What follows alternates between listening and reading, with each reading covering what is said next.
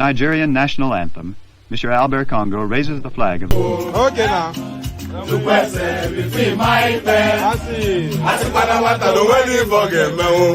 Okay.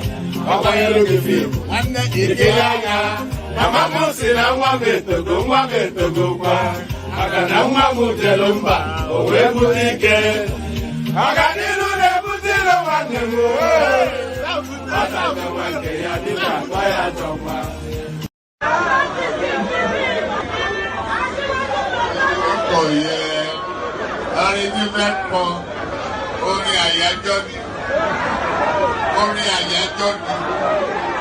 wọ́n dìde wọ́n pínlẹ̀ ogun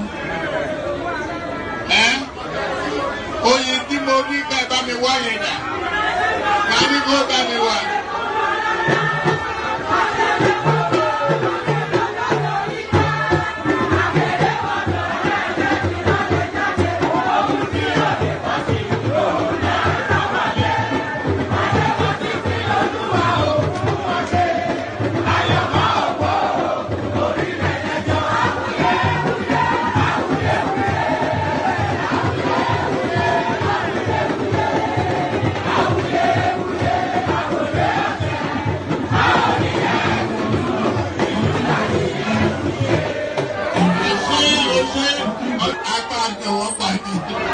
Ẹ̀jẹ̀ mi ni ẹ kí n gbọ́, àkànbí ewé ayò, ewé tún méje, ìtún ló ní ọ̀tún ẹ̀ ṣe, ìfà ló ní kan fà ẹ̀ mọ́ra, àìbínú gbogbo àtàrẹ, gbogbo méjì ọkà bàbà, gbogbo mẹ́ta ọkà wáṣẹ́, orí ló túmọ̀ ẹ̀dùn, gbogbo ọ̀nà ní túmọ̀ ẹsẹ̀. Akọni ìmọ̀ tú ìmọ̀ ọjọ́, ìmọ̀ èmi ni wọn kì í dálẹ̀. Wọ́n bá lọ mẹ́lẹ́mọ́, wọ́n á fi jó ẹlẹ́mọ́. Akọni wọ́n bá lọ bèbèrè, wọ́n á fi jó ẹrùkù. Bọ́wọ́ wọn bá tẹ̀lé, wọ́n á fi jó aláre. Àwọn mẹ́tẹ̀ẹ̀ta parapọ̀. Wọ́n wá jọ ń pẹ́ mọ́, ẹ̀ẹ́mọ́ olóko jẹ. Wọ́n pa Akíntọ́lá ọmọ Ògún. Wọ́n pàdé Ìyọ̀dà ọmọ Àtàràbọ̀bà.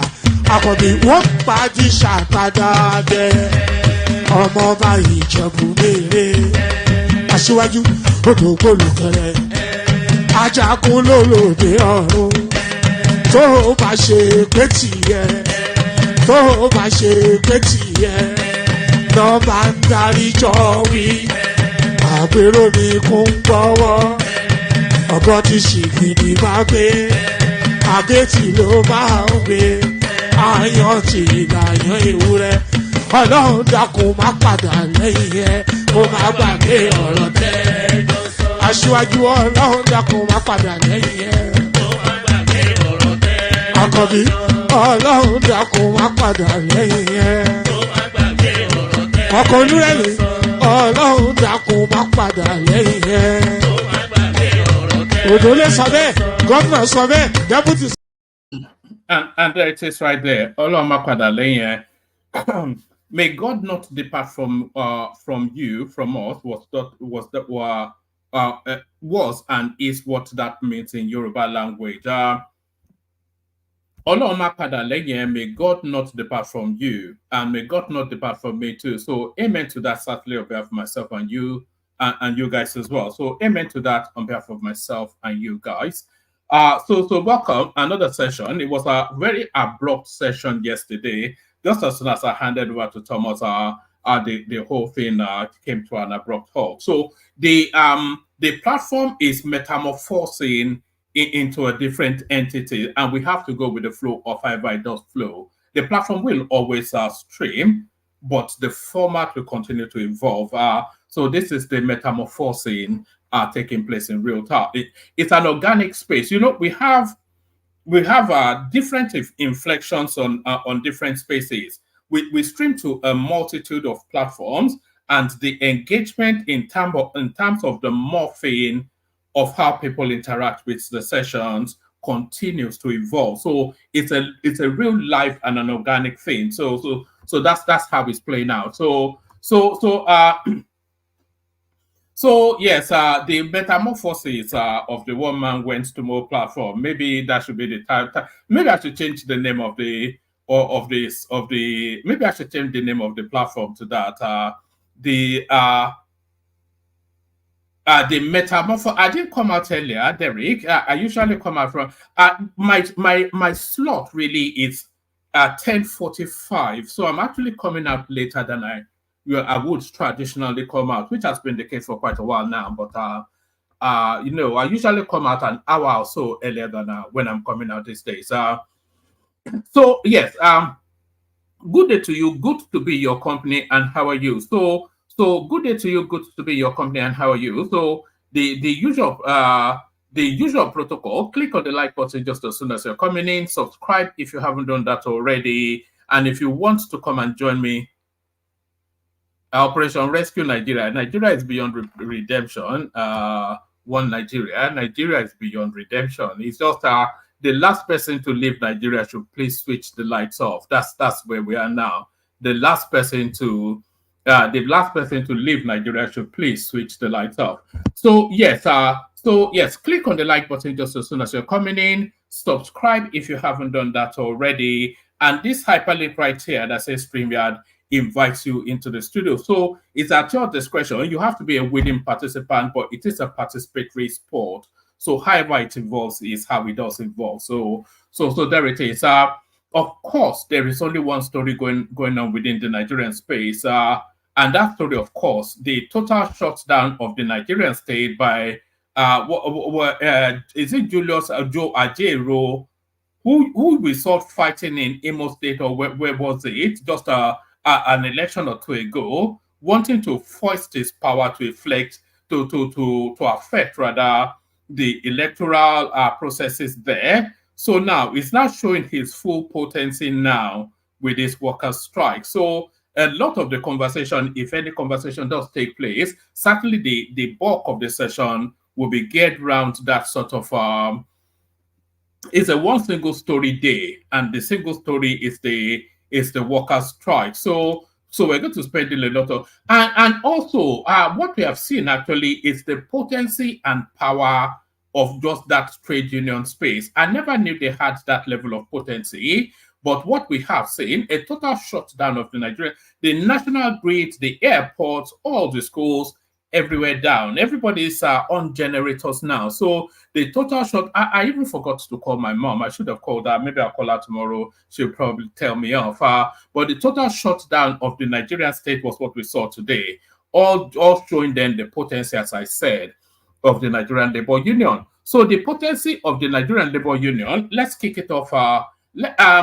Yes, like I said, the session essentially is going to be wrapped around that story. So let's just kick it off, and I'll randomly pick so that we mix it up a bit. We all already know the backdrop of the story, so there is nothing I'm going to read out or play to you now that will come especially as news to you. At the tail end, though, there is something that might come as news to you. So wait till the tail end of the readout and the delivery, because there might be beats that might come as news to you.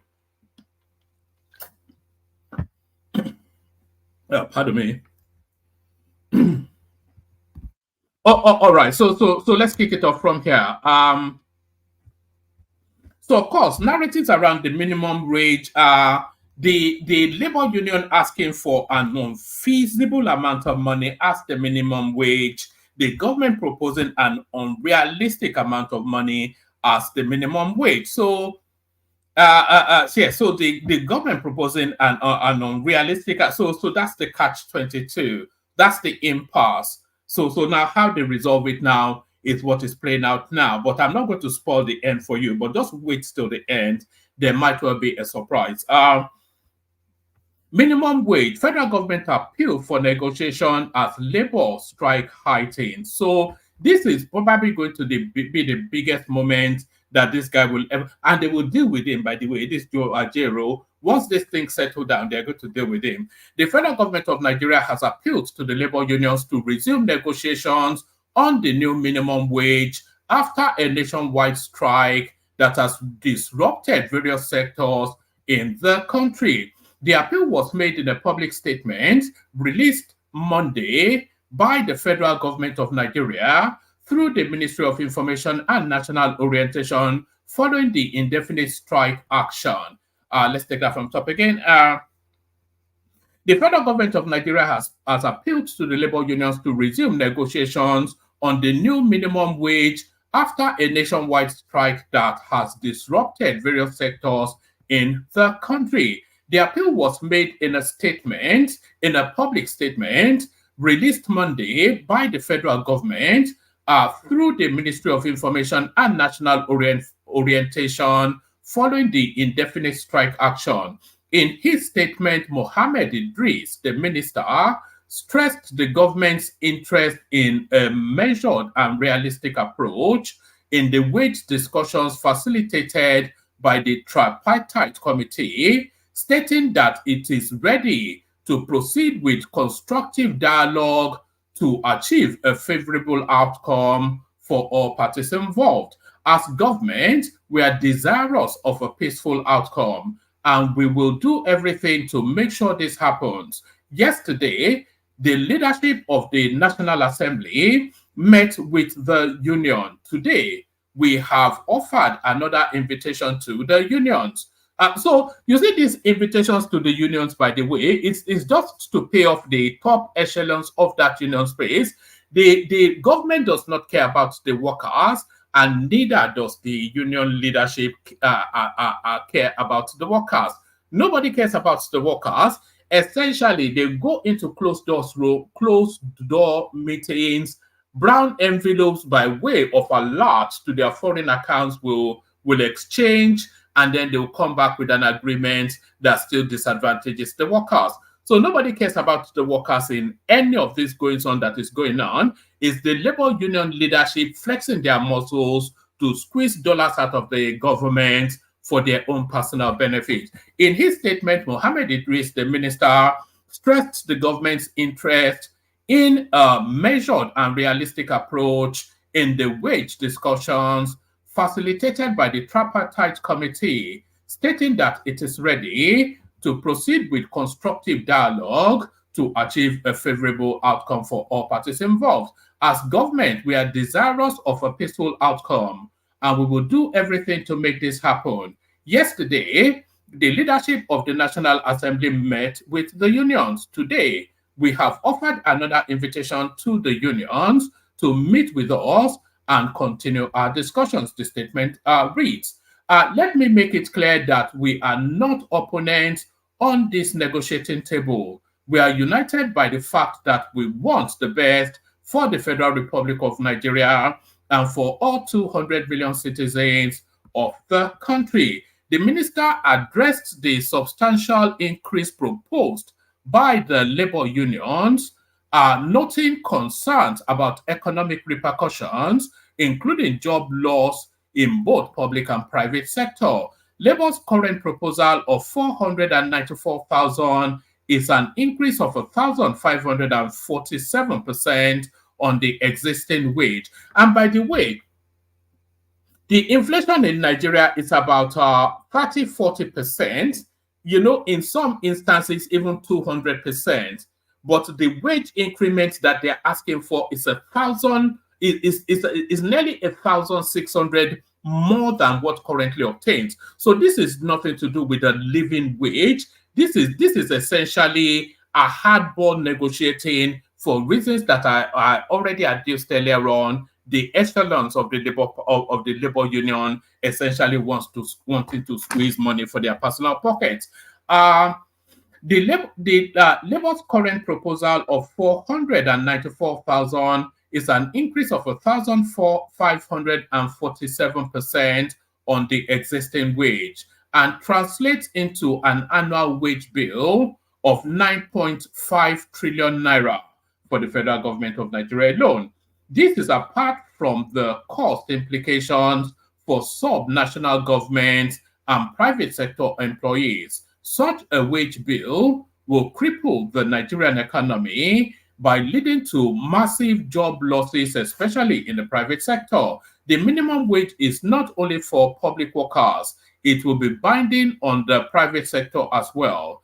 This reality must be factored into the negotiations. Idris also pointed to initiatives such as the National Consumer Credit Scheme, the Nigerian Education Loan, as part of the government's efforts to alleviate financial pressures on Nigerians and reduce the cost of living. President Bola Ahmed Tinubu is firmly committed to doing what is right, reasonable, and sustainable. Regarding these minimum wage negotiations, we call on the labor union to reciprocate this gesture in the interest of the nation. So, a recap of the negotiations: Nigeria Labour Congress and the Trade Union Congress declared indefinite strike action on Monday after a last-minute intervention by the National Assembly on Sunday night failed to resolve issues. During a meeting held on Tuesday, representatives from the government and organized private sector again proposed doubling the existing minimum wage to 60,000 naira per month, countering the NLC and TUC's demand. The labor union, however, walked out of the meeting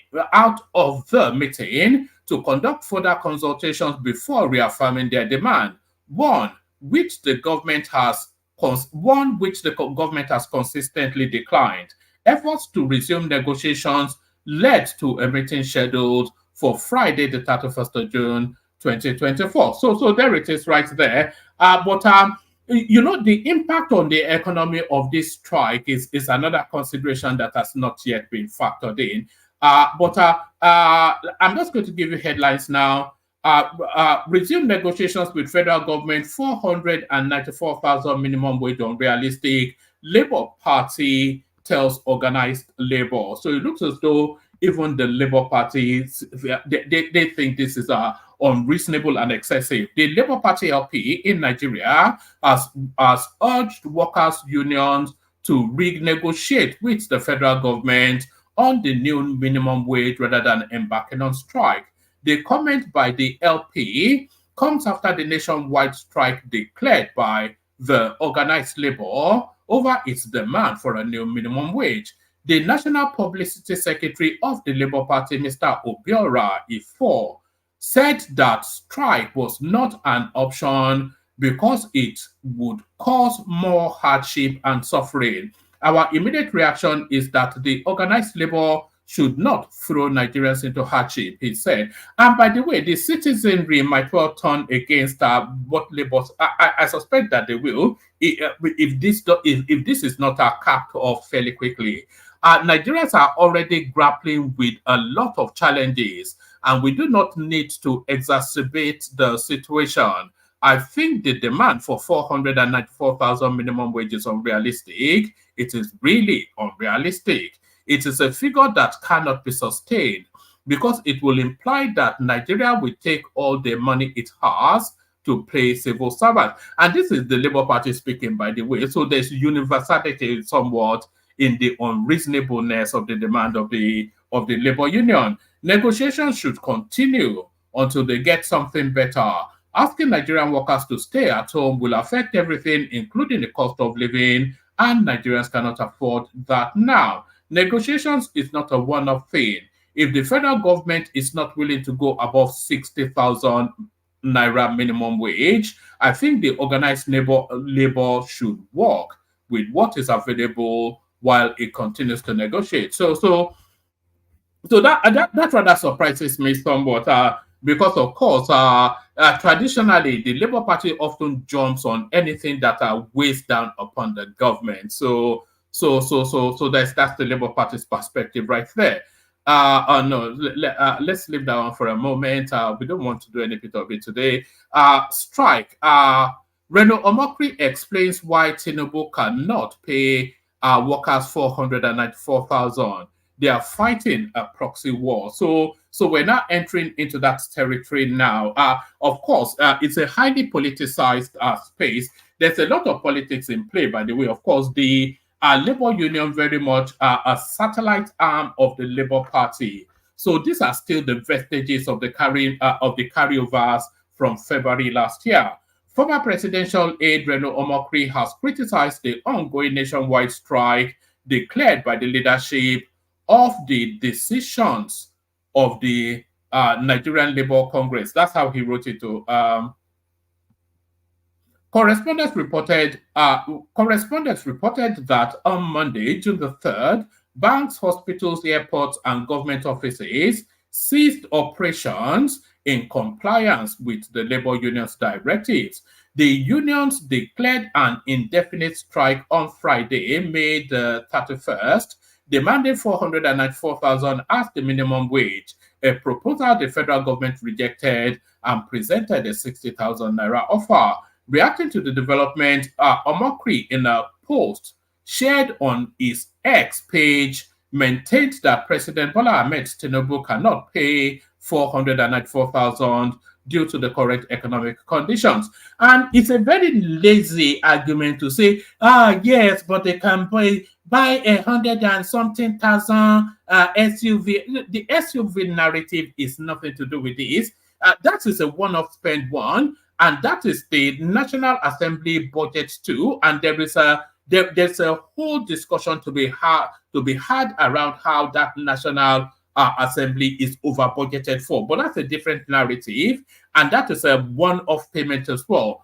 And also, you cannot equate the minimum wage of a worker with the earning powers of a parliamentarian, because they occupy different spaces in society. So we're not in some. It's not a communistic system. Even the communists have abandoned that sort of ideological thrust. Yes, let's take it from this paragraph. The union declared an indefinite strike on Friday, May the 31st, demanding 494,000 as the new minimum wage, a proposal the federal government rejected and presented a 60,000 naira offer. Reacting to the development, Omokri, in a post shared on his X page, maintained that President Bola Ahmed Tinubu cannot pay 494,000 due to the current economic conditions. The chieftain of the People's Democratic Party, PDP, concluded that organized labor are not realistic in their demand, adding that 494,000 is more than 16 times the current minimum wage of 30,000 naira. Buttressing his point, Omokri accused the president of the NLC, Joe Ajero, of fighting a proxy war. We didn't want to land on his name, but Joe Ajero is a Peter Obi man. I think everybody knows that. And a lot of people feel that these are the vestiges that are still carrying over from. How long will people continue to, the election has been won and lost. Whether you feel you were cheated or not, there is nothing you can do about it now. And universally, everybody felt that the election, every independent observer told us that the results were broadly the reflection of the will of the Nigerian people. So it's time to move on. You can't continue to, it's just a nonsense. Buttressing his point, Omokri accused the president of the NLC, Joe Ajero, of fighting a proxy war for Peter Obi, the flag bearer of the Labour Party in the 2023 presidential election. So this is his tweet. 494,000 is more than 16 times the current minimum wage of 30,000 naira. If the federal government accepts that as if the federal government accepts that as new minimum wage, sorry, hold on. Who's texting me? Hold on. Yes. Hold on. Right. Okay, let's just take it from top again. 494,000 is more than 16 times the current minimum wage of 30,000 naira. If the federal government accepts that as the new minimum wage and Nigeria's production capacity does not also increase 16-fold, it will lead to the mother of all inflations that will destroy the Nigerian economy and turn us into Zimbabwe and Venezuela. If producers of goods and services like Dangote, Indomie, Nestle, flour mills of Nigeria, Glo, petrol stations, etc., have to pay their staff a minimum wage of 494,000. What do you think they would charge? And this is exactly, so I'm glad I read this. I wasn't actually going to read this, but the first thing I want you to bear in mind, the first thing I want you to bear in mind is that the minimum wage not only binds on the government space, it binds on the private sector as well. So if they force the hand of the government to go with that 494,000, however much, as the minimum wage, if that 400 and what's the amount again? If that 494,000 is the minimum wage, and the producers of Indomie, which is the most popular cheap food within the Nigerian space, are forced to pay even the cleaner 494,000 naira, how much do you think you'll be paying for Indomie? Because they're not going to take that, they're not going to bear that, or they're not going to take that off their profit. They're not going to bear the burden of the loss. So they're going to pass the loss on to the end users. So if you, and by the way, whatever the minimum wage is, you will still see it reflecting marginally in the cost of goods and services in the market. So that's how it usually works, because the private sector is not going to bear the burden of an increment in the minimum wage. If producers of goods and services like Dangote, Indomie, Nestle, flour mills of Nigeria, Glo, petrol stations, etc., have to pay their staff a minimum wage of 494,000, what do you think they will charge for their products? You, as a worker, will be jumping from frying pan to fire. Joe Ajero and his gangs and his gang are not economists. And what still, they are supporters of Peter Obi. They endorsed him, and this is factually the case. They did endorse Peter Obi during the election. They endorsed him during the election. They campaigned for him. They defended him.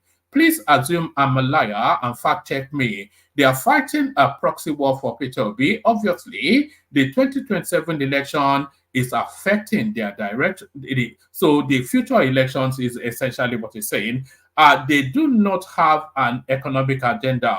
They have a political objective. So a lot of people actually, and here he is pointing to, so there are pictures of Joe Ajero right there campaigning hard for Peter Obi, and the body of the trade union, the arrow pointing down is pointed to Joe Ajero. So there it is right there. Okay, so there it is right there. So let's go on from there. Like I said, pretty much the whole of the totality, if not everything, is going to be about this storyline.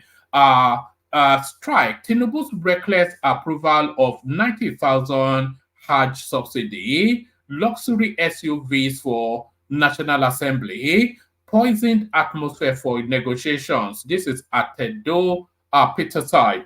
So yes and no is sort of the response to this. You know, all of these negotiations and the outlandish request of all of these negotiations and the outlandish request of the trade unionist is all coming off the back of the outcry about the SUVs, the Hajj money, and etc. etc. So they're leveraging then the narrative of the people in the management of the country living a life of opulence, and then they are equating that somewhat to the minimum wage. And then they are then leveraging that minimum wage up to some sort of parity towards this life of opulence that they seem to be living at the top. So this is essentially what our Peter side is saying. Reckless approval of 90 billion naira Hajj subsidy, luxury SUVs for National Assembly, poisoned atmosphere for negotiations. So that's somewhat of and Atedo Peter side should know better, because of course the SUVs for the National Assembly members is outside of Tinubu's purview or influence. That is coming out of the National Assembly budget. He has no power to sign it off or deny it. He has no influence at all over that SUV space. So that's somewhat mischief making there. But the broad strokes of what he's saying are some semblance of there's some semblance of veracity. Reckless approval of 90,000 hard subsidy, etc., etc. Let's take a couple of paragraphs. We move on. As labor unions shut down critical sectors of the Nigerian economy to press home their demands for a 494,000 minimum wage, an investment banker and economist at Edo Peterside has accused the federal government of poisoning the atmosphere for negotiations on a new minimum wage for workers.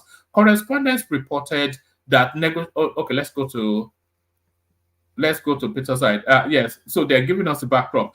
Reacting, Nigerians took to micro-blogging platform Twitter to hear their thoughts on the proposed minimum wage.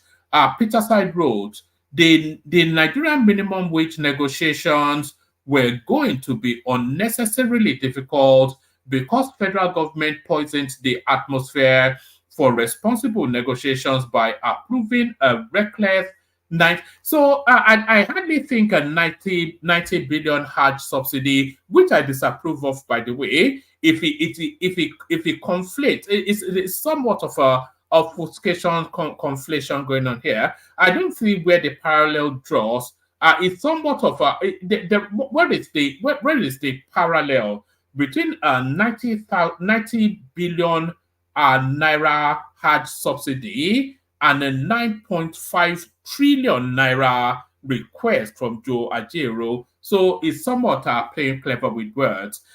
Peterside wrote, the Nigerian minimum wage negotiations were going to be unnecessarily difficult because federal government poisoned the atmosphere for responsible negotiations by approving a reckless 90 billion naira Hajj subsidy, luxury SUVs for legislators, etc., thereby creating the false impression that the federal government was rich. So that's it. And then, of course, let me just take because these are just general commentaries on Twitter. So let me take one more and then we move on. An ex-user, Aziz Bakari, tweeted, a government that can subsidize Hajj with almost 100 billion naira can pay 200,000 minimum wage.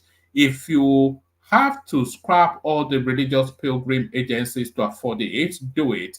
Outside of the minimum wage, I agree with that comment. Those spaces should be scrapped. So still within that space, this is Bayo Ononuga holding a koboko to. This is Bayo Ononuga holding a koboko to the general narrative. Thankfully, we're not in military regime. Tinubu's aide reacts as Labour shuts down national grid. So that borders on an act of treason, by the way, shutting down the national, because that's a national security thing. If you are striking, traditionally, when they strike in civilized climes, there are certain ring of essential services that are even by law are not allowed to go on strike, like the police, emergency services, those sort of services, and certainly the national grid of the country cannot go on. Imagine if the national grid went on strike in the United States or the United Kingdom, and then they plunge the whole country to darkness. Some people will be jailed for life. In America, they will have them killed, but there it is. I think that is where Bayo Ononuga is. Thankfully, we're not in a military, and if we were in a military regime, by the way, Joe Ajero, they're not born in Papa well to attempt at a stunt like that. Right. So thankfully, we are not in a military regime. Tinubu's aide reacts as Labour shuts down national grid. Right. The special advisor to President Bola Tinubu on information and strategy, Bayo Ononuga, said the organized labor overstepped their bounds by shutting down the national grid. Ononuga said the Nigeria Labour Congress NLC and Trade Union Congress TUC should be thankful that Nigeria is not under a military regime. He stated this whilst reacting to the complete shutdown of Nigeria's power grid by labor unions due to the ongoing minimum wage strike. The presidential aide said Labour should see themselves as partner with the federal government, not as adversaries. So not as adversaries. So I think to that space, I think Reno Omokri's tweet already captures it. This is essentially a proxy war, which is both wound licking from February 2023 and gun pointing towards February 2027. So this is both Saw losing from February 2023 and threats to grind the administration to a halt so that it is not palatable for 2027. So all of that mixed into it, and that is what Reno was hinting at. The presidential aide said Labour should see themselves as partner with the federal government, not as an adversary. He stated this while speaking during an interview with TVC on Monday, June the 3rd, Correspondence Report. Ononuga pleaded with labor unions to be more responsible in their actions, stating that they should be thankful that democracy allows for freedom of expression. He accused Labour of asking for an unrealistic minimum wage. Labour should be thankful to God that we're not in a military regime. We are in a civilian regime that allows for freedom of expression. I think that Labour overstepped their bounds by shutting down the national grid. At a time when we are complaining about the lack of power, I think that act is extreme. You are not supposed to shut down the airport on everyone else. Joining the strike should be voluntary. I think we should start looking at somewhat breaking the back of that. Because the Labour Union rather is now transmuting into an enemy of the state somewhat, and I think in the fullness of time, the administration will deal with it. In a post on his X handle, formerly known as, they don't need to be telling us that X is formerly known as Twitter. We all know that it's former. So you can either insist and continue to use it as Twitter, but don't tell us formerly known as Twitter. In a post on his X handle, Ononuga said, "It is sad that Labour could go to this extreme." He alleged that Labour is harming the Nigerian people they claim to be fighting for, adding that NLC and TUC are members and supporters of the Labour Party. Well, we all know that there is nothing new there. There's nothing new there. There's also nothing news there. All right, this is a tweet. It says, "It is saddening that Labour could go to this extreme, but it is not surprising to the perceptive mind. Labour is harming the Nigerian people they claim to be fighting for. Today, many sick Nigerians could not access medical care at government hospitals. Not even. Oh no. Anyway, we get the gist of that. I'm not going into his. So I'll give you I'll go with a few more headlines, and then I'll play you like about a 7-minute video, and if there's nobody available, and then we just call it a day. So let's go to this. It says minimum wage, federal government organized. Yes. So that's the crescendo. I was saving that for the last. It looks as though they've now reached somewhat of a, and it's not only Bayo Ononuga that considers it an act of treason, by the way, to shut down the national grid. Shutting down national grid is treasonable felony group. A civil society organization, the Center for Social and Economic Rights, CSER, has condemned the shutting down of the national grid by the organized labor. CSER described the development as an act of economic sabotage and treason, which must be met with the full weight of the law. The group, in a press statement issued by its executive director, Nelson Ekujumi, in Lagos on Monday, stated that we are shocked and devastated by the reported criminal acts and economic sabotage being unleashed on helpless Nigerians and Nigeria by the organized labor over its dispute with the government on the issue of minimum wage.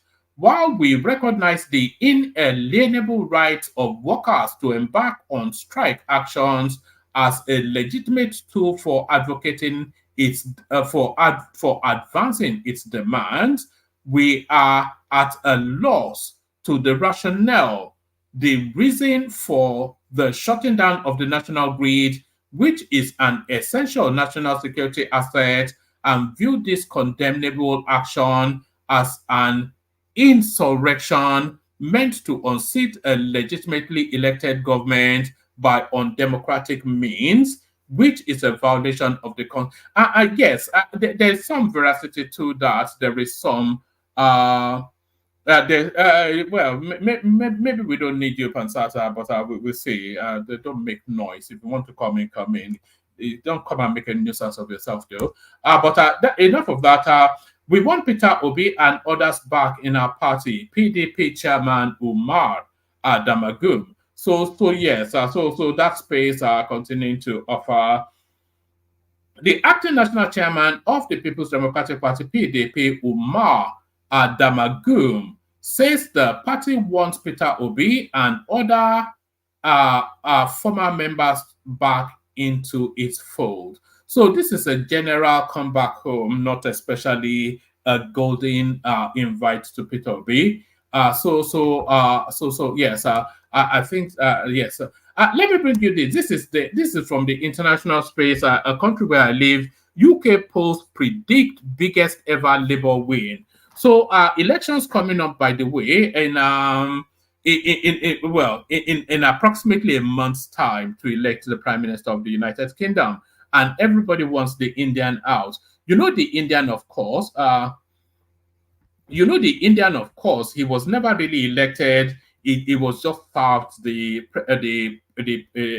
prime ministership, and is a very right-wing sort of guy, always wanting to straddle black people. UK poll predicts biggest ever Labour win. So I'll certainly be voting, and of course I'll be voting to get the Indian out. Britain's opposition Labour Party, nothing to do. There's no synergy between this and whatever is being run by Julius Jure there. Britain's opposition Labour Party could be on the path to the biggest election victory in its history. Pollsters YouGov said on Monday, predicting a thumping 194 seat majority. The poll, which looked at voting estimates across all UK constituencies, predicted that Labour could win 422 out of 650 seats in the July 4 election. The Conservatives under Prime Minister Rishi Sunak were predicted to win 140 seats by the YouGov poll, which was carried out by Sky News TV. Labour's victory. So that's just. I think you get the general thrust of that. I'm not quite sure how much interest there is in UK politics. Yes. So I'm not quite sure how much interest there is in UK politics. Let me give you. Was there one more that I wanted to give you before I go to the clip?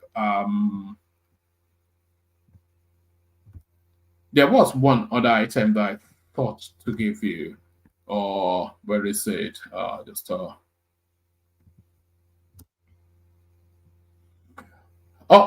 right. Yes, there was the revocation of the license of a bank called Heritage Bank, but quite what interest Peter Obi has there, I'm not sure. It says Peter Obi reacts to CBN's revocation of Heritage Bank's license. So what's his interest in the space? Presidential candidate Labour Party in 2023, Peter Obi has spoken out on the recent revocation of Heritage Bank PLC's banking license by the Central Bank of Nigeria, CBN. In a statement on social media, Obi expressed concern over the impact on depositors, urging the federal government to ensure prompt payment of all deposits in full. Whilst acknowledging the decision of the central bank as necessary for financial stability. So I'm not quite sure why he's actually commenting on this. What capital? Yeah, this was a guy that couldn't comment on soldiers being slaughtered in the east, but very quick to, because this news broke about 4 or 5 hours ago, but very quick to comment on this.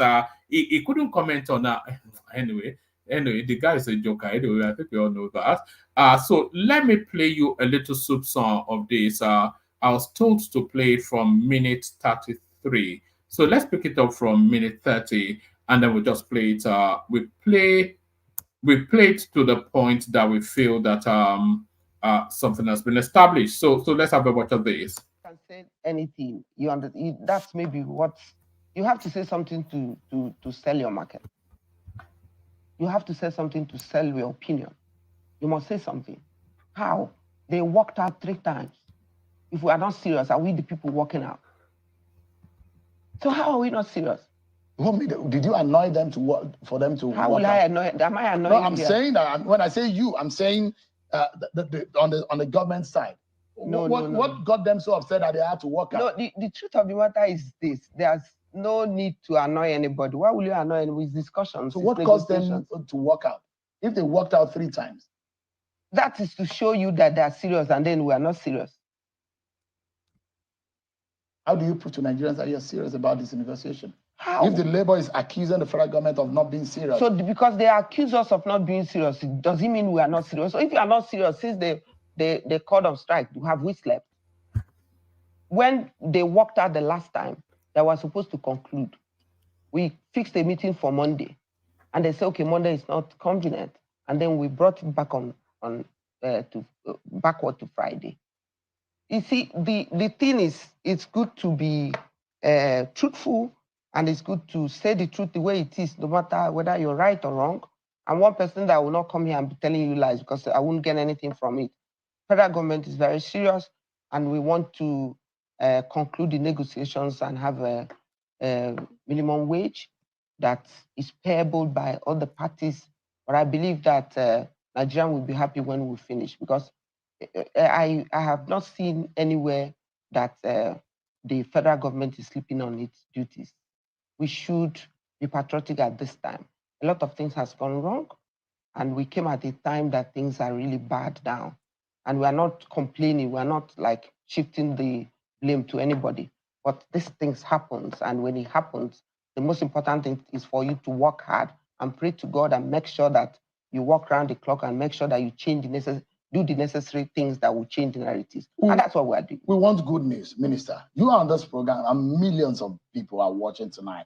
And beyond what we are not privy to that goes on in that room, and bringing you on this program tonight, on a day like this, that a lot of people are frustrated, people are angry because of airport flight disruptions, people don't have electricity in there. I'm very sure most of the people who are watching on their mobile found it difficult to charge their phones today. Those who are watching are probably watching tonight on their television, using their generators and all of that.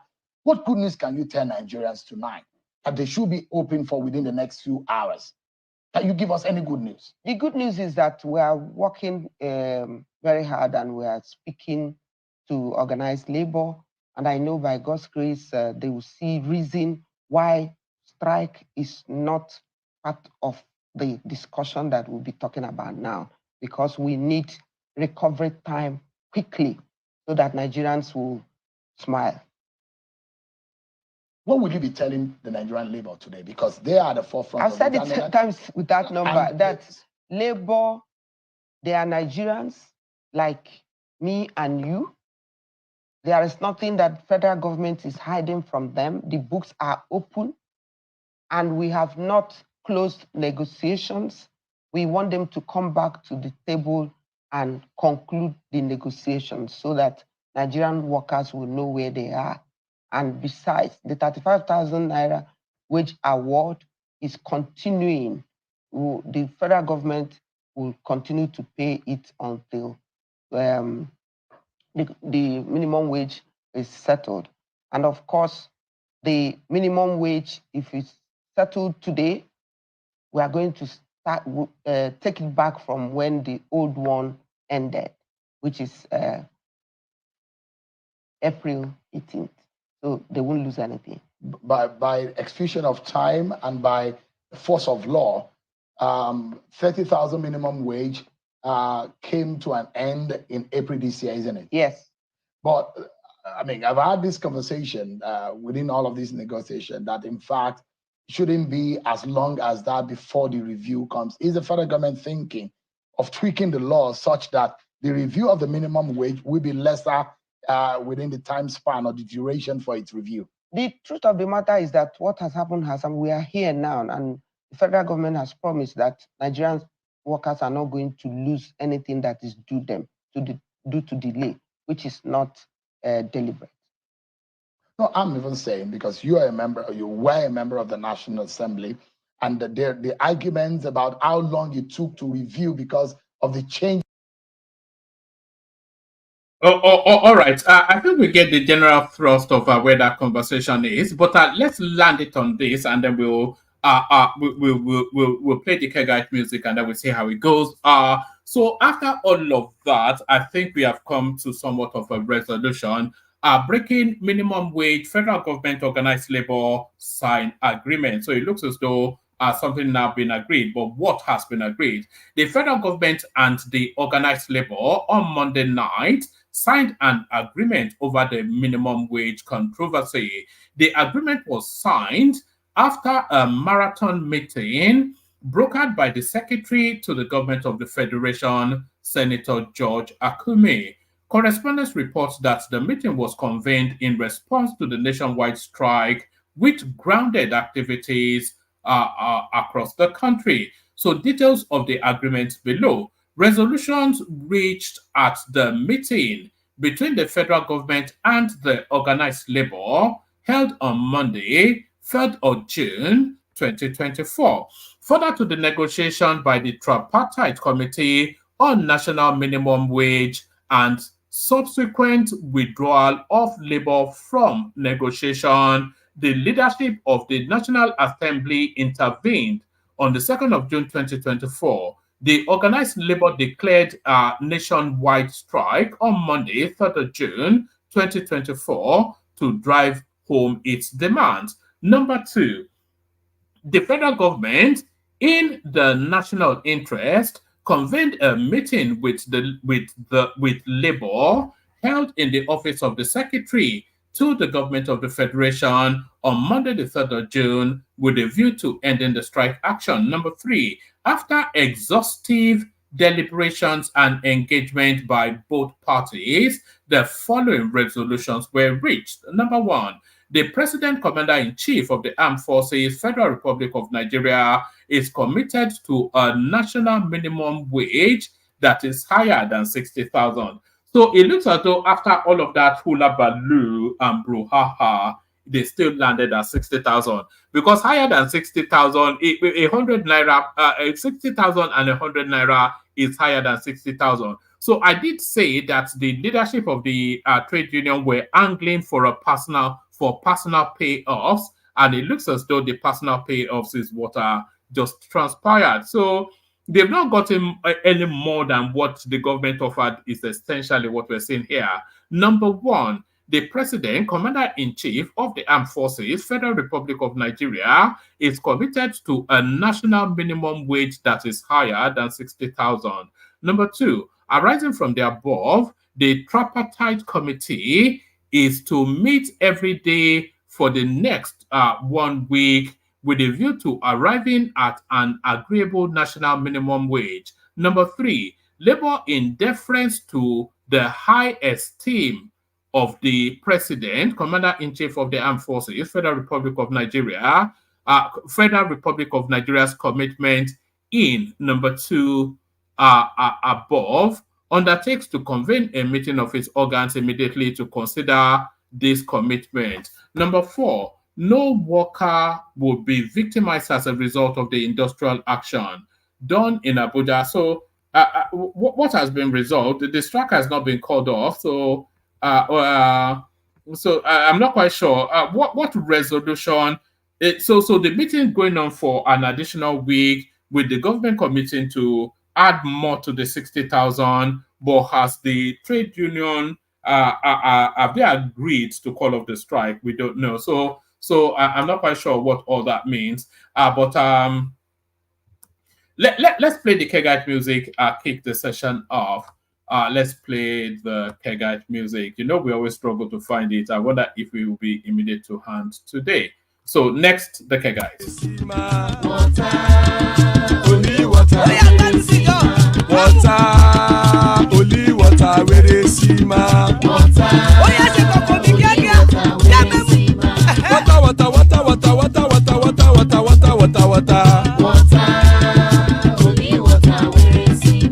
Hapa o naido.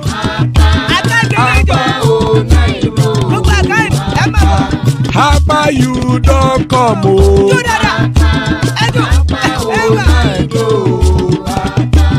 Hapa o naido.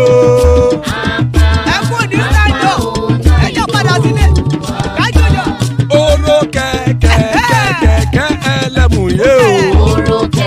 Ilé sọ́dí àkẹ́kẹ́ rẹ̀ ẹlẹ́mù rẹ̀ o. Bobby master kẹ̀kẹ́ rẹ̀ ẹlẹ́mù rẹ̀ o. Chifu wáìlà tí kẹ̀kẹ́ rẹ̀ ẹlẹ́mù rẹ̀ o. Eruku lẹ̀lẹ̀ ẹlẹ́mù dé. Eruku lẹ̀lẹ̀ ẹgbẹ́ ẹlẹ́mù dòde ojàre o. Eruku lẹ̀lẹ̀ Ghana ti dé ẹgbẹ́ bọ́ọ̀dì o. Ọmọ ẹlẹ́yẹ ẹyẹ o ó dìlé o. Odúyẹ̀lá ẹyẹ o ó dìlé o. Petrosonana ẹyẹ o ó dìlé o.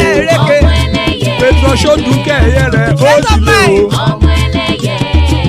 Ẹlẹ́kọ̀ ọ̀run mú ìní o.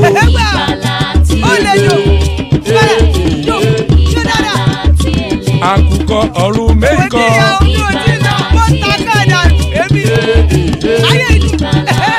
Ikú kò ní ríwà gbéṣe o.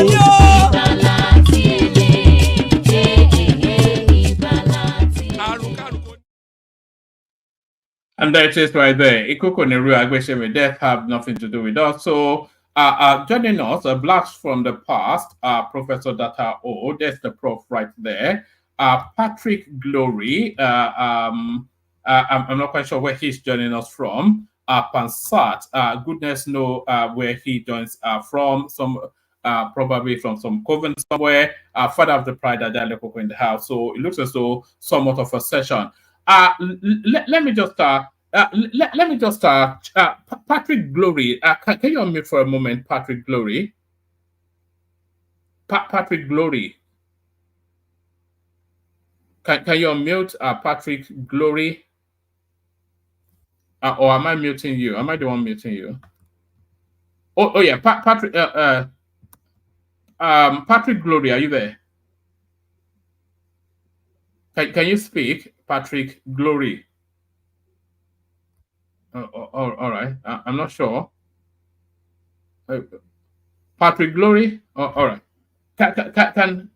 All right. Let's just kick it off with Professor Data O, because it's been a moment since we last heard from him. Prof, our fight is over, Avi. You need to unmute as well, Prof. Oh, did I mute you too? And I think it's frozen now. Okay, Prof, you have to go. Patrick Glory, are you there? I can hear background noise. Look, this is not the start we want.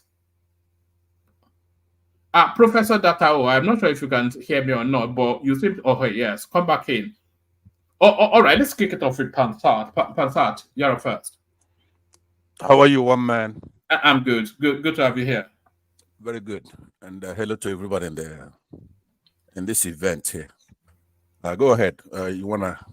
Well, there is really only one storyline. It's quite a boring one, but really one that grounds the country to a halt today. So the labor union, of course, are flexing their muscles, are holding the government's feet to the cold. What are you making of the goings on in Nigeria today? Well, all I could say, it's about time that NLC bears their teeth right? Now, for those people who would be looking at any activity by labor to strike as unpatriotic, they have to first understand that in our constitution, in section 47 of the Trade Disputes Act 10, it clearly states that strikes mean the cessation of work by a body of persons employed acting in combination or in concerted refusal under a common understanding, blah, blah, blah. It's legal. It's a legal thing. It's not against our country. When there's a dispute, it is incumbent on the government to negotiate and do so in good faith. So, and this goes to every democratic society in the world that we know. The right to strike is a keystone of modern industrial society. So these guys are not doing anything against our country.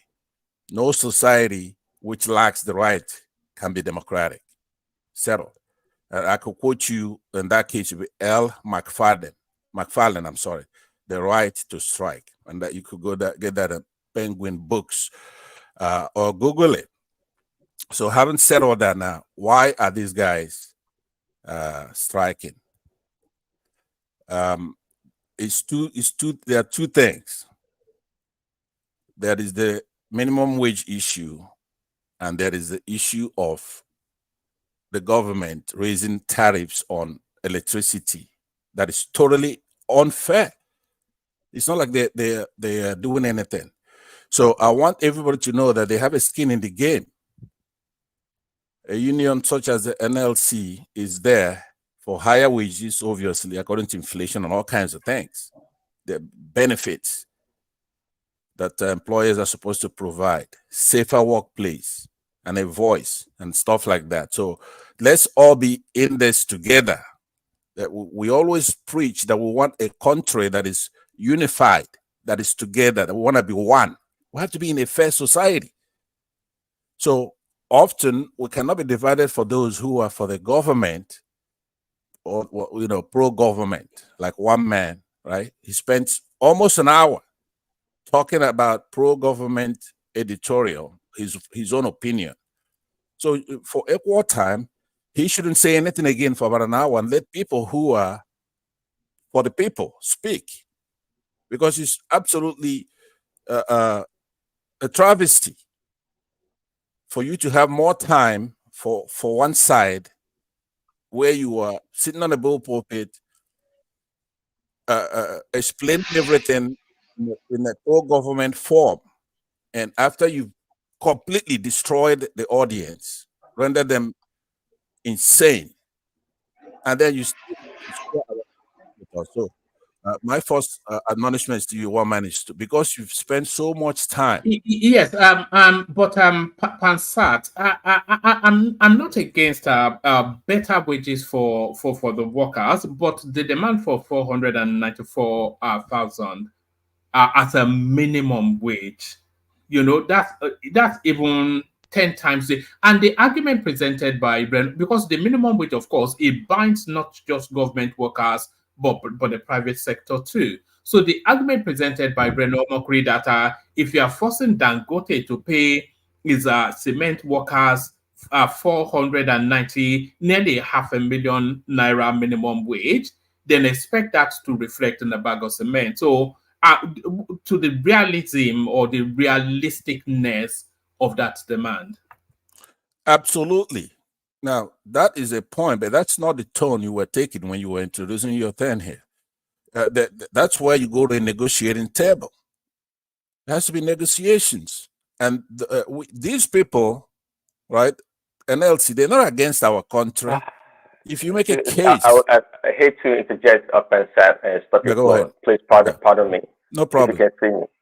I think there's an art to negotiation. There's no doubt about it.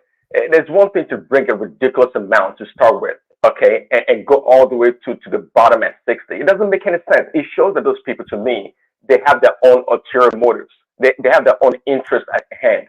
It's not possible you're going to start in Nigeria. Even Dangote can afford to pay that to the employees.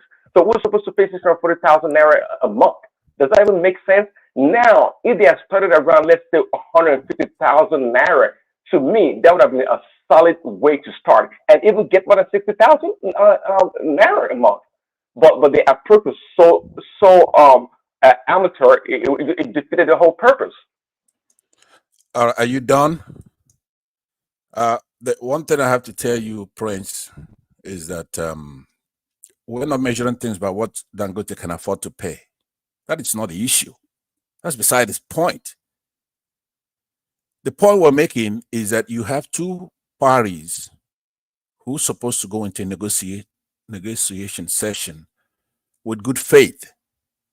Perhaps the truth is in the middle somewhere, or closer to the labor union's number, in my opinion, right? But you do have to respect Nigerian people. When you look at how much, do you know how much the government is trying to pay these people with inflation we have? The price of gas is 80,000 naira. You have to be an imbecile now. This is where sometime is probably I'm gonna come in here and I want to have a lower energy.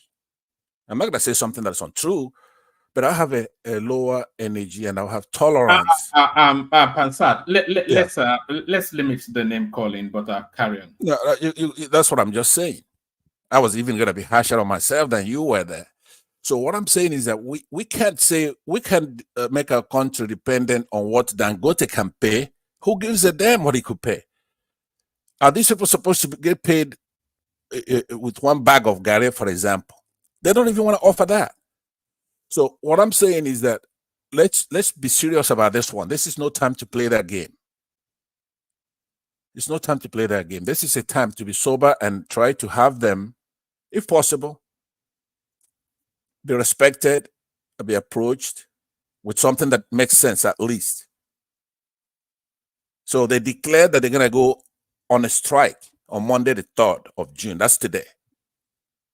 So the government, it was incumbent on the government to respect that and to do everything to avert it. These are our citizens, a lot of reasonable people. That Nigerians have gone on strikes before. One, for example, in 1945, when our country was actually beginning to form, and that strike lasted for 44 days. Pansat, do you think the labor union were intent on going on that strike come what may?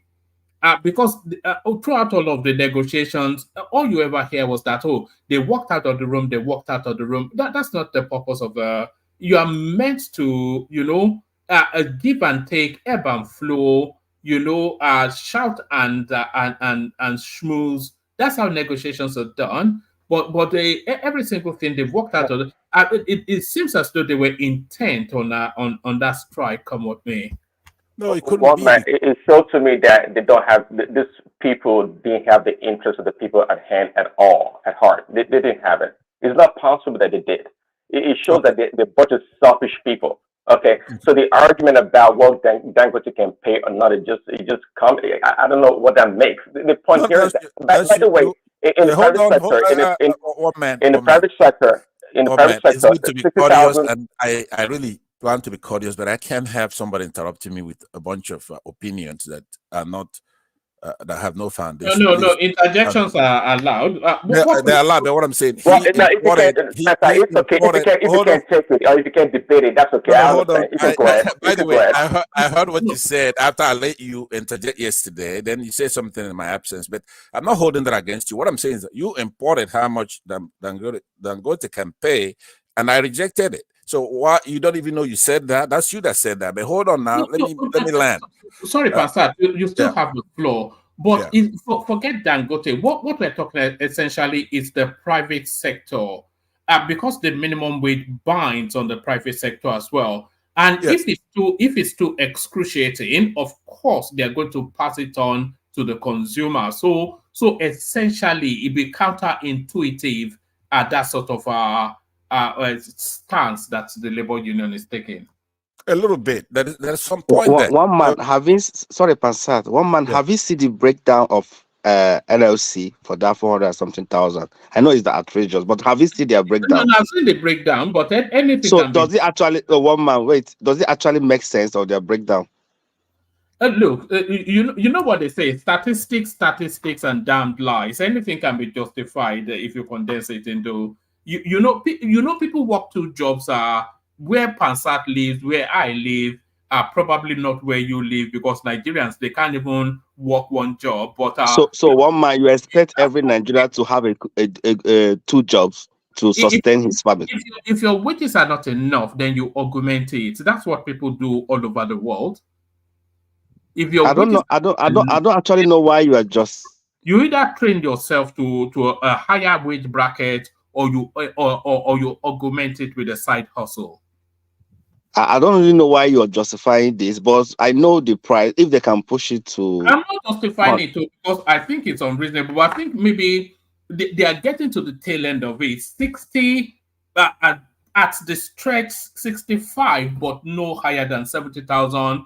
Because as the economy continues to improve, then it will counter back into an inflationary thing. If there's too much money awash when the economy is improving, then it reverts back to inflation. So yeah, one man, I agree with you. I think the reason why they stick their neck on 400 is for the government to push harder, because I'm sure that Ajero is not expecting anybody to pay him 400,000 naira. Instance, yes, yeah. All right, back to you, Pansat. Yeah, thank you very much. I mean, it's like, you know, when you take a shower, I know you've taken a shower at least once, one man. When it's like you take a shower and you just come out, you can't towel yourself. You know what I'm saying? So what I'm saying is that watch these guys interrupting me. Let's get this thing set up tightly. I was trying to define some roles, right? We want to by defining the history of labor in our country, if it's legal, if it's illegal or whatever. Now, I see some people feeling sorry for the government, right? The government has a lot of power on its side, right? They even have what they call the National Labor Relations Board, which you can use. It's an independent federal agency that's vested with the power to safeguard employees, their rights to organize. It's part of the federal government. You cannot feel sorry for the government. It has, especially our government, where even if they save any money, we don't get to see it. It goes into the barbaric gas. For the life of me, I don't know why anybody would delay our country coming of age and having a society. There are three, in most countries, including the one I am, in a society, there are three levers of power. All of them have to be strong. You have the worker, you have the employer, and then you have the government. So in order to have a fair and functional society, all three levers of power must be in balance. They must be in balance, not imbalance. There's a lever between the worker and the employer. There's a lever between the employer and the government. So it's not a matter of, okay, look, I'm against Tinubu because he didn't win the election, he stole the election. Okay, so that's not the issue now. For those who come with that aperture, it's not going to be fruitful for us to do that. This is not one of those times. This is where we have to look at both sides. They're important. Our government is important. The employers are important. Like one man tried to remind me that the private sector, when you have a minimum wage and all that, they have to pay. Well, they should be prepared to pay a fair wage. And as a matter of fact, left to me, they should require, they need to be paid more. Yeah, maybe in the short run, it's going to be tough. It's a psychological thing. But in the long run, strategically, our country would far, far better off. Government's role and activities will be lesser and lesser, and then you have the private sector become vigorous. But what we don't want to turn this debate into now, I've come here to talk about certain things, so I'm going to just use this introductory remark, whatever time I'm given to make it, speak on general terms. And then when it comes to my turn, then I'll actually give you my opinion, right? So I don't think anything I'm going to say now. Sorry, did you want to speak on different other topics, did you say? Yes, I do. Okay. After it's probably better to have everybody have a round on this one, because bring them up in bullet points so it's out there for just bullet points them, and then we do a whip round we're not full yet, so we do a whip round the minimum wage, but bullet points are what you want to talk. Okay, so I want to, by the way, in continuity of what I was saying, is that the right, I don't want us to be arguing about things like these. They're settled in a lot of developed countries already. We have to leapfrog these people at some point. So if they came over to our continent, to our country from all over the world, so forever they cannot claim that we're copying them. They've lost that claim. So I'm saying the right to strike is a crucial weapon in the armory of organized labor. It's a right that was obtained from several years of struggle by the working class. So it's a class battle. And the government's been fierce in its reprisal. So I'm saying you have to understand that it's legal for one thing, and the government has an independent agency to work on these things. So please, and don't be thinking that our people don't deserve to get paid. If they can afford it now, work harder. Everybody, such as Dangote, should be for this. Once and for all, let's pay our people very well. They should not be harassed, and they should be, look, a lot of these people is from self-sacrifice.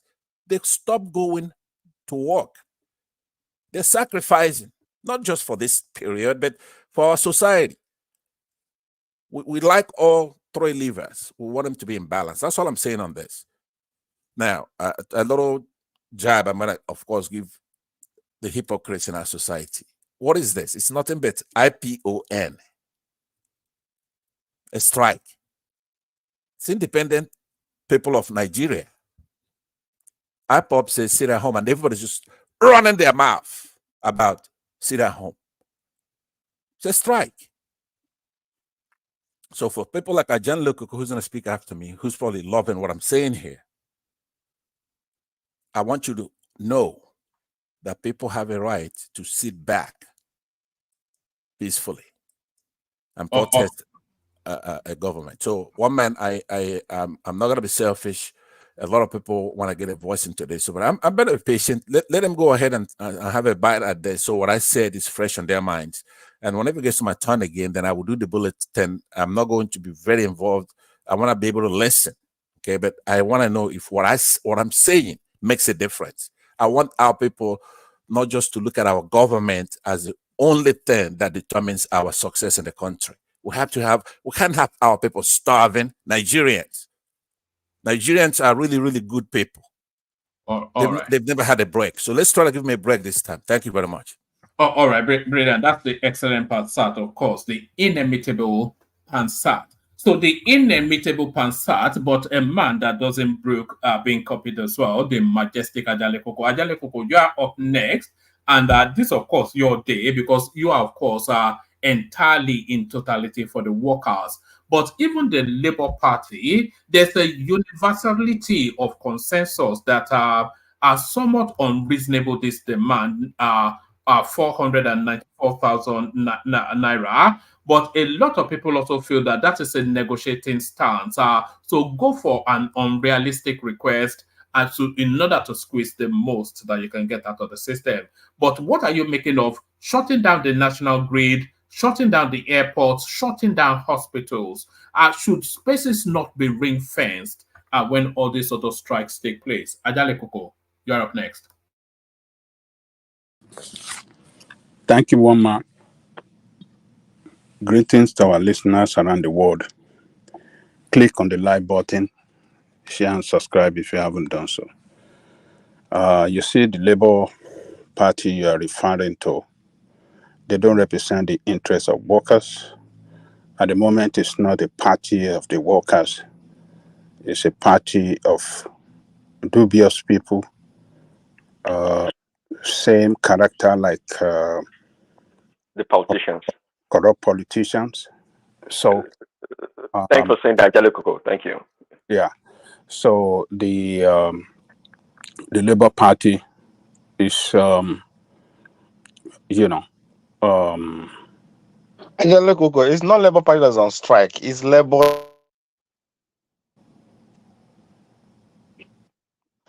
okay. So just listening, So the Labour Party spokesperson or whoever that spoke against the interests of workers is not representing the interests of workers. He's a politician and he will speak like politician. So the Labour Party at the moment is not the workers that are in charge and in control of Labour Party. Is corrupt politician. Corrupt politicians are the one like Ajero and all those crap idiot Peter Obi, all those useless people. They are the one in charge of Labour Party. So that man is not speaking for the workers, but speaking for the politicians so that they can continue to, loot and run the country only for their own interests and not for the interests of Nigerian people, particularly the workers. So on the side of the strike today, I think the Labour has showed strength to send message to all Nigerians, particularly the rascal politician, that look, if you think we don't have any strength, take a taste, a little bit of our strength. And we have all seen it, the way the country is locked down all over, state by state. That is the power of the workers. And that is long overdue. But the workers have been very, very reasonable since this administration came in, administration that care not at all for the interests of the worker. So they have been very patient with them, trying to see how they will come out with a package for workers. They don't want to negotiate. They drag it since the beginning of this administration to this time. So this is not renew hope agenda, as they call it. This is renew suffering agenda for Nigerian people. And the workers are pushing back that no, they are not taking this, and that is what is responsible for this strike. I'm very glad that the airport did not work, the seaport did not work, the state government across the country shut down. So this is to all of you on this platform and across the world that always say, oh, the workers, they don't do anything, they are just useless people. Now you can see it, the importance of these workers in the life of the nation. So I know some of you will want to come around to call them names today, but workers, lazy workers, they don't do anything. So why do you want to cry now when they carry out action to show their strength that yes, they are doing something for the nation? Now they shut down the electricity. Now you can know that yes, they are working for the country. So I'm very glad that even if they call it off today, tomorrow morning or next tomorrow, if they call off the strike, I'm very glad that they've been able to send signal to irresponsible administration that yes, they can fight. They are not just a dog that cannot bite. They will bite them hard, and they will ridicule them. It is just We are just in a country. We are just people that take nonsense from this politician. We take too much nonsense from them. And that is why they don't care about the people. They believe they can get away with everything. And they are doing it with impunity. But the workers have shown to them that, no, this impunity must stop. Rascality, irresponsibility, and, this insensitivity from the plight of the people must stop. So I'm glad that, they show strength, and they must not. They should go back to negotiation. Now, I think you read us a communique that, yes, they are met again, and they are saying that, okay, based on agreement, they're not going to punish any workers as a result of this. They're not going to, government has signed to that.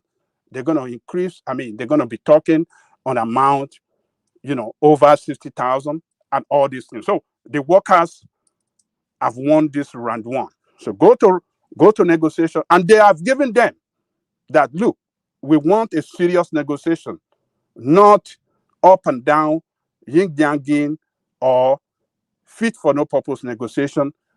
Negotiation on every day negotiation till when they reach agreement. So the workers has won this time. They dictate to the government agreed to their terms, and now they're going back to negotiation. So if they call off the strike, it will be very difficult for them to start it again, because they shut down the national grid. And by the way, you didn't even answer my question. Do you think certain essential services should be ring-fenced so that they never go on strike, like the police, the hospitals, certainly the national grid? You see, let me tell you, the police, we know that the police represent in their own maybe code of conduct, or how do I describe it? They are not supposed to go on strike, so that there's not going to be anarchy in the country. So I agree with that. But these irresponsible people, do they even care about the police? Go and see how much they pay in the police. Yes, no, I'm talking about certain parastatals that should not go on strike, like hospitals and the national grid. Hospital can go on strike. Why can't they go on strike? Let me tell you this. Are they not workers? They are civil servants. They are civil servants. They have what do you call it? Labor union. They have their own labor representative. Why can't they go on strike? They negotiate their own minimum. Their own. They are part of the minimum wage. Their union is members of NLC, family of NLC. So why they go on strike? If they're demanding for better pay and they are not paid, why can't they go on strike? Are they not Nigerians? Are they not human beings? Should they die? Is interjection allowed?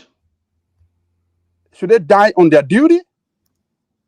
No, it's let me land. It's maddening when you guys listen to this irresponsible analysts, anti-analysts on your TV in Nigeria.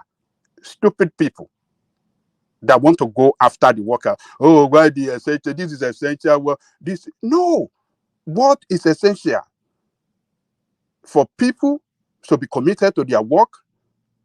You must give them what is motivational to them. Good pay that will commit them to work. Where you don't pay people and you are increasing your pay and you are living fat in the government, we are all Nigerians. The resources of the country belong to all of us.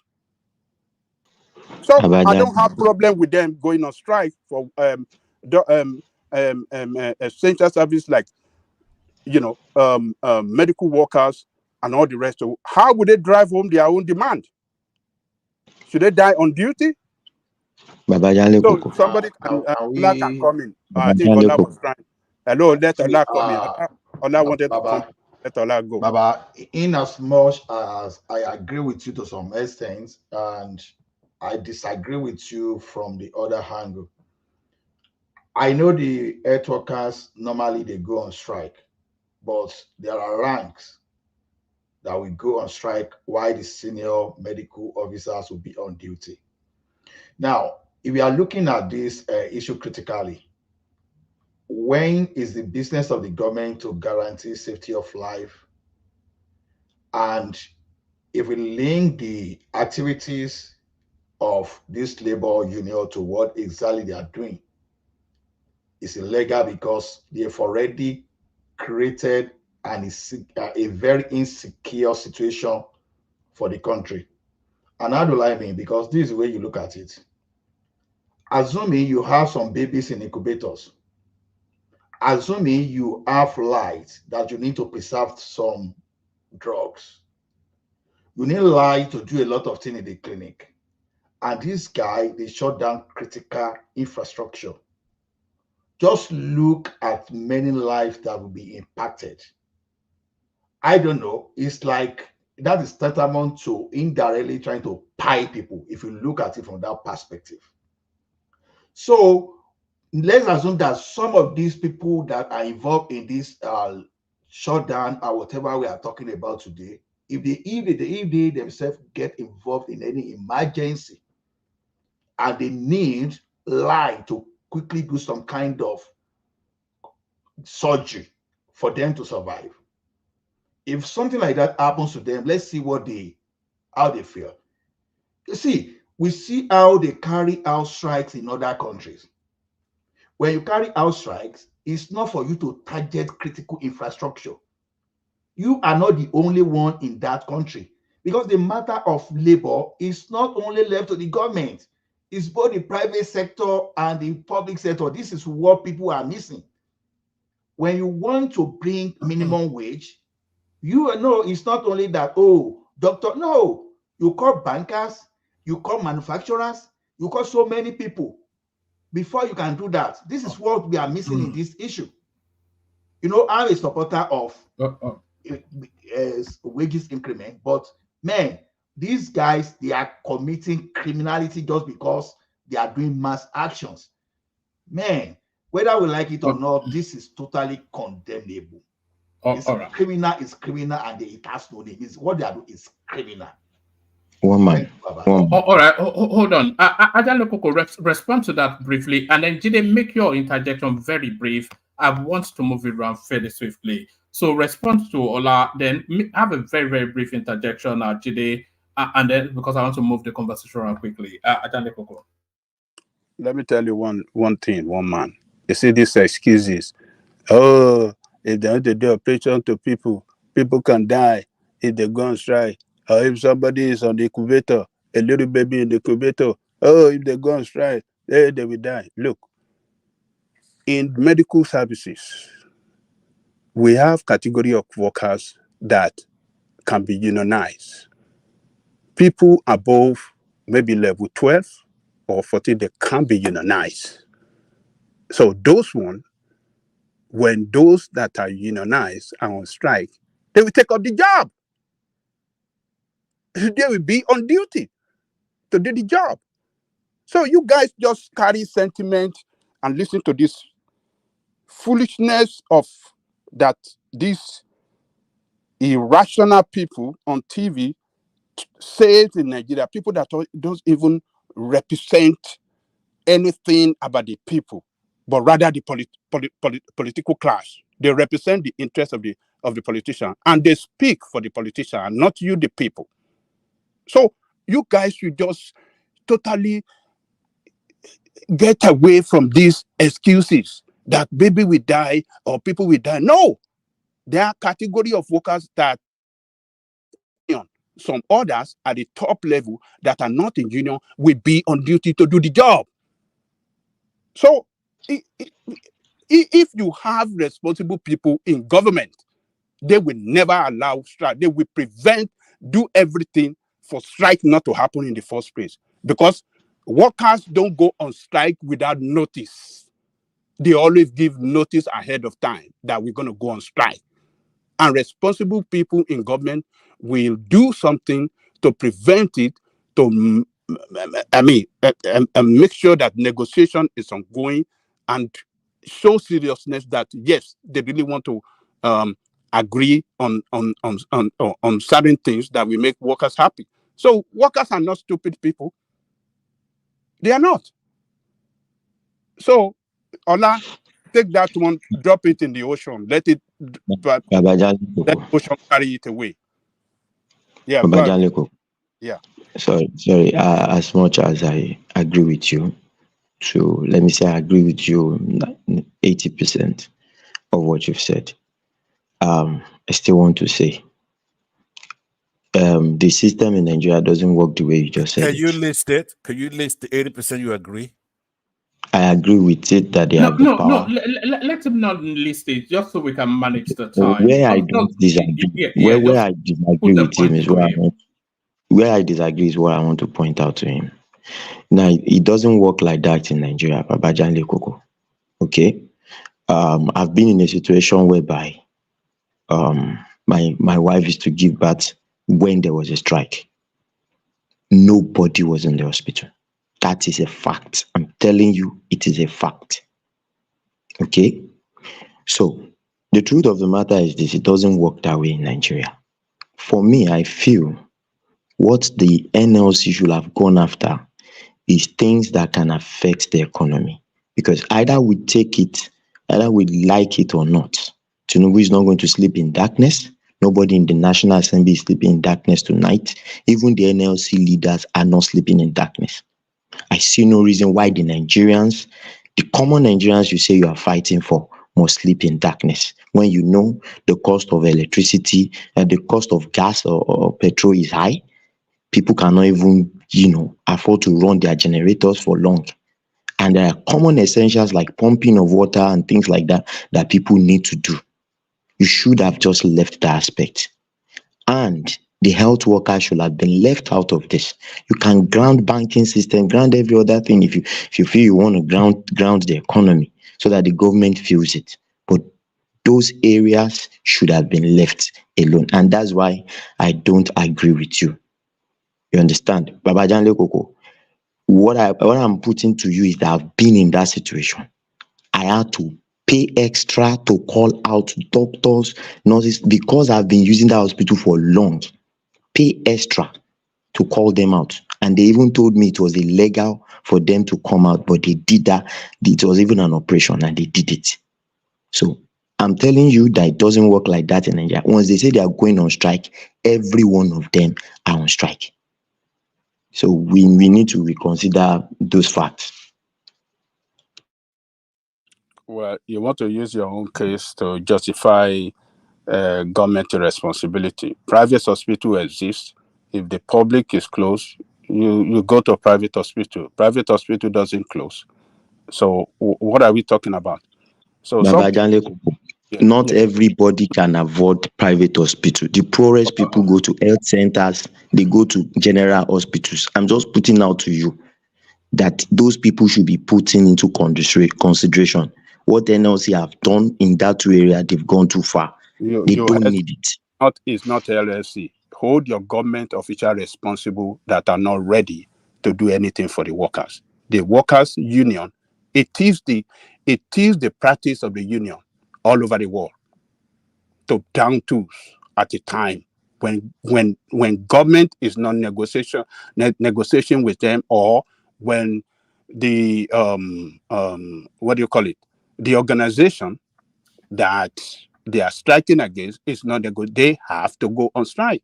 You see it happening in the most advanced country in the world, United States. The auto workers down strike.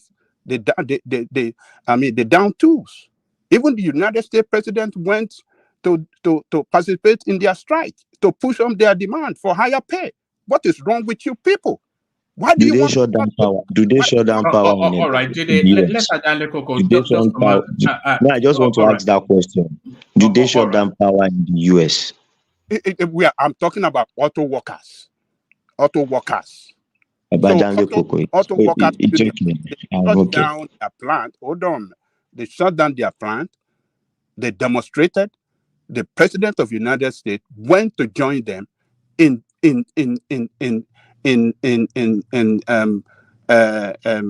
protesting for higher pay for them in this country.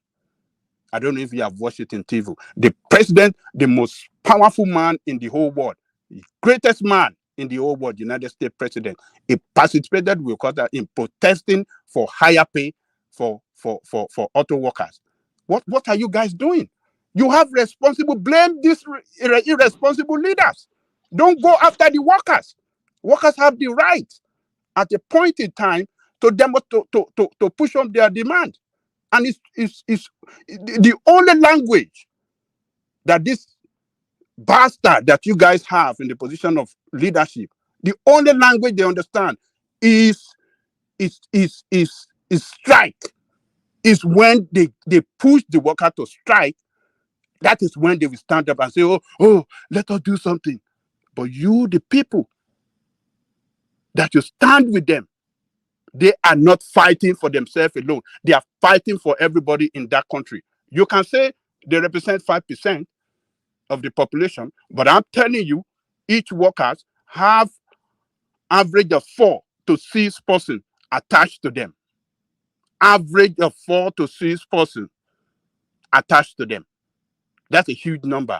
If you add it up, huge number of the population. One man, the video you are showing earlier, I want you to show that video again. I'm going to tell you a clip, a particular point where you're going to show. It's just like 4 minutes. Go put up that video you showed earlier, that Shemuel Kimbali and that labor minister. Go to 33 minutes point 20. 33 minutes point 20 to 35.40. I want to highlight something. How these criminals are destroying Nigerian workers. Can you hear me, one man? Go to 33.20. The books 33.20. And we have not closed negotiations. We want them to come back to the table and conclude the negotiations so that Nigerian workers will know where they are. And besides, the 35,000 naira wage award is continuing. Are you on number 33 minutes? 33 minutes, 20 seconds?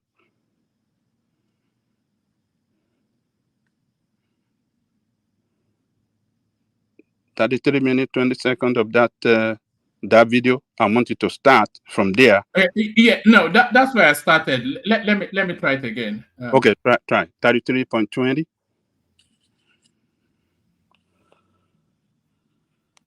Hold on, just give me 1 second.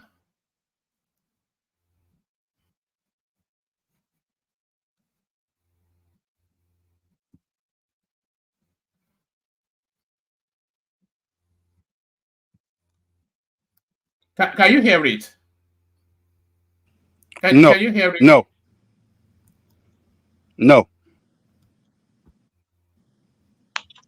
You can't hear We it. want them to come back to the table. Okay. It's on the screen. The negotiations so that Nigerian workers will know where they are.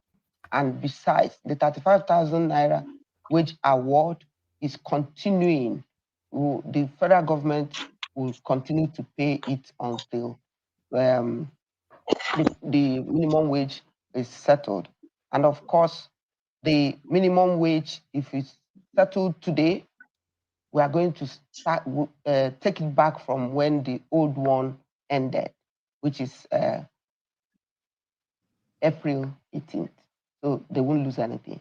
By execution of time and by force of law, 30,000 minimum wage came to an end in April this year, isn't it? Yes. But I mean, I've had this conversation. Conversation that in fact, one man, this is not be as long as that before the review. I want you to go to 33 minutes. Yeah, that's where I started. We're now in 34 minutes. No, you didn't start from 33 minutes, woman. This is started. Okay, let me take it back again. 33.20. 23.2. Okay, so this is now 32 minutes. So let's take it from here. All right. That labor, they are Nigerians like me and you. There is nothing that federal government is hiding from them. The books are open, and we have not closed negotiations. We want them to come back to the table and conclude the negotiations so that Nigerian workers will know where they are. And besides, the 35,000 naira wage award is continuing. The federal government will continue to pay it until the minimum wage is settled. And of course, the minimum wage, if it's settled today, we are going to start take it back from when the old one ended, which is April 18th. So they won't lose anything. By execution of time and by force of where do you want law, us to be? 30,000 minimum Are we wage there? came to an end in April this year, isn't it? Yes. But I mean, I've had this conversation within all of these negotiations that, in fact, shouldn't be as long as that before the review comes. Is the federal government thinking of tweaking the law such that the review of the minimum wage will be lesser? Let me check the within video. the time span or the duration. I'll let you know when you know. I'll recheck the video and I'll let you play it. But you know, one man, Nigerian workers, since Treasonable came in, has been automatically pushed down into poverty, extreme poverty. Among all the oil-producing countries in Africa, we are at the bottom, down below the bottom. Even Ivory Coast, minimum wage in naira is about 133,000 naira. Ghana is 138. Chad is like 115. Chad, this poorest country next to us. Cameroon is about 105 naira. In naira. Why must Nigeria workers 30,000? It is ridiculous with the situation, the economic situation in Nigeria. It is insane. These politicians are wicked people. So when you see the workers standing up, for God's sake, we must be on the side of the workers. Because one of us, I mean, our relatives, some of our people are workers in Nigeria, and they are suffering. And we know how they disturb us, how they bother us, how they call us all the time. Every time for help, for financial assistance, to pay their school fees, their children's school fees, to do stuff. They are not well paid. They are poorly, extreme poverty. That is where Nigerian workers found themselves today. And the government is not showing seriousness. We saw the speed at which they approve money for themselves for their 200 million bulletproof vehicle for themselves. That nation should have been locked down, but we are gullible people. They have rendered Nigeria useless. They don't even know what to do. It is long overdue. So I am happy for the workers today that they show strength, and I wish they would do it again. If the federal government doesn't show seriousness to negotiate well and agree on something good with them, how can you say 60,000? What is 60,000? What can 60,000 buy? It cannot even buy. What can it buy? People that are sick, the medication inhaler for people with asthma, that is not enough to buy inhaler in Nigeria today. It's criminality. What is going on? The way this government has not showing seriousness in negotiating with workers and give them good minimum wage It just shows a failure on this government, and people should not show sentiment or any support for this government on this particularly. Their failure to negotiate just show irresponsibility on them and unclear attitude towards Nigerian workers. They are a failure, and Nigerian workers have done good today to go on strike to shut down the whole space. One man, when I get that video, I will tell you the where to play. So let me leave it now for others to speak. All right, brilliant. That's the excellent Ajanle Koko. So thank you, Ajanle Koko. We go on from Ajanle Koko to Prince Daddy. On our way to Prince Daddy, I want to play a clip that speaks to the subject matter in discussion. You go say make civil servant no thief. My brother, if I get opportunity, I go thief them, John. Even them when they there, so I go thief them. I'm telling you, it's so annoying. All right, lastly, before I let you go, I mean, if government decides not to move away from the 60,000, will this strike continue? And do you think this strike will yield any result? I know what make you finish your question. If they like, may they say no. Say they no go. Say may they still die for that 60,000 naira when they talk. Therefore, then they go know say a hungry man is an angry man. And when the hunters learn to shoot without missing, so the birds learn to fly without fetching. They go here and they go collect woto. Not be as the way we do so. You get where we go do and reach now. We go to walk out for street, they destroy them, they kill themselves. Thank you so much. Because a hungry man is an angry man. As with the first, so my brother, as I come here this morning, so I never shop. I've been my children, they forbid to go to the school when their children they go. They go carry their children, thief our money, they carry their children, go better school. When they finish, they come loan their children over us again. They return say, experience, do you qualify? Do you have this qualification? Qualification, keep their parents here. Qualification, keep them. Nonsense people. Huh? Nonsense idiots. You know how much senator they collect a month? Even their SAs, those days we go school, say we no want be touts. Now touts be their SA and others, what they do for them. And do you know how much they collect? They collect above 300,000-400,000 naira every month. If to say we know, for just Kukuma sit down for touting, so that all of us go, they do touting. So, that's how you be. Before they do touting, then we'll come suffer, go school finish, now we'll come manage, come enter the civil service work, then they'll call the suffer. All right, Prince. That's the strength of feeling in that space, but a lot of it, sort of full in the indignation. There's a sense that is a put-on performance by that guy. But nevertheless, you cannot. There is no denying the weight of the economy vis-a-vis the minimum wage. Prince Daddy. Prince. Yeah, sorry, I just stopped at the store, but let me see if I can continue. Yeah, let's go ahead. You like to get this one?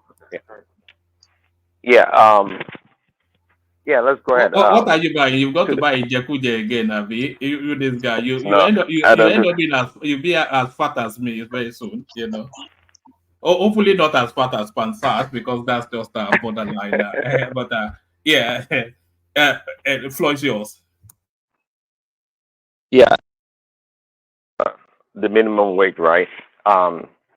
Actually, can you give me a couple of minutes? Actually, let me get a couple of minutes. I'll be back. You could yield your time to me. Could you yield your time to me? Let's yield it to Ikene Pansat, only because it's in Nigeria and it's very late, and you know he falls asleep very quickly. Ikene, are you ready? Are you there? Are you still awake? Ikene?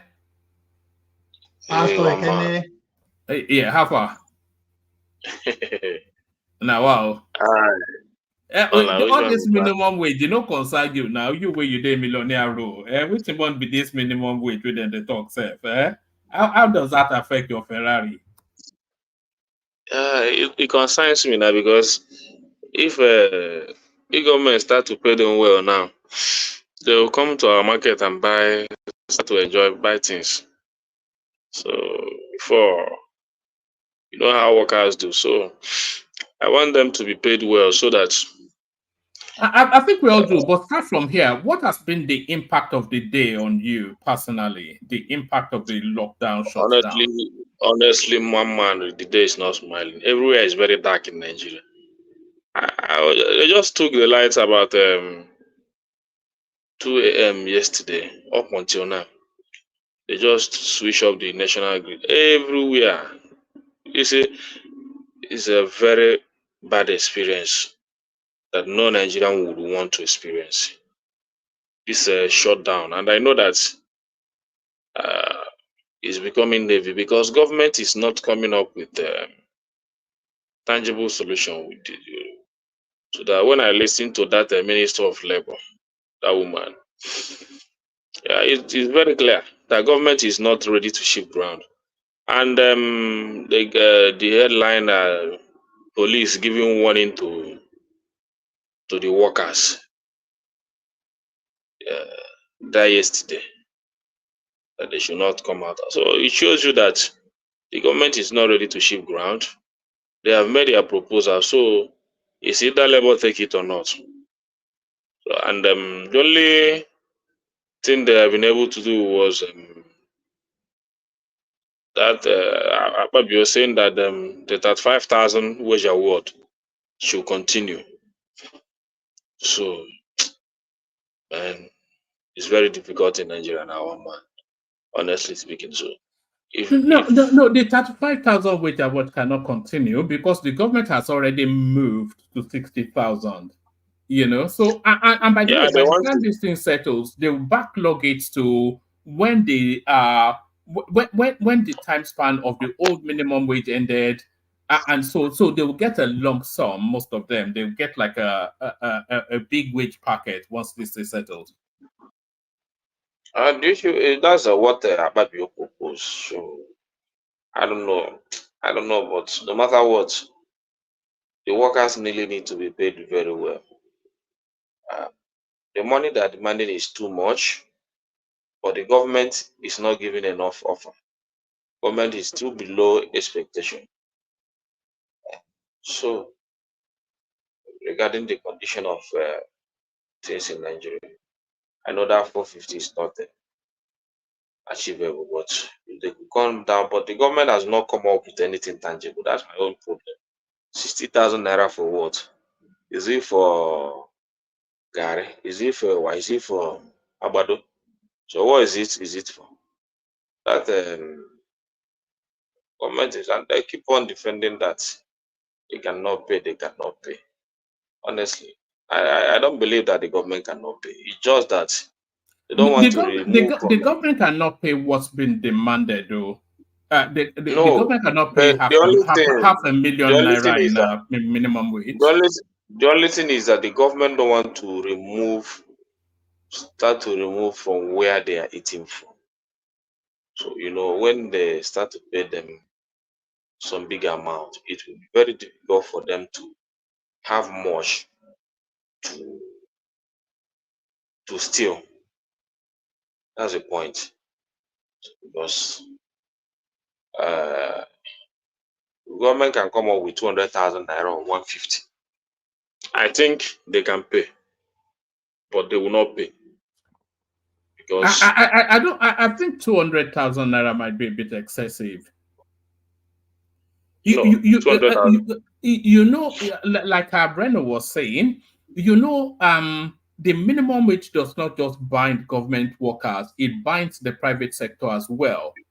So if you are forcing Dangote to pay 200,000 naira as a minimum wage, then you better be expecting that he's going to be putting that on the price of a bag of cement. Well, when I'm talking about on that point that you just pushing, I'm sorry, my brother. Okay, I'm sorry. It's gonna take a couple of seconds. You know, this is the second time somebody says Dangote is gonna be forced to pay a lot of money and stuff like that.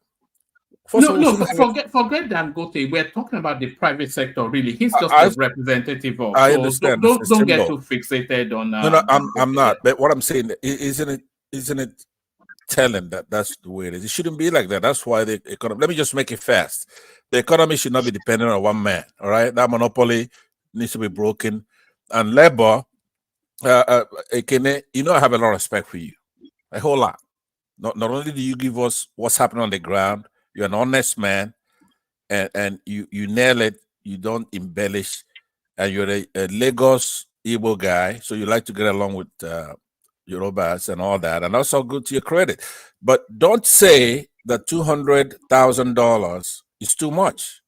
Don't say that, that we're in negotiations right now. We don't need somebody leaving a lot on the table. These guys get paid millions of dollars in that National Assembly. Millions.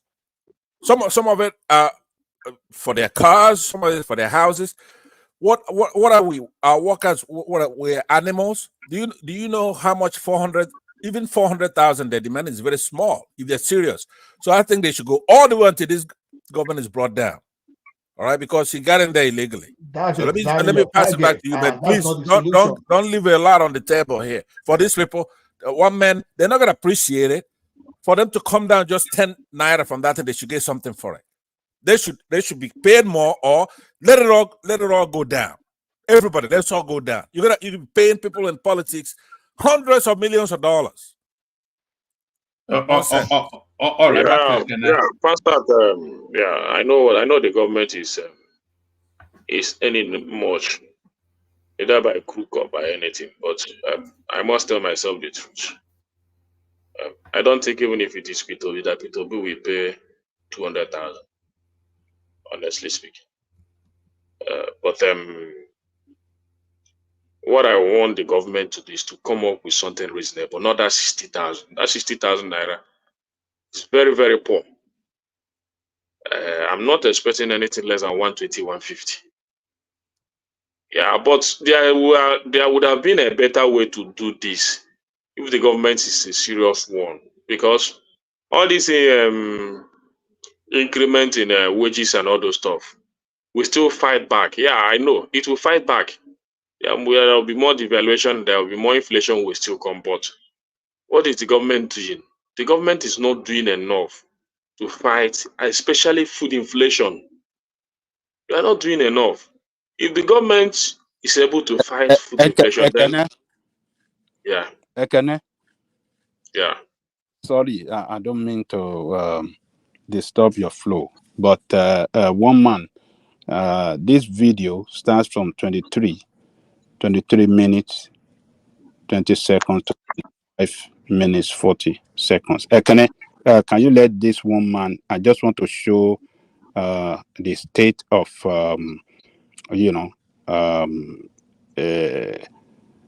the poor pay, poor salary to Nigerian workers. I just want to show it to one, So let Ekene land his thought, so it's not chopped up. Then when he lands, then we play it. Ekene, back to you. Yeah. So, but honestly speaking, the government has to do enough. They are very weak in every sector, in every aspect. Whatever I expect from them, they are not achieving it a little bit. Food inflation is killing Nigeria as I'm talking to you now. It's very, very bad. Food inflation. Things are, that time we used to talk, you say, if I tell you that 10,000 naira cannot cook a pot of a soup today, good soup, you say it's a lie. Was that a fact? 10,000 naira cannot cook a good soup in Nigeria today. So if we are talking about good soup today, you should be looking from 15,000, 20,000 naira upwards. 10,000 naira is just to manage the cooking. So the government is not doing what I expect to see them do in terms of fighting food inflation. So that is, if they have done that, even then increase a little bit, that 60, 70 or 80, it will go a long way. Because by the time you are able to go to the market with 10,000 naira, and you are able to buy something reasonable for the family that can sustain you for a little while, nobody will be talking about all these increments in salaries and all this stuff. Okay. Can I hold on? Did you move location because there's a big echo? But if the economy gets to where you can take 10,000 naira to the market and it has value, does this now 100,000, 150,000 naira minimum wage you are asking for, does that not then lead to inflation?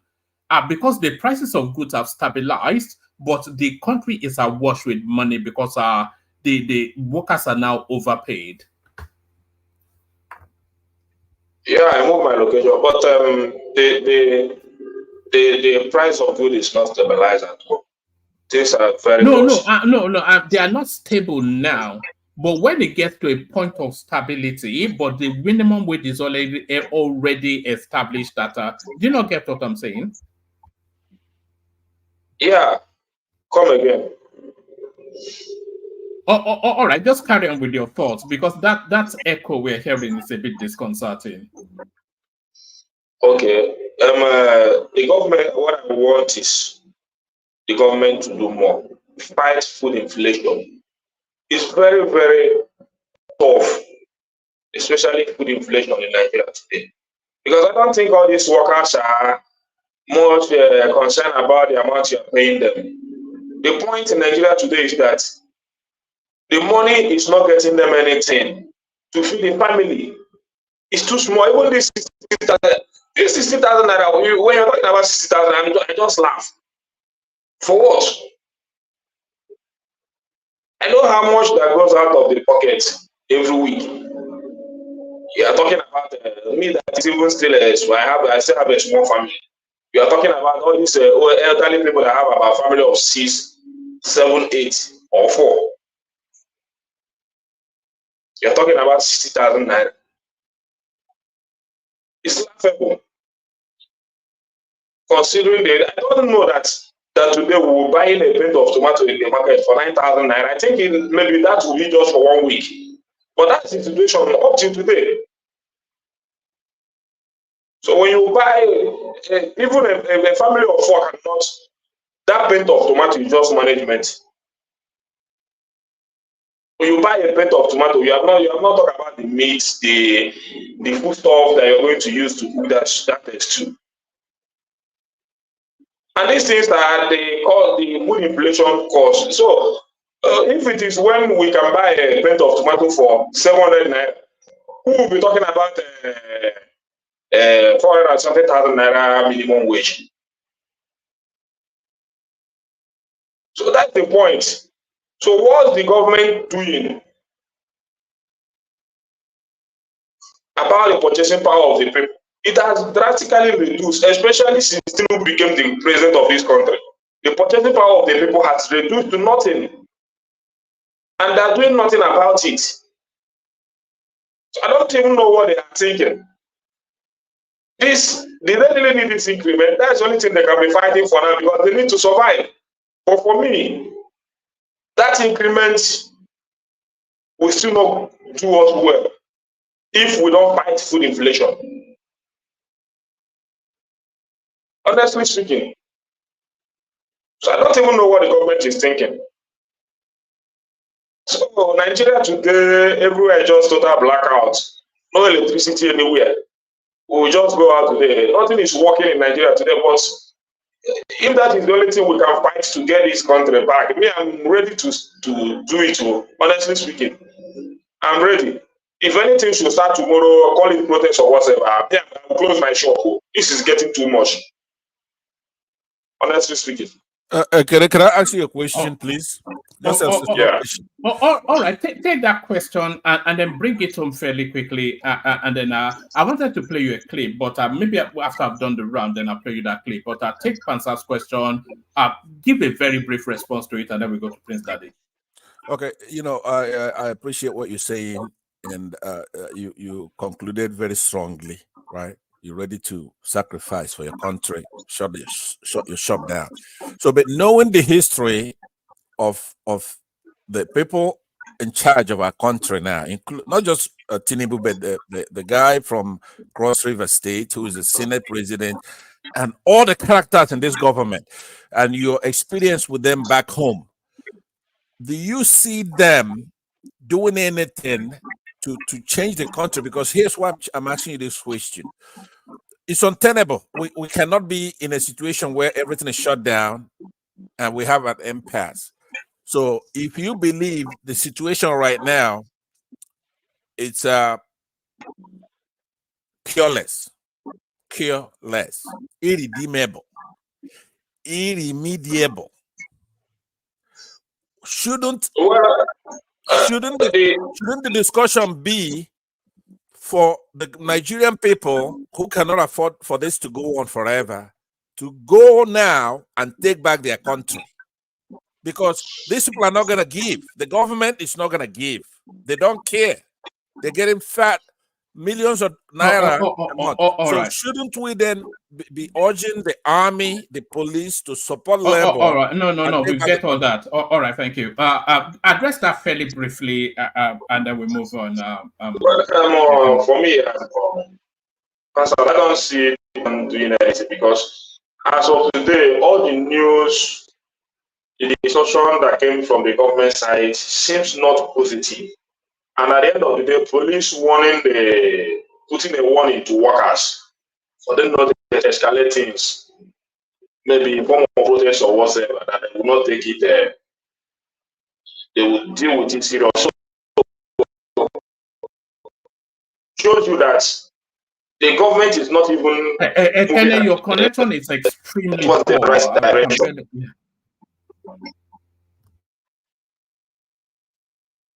Okay. Just give me a few minutes. I'll come back again.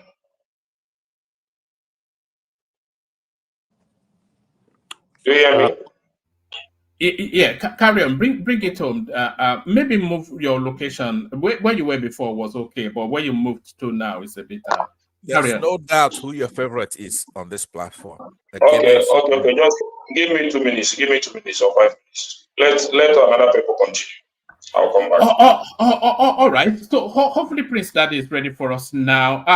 Do you want to play that video now? All right. Okay, let me play it. Yes. Let me play. 23. Let me 20. Okay. All right. Let me play it, and then maybe that will give Ekene at the time to. So the argument is working and been doing a lot of things on that renewed hope agenda of Mr. President. So there are those who believe that those who know, and Labour had argued that it is in fact not about the figure. It's also about the quality and the value of the naira. The same, if I may show you these particular figures on the national minimum wage and the value of the naira to the dollar, and you will discover that the dollar, the naira, is reducing in value, and the purchasing power of the average citizen is dwindling. So if you look at it, and these are some of the facts and some of the data coming from Statisens, and if you look at in 2015, 18,000 naira is about $91. In 2023, 30,000 naira is about $66. In 2024, 30,000 was at some point at the official rate is at $18, and at the parallel market it's $23. So you see that the value of the naira is really the issue, which is affecting the purchasing power. And there are those who will say, what is the minimum wage of Nigeria compared to other African countries, especially those countries that are producing oil? Take a look at some of them. Gabon has in naira compared to their currency. Gabon has 376,000 naira. Equatorial Guinea 323,000 naira. Libya 313 naira. Algeria 226 naira. Tunisia 199,000 naira. Egypt 194,000. Ivory Coast 188,000 naira. Chad Republic 150,000 naira. Cameroon 105,000 naira. DR Congo 94,000. Angola 58,000. Ghana 38,000. Nigeria sits at the 13th position with 30,000 compared to other countries producing oil in the African country. And their currency converted to Nigerian naira, this is the figure of their minimum wage. And Sudan is the last with 7,590. And these are the issues that a lot of people will argue. If you compare these countries and Nigeria. Let me tell you something. That is the reason that's it. the president has charged every ministry, department, and agencies to work hard. And one man. Yeah, Babaja, I think I've come up with this issue some time ago, even before this incident. Nigeria, you know why I used to say it. What 19,000 naira used to be back in 2012. It's not what it is today. 90,000 naira in 2012 is a very big money compared to 30,000, even 100,000 naira today. Because 90,000 naira in 2012 is still about $100. 19,000 in 2012 is still about $100 or even more than, because dollar, so 2012 dollar is still about 160 or 170. So it's about $100 and something, or it's more than $100. So you check 30,000 naira today, it's nothing. Even if you pay them 100,000 naira, it's not even up to $100. So for you to be able to get, at least give them reasonable amount, you should at least give them what 90,000 naira can afford in terms of dollar. Those times you cannot just reduce the purchasing power of the people. Nigeria is giant of Africa, and you see all these countries paying good minimum wage compared to Nigeria, an oil producing country for that matter. An oil producing country for that matter. We are comparing ourselves with all this Gabon, all this, they are paying better minimum wage. So what are we doing? We even at the least, at the bottom. It's quite pathetic that our government, especially the current,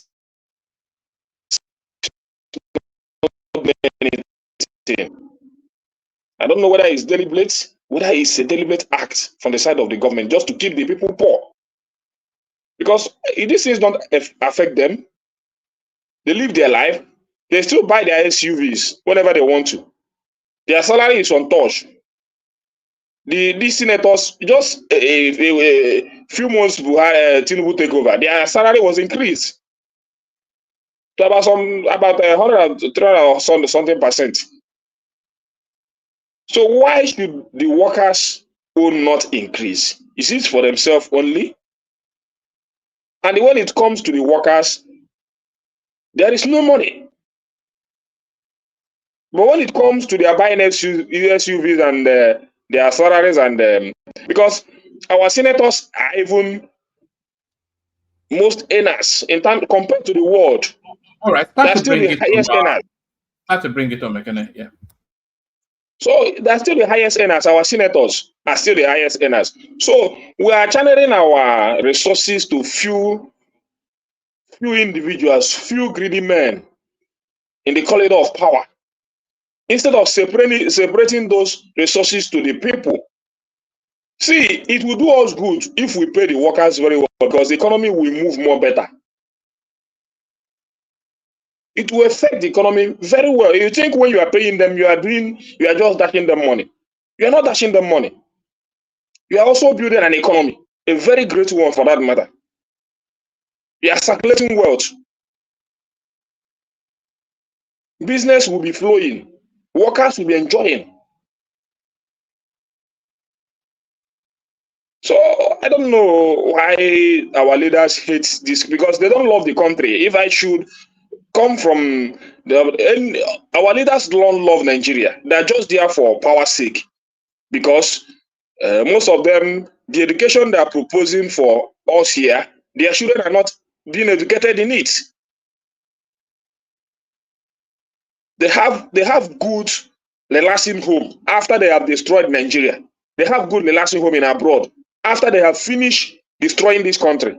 They just go there and relax for the rest of their life, even die there, and they bring their useless body back to Nigeria and bury them. So I don't know. It's very quite pathetic. I don't know when they're going to start to think right. But I know that by the grace of God, I'm being agitated. I never know that I would be so interested in politics today. But today I am interested. I'm being agitated, and a lot of us, we must take back the country and place it at the right place. It's becoming too much of them. Thank you, one man.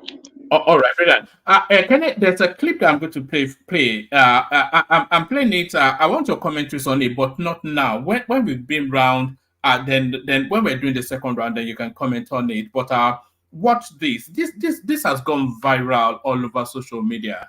Okay, call this thing for me. Oh, this thing. Just hold on. Igbo Igbo. Ask him konye chi yazel. You dey see my face. Thank you. Ne ya akita ne this thing. Video this thing. Igbo akita abo. Na ya new bridge alolofo. This is new bridge alolofo. Onwelo onye obuna gbala ebe a na abani ama nwa stent. Ife ndi bega anu wa doba. Amalo Monday iron condemn. Mano madu na be a bupu. Ife adobalo. This thing, you know how much they say this thing. You go sell them for iron condemn. They don't first carry this one. Come to this side. That's the second Niger bridge, by the way. The second Niger bridge. So you open a bridge. Neluna on bridge. Emalo, they don't go sell them. As they ship this one now, small time now, so I'm not this complaint. I don't know who I go complain this thing for, but this thing now is very dangerous. Before tomorrow, you know go see them. Now person they come carry them, go sell them. Is that good? No good. Thank you. No moto kwasala onwe ebe a na-abani onya maka mụnwa bugodu 4-way driver ikara agụma agwa dị m ready kwali 1 week ikama ngoma amalo me pensi enweta energy so ana m afụsi ihe niile afọ if obuna if government go see any person wey carry this thing na that person onye na-eme ụdị ife a ka nna ajụ ọ dị mma mata bie ile negodi ife a kịta moto ọbụna gbala ebe a na-aba na isi ndị moto na-adị na-apịali onwe fe ebe a na-anyasị ejigo m anya na-enekata nka mpụtazi ọbụ na-ebulugo nka abịakwa bupute nka fado bio na akịta uche mmadụ pụọ na ya make government should come and do something about it too. If they go share them, make they come share them. That is very wicked. Ala putata pasisi ifigwe ife jiko bridge ita basia ba na abane fine galo. I think now all those iron condemn and iron condemn can move far. But I know sure say Igbo person go just come carry this thing. You don't feel move them. Car, kegume. If you try a buffalo also. If I had the long ma, oh, will you tell me is that Soludo is doing this one? It is Soludo that commode this road. It is governor of Anambra State that commode this one. Those you people are maybe. Are they come ma? Ijilundum madu egwu. If ọbụna ị ga na-eme ọ na-eje ala na ndụ ndị mmadụ rapịa bro ihe ọbụna ga na ndụ ndị mmadụ rapịa ka onye chikwa ya zelu. All right. Maybe let me just make a few. No. Let Prince Daddy come in. We'll look round still. It's just that people waiting. I don't want to keep them too longer. Prince, that was the second. I hopefully you saw that clip. That was the second Niger bridge, and you see that the metal patents that they are unscrewing to go and sell for scraps. That's the tension holding thing for the, it's a hybrid and something has to insulate the tension of it. So that's what they are screwing and selling for scraps. Unbelievable. It's just savagery. Yeah, thanks, woman. Hello, everyone. Like, share, and subscribe. I love the show. Do we attribute that to what, poverty? The people are hungry and they need to eat, and that's why they're doing what they're doing. One man. Yeah, well, is there not there's an element of poverty, but it doesn't justify it. I would say, but we cannot dismiss that it's indicative of the state of the economy, but still doesn't. Yeah. Yeah, I agree. I mean, I'm not justifying it. I'm just saying, it's a Nigerian thing, if you want to put it that way. People at the top and even people at the bottom, they're equally as greedy. Okay, they're equally as greedy. They're selfish. It's all what they can get for themselves. Many people, not all Nigerians, of course, but that's just the mentality in that country. If you can get away with it, why not? If you can abuse other people or deny other people opportunity, why not do it? It's therefore for taking. That's the mentality of our leaders, and we see it all the time. when they initiate projects, or when they have money to spend on the country, they rather siphon the money for themselves and their families, and take it abroad. The people at the bottom too, hey, let's have fun the national cake. Prince, we cannot say that whoever is on screen, those metal sheets, it's impossible to say that they don't know the consequences of what they're doing. The lowest consequence is to lead to fatal accidents. That's that's the barest minimum. But the possibility, because it's a tension holder, it could well even lead to the collapse of that bridge. But all of that just so you can sell scrap metals for a couple of quid. Well, yeah, it says no. I don't think they're thinking that far about the bridge collapsing, but I know for sure they know, though, it could cause an accident there. But they don't care. It's when you're blinded by selfishness. You do whatever it takes. It's a Nigerian thing. It's all across the country. Okay, so if it's not the second Niger bridge, it's something else. It's something else. It's government officials.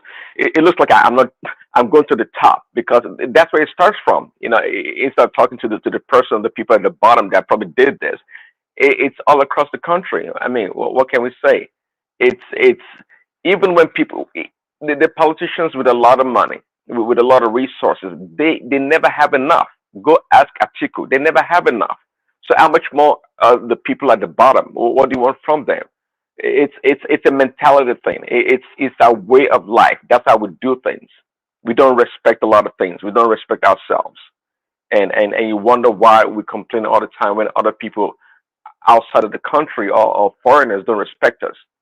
I mean, that's all I have to say about that one, man. All right, Prince, take us to the topic of the day, the minimum wage. So it started off with them shutting down the entirety of the country. And by the way, on your submission, maybe the question that I asked Ajan Lekoko as well, if certain critical parastatals should be ring-fenced even by law so that strikes cannot take place. I was saying the hospital, certainly the national grid, etc. So that space as well. But it's not crescendoed into them now somewhat still where the government is, which is round about the 60,000 naira minimum wage. So what is your take of the day as it transpired within the Nigerian state? So the 60,000 naira is still being debated. Is that right? It's not finalized yet because the union has not accepted it. Is that right? No, what they have agreed was that the government will offer higher than 60,000 naira. So that's been negotiated. So they've said 60,000 naira above 16,000 naira but they've not really agreed the sum yet. But that benches it round about 60 to 70. Almost certainly they land on round about 65. I don't expect more than that. But they're in intense negotiations for the course of the rest of the week. But also, if they call off the strike, it'll be too big a shift for them to strike again. But yes, that's where they are now in terms of the negotiation. Okay, I see. I mean, really, just like Ajalokoko said, I don't think this negotiators, this union people, they have the interest of the workers. I mean, they do pretend by the grandstanding, but they don't really have an interest. And sometimes in negotiation, there's a way you present your offer that makes you look stupid and ridiculous. Okay, and I think that's how they started out. And I don't think the government is going to take them seriously.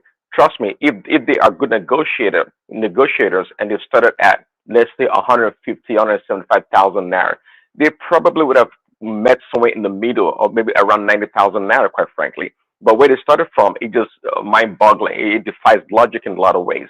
And who wants to pay that anyway? Sometimes I always tell people, for example, I'd rather make maybe $5,000 a month than $10,000 and have my bills be around $2,000-3,000 dollars a month. Why do you want to make $10,000 and have to pay $9,500 or more in bills and because of inflation and whatnot? It doesn't make sense. So I think when it comes to this issue here, I'm not anti-government. I can never be because I believe in authority. At the same time, I do not support the government in all that they do. Of course, they're fallible. They can do wrong. Nobody's perfect. It's always a moving piece here and there.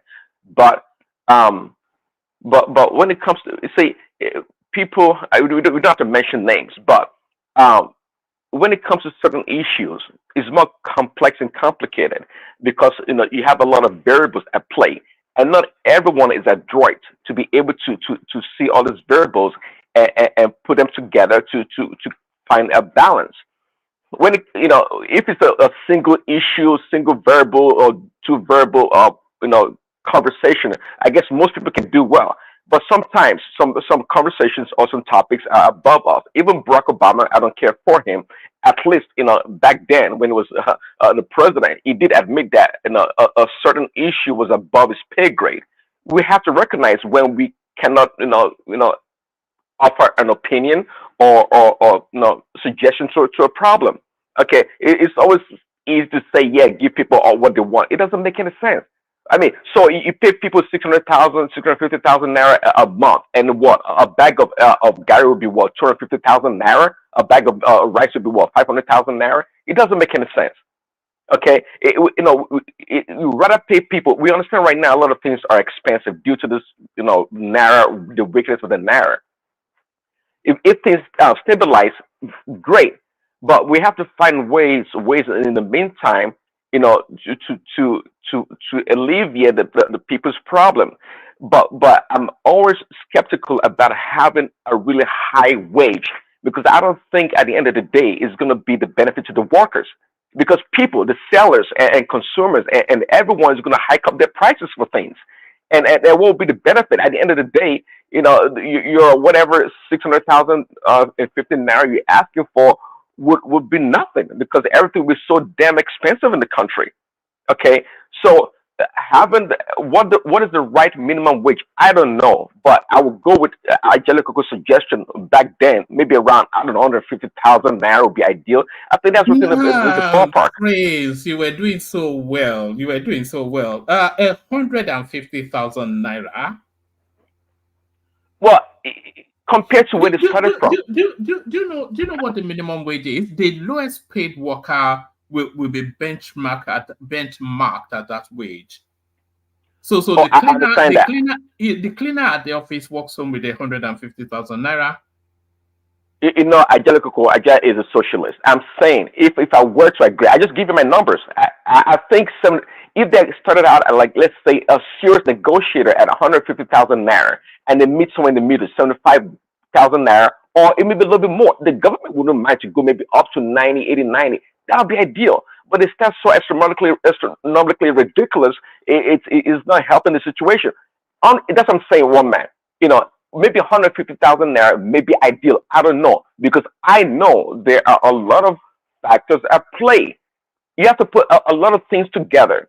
Not just left to the experts, but you have to weigh a lot of things in that country, in our society, to, like, okay, this amount will be ideal, will be fair amount with adjustable wage increase of 1-2% over the next 2, 3, 5 years. Something to work with.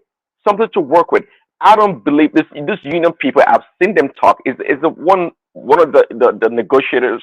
His name is Ajero, I believe so. But anyway, I've seen some of them on television talk, and they never talk from the listen. These guys, union workers, just like, it's not unique to them, by the way. Even in the West, they are politicians. Their leaders are politicians, and they care about themselves. The union, that is the workers, are just tools for them to use for their own benefits. And these union workers, they're close to the politicians. They know the wealth and the largesse of these politicians. So why wouldn't they want to get a piece of it? Do they really care about the common worker? I don't think so for a bit. They don't care about a common worker. Let's find a middle ground that works. Prince Daddy, what are you saying? The union doesn't care about workers. Who do they care for? Is it the government official they care for? Who are they representing? Why are they going on strike? Why are they pushing for minimum wage? Why are they putting proposal before the government that they want 460 What are you talking about? I mean, I don't understand this argument. This Well, argument. that's what I'm saying. Yeah. It's not When I say they don't care, I don't think they genuinely they don't care. You yourself. That's why you didn't say they should pay them 650,000. Okay, who do they care for? They care for themselves. That's what I'm trying to tell you. Who are themselves? You are refining who? Who are themselves? I'm talking about the labor leaders, their leadership.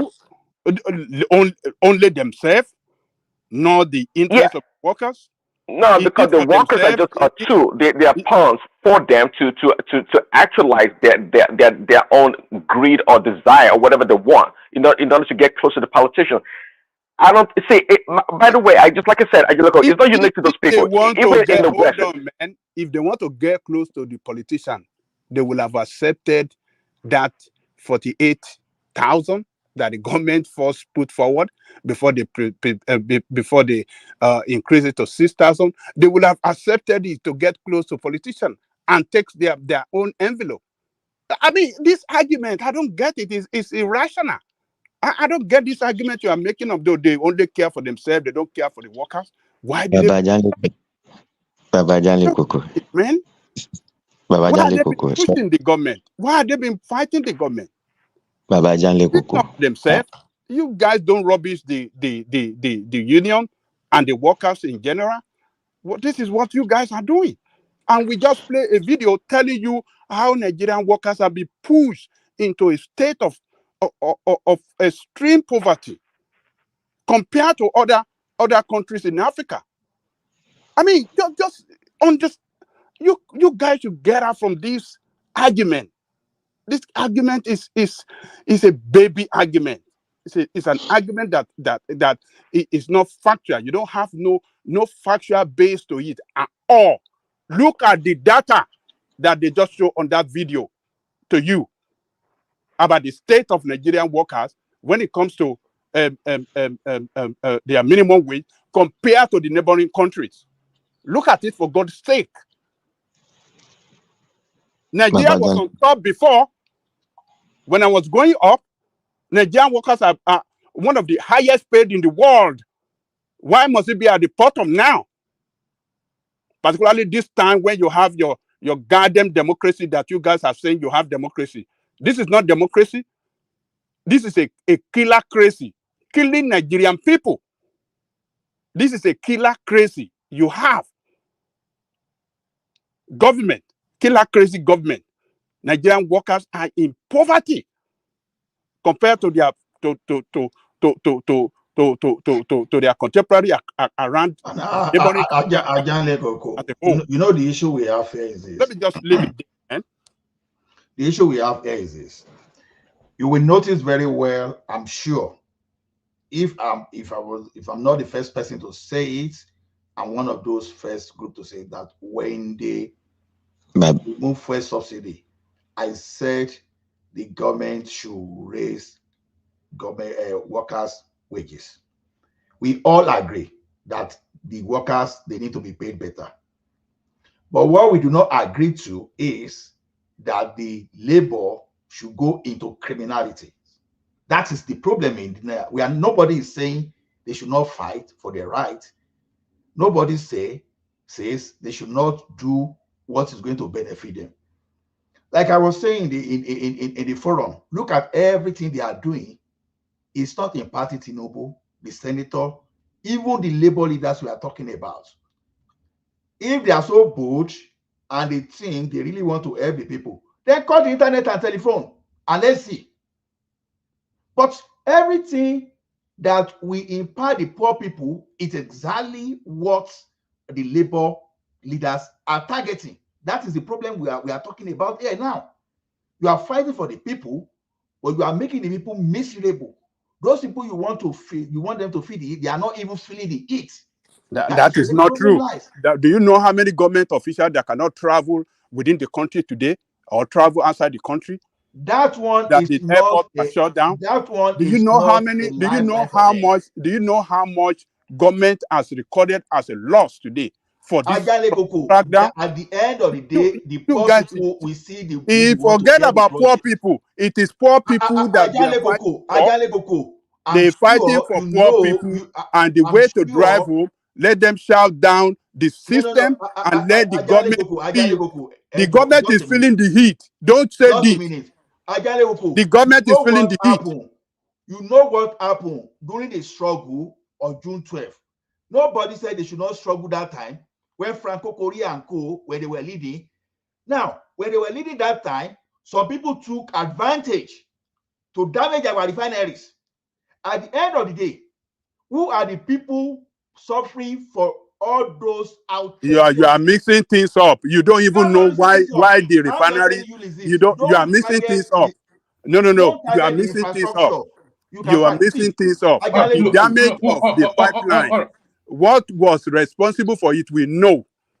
Is Nigerian, is this same thing when you see people in the people that live in the community where you are exploring the oil, and you neglected them, and you people are sharing the oil well among yourself, and those people are living in poverty. That is what the same thing happened to Nigerian workers. You can't continue to use Nigerian workers for the good of the country, but neglected them when it Why comes are the to pay. labor leaders so rich? Why are they richer than the worker they are fighting for? Let me leave it alone. You can. All right. Thank you, Ajale Koko.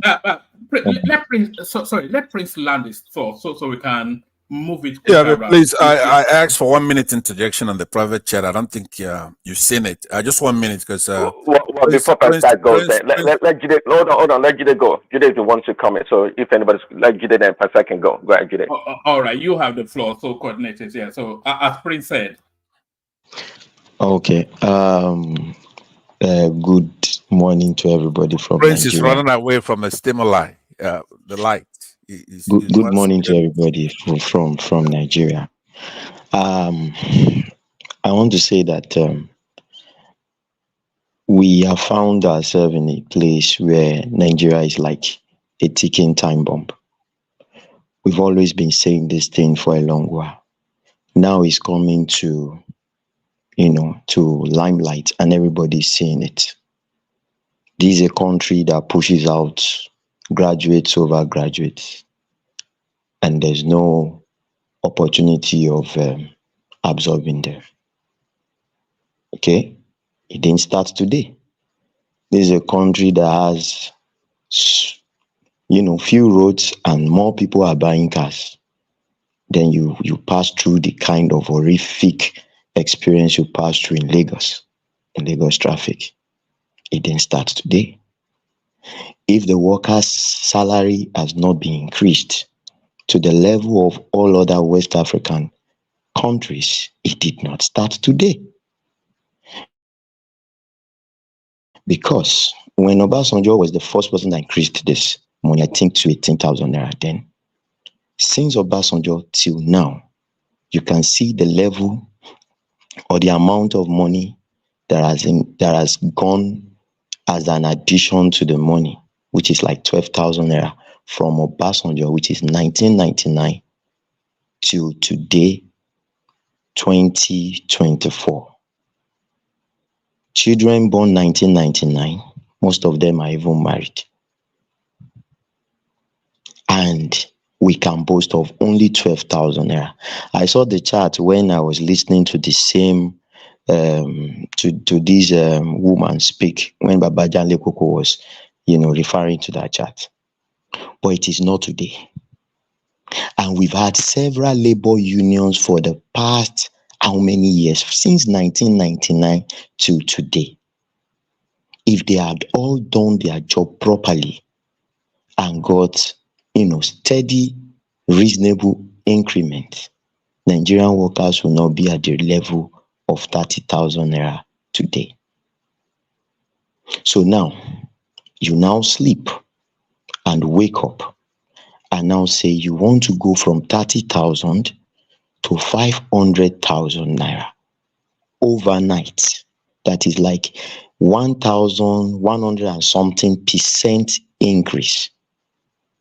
It is absurd. Because we all know that we find ourselves in a very, very precarious situation. In fact, the salary you're talking about from God knows when, they've been borrowing money to pay it. But where were the labor union when everything was going south? They were busy collecting the money. Sorry, are you interjecting or giving your own submission? No, I thought I'm still coming to you. Yeah. Oh, I thought you said Prince was coordinating. That I should go. No. He had the floor, so I think he was taking it. I'm still coming to you. So you can give us the fullness of your expression, but okay, so let me go for my Prince, go ahead.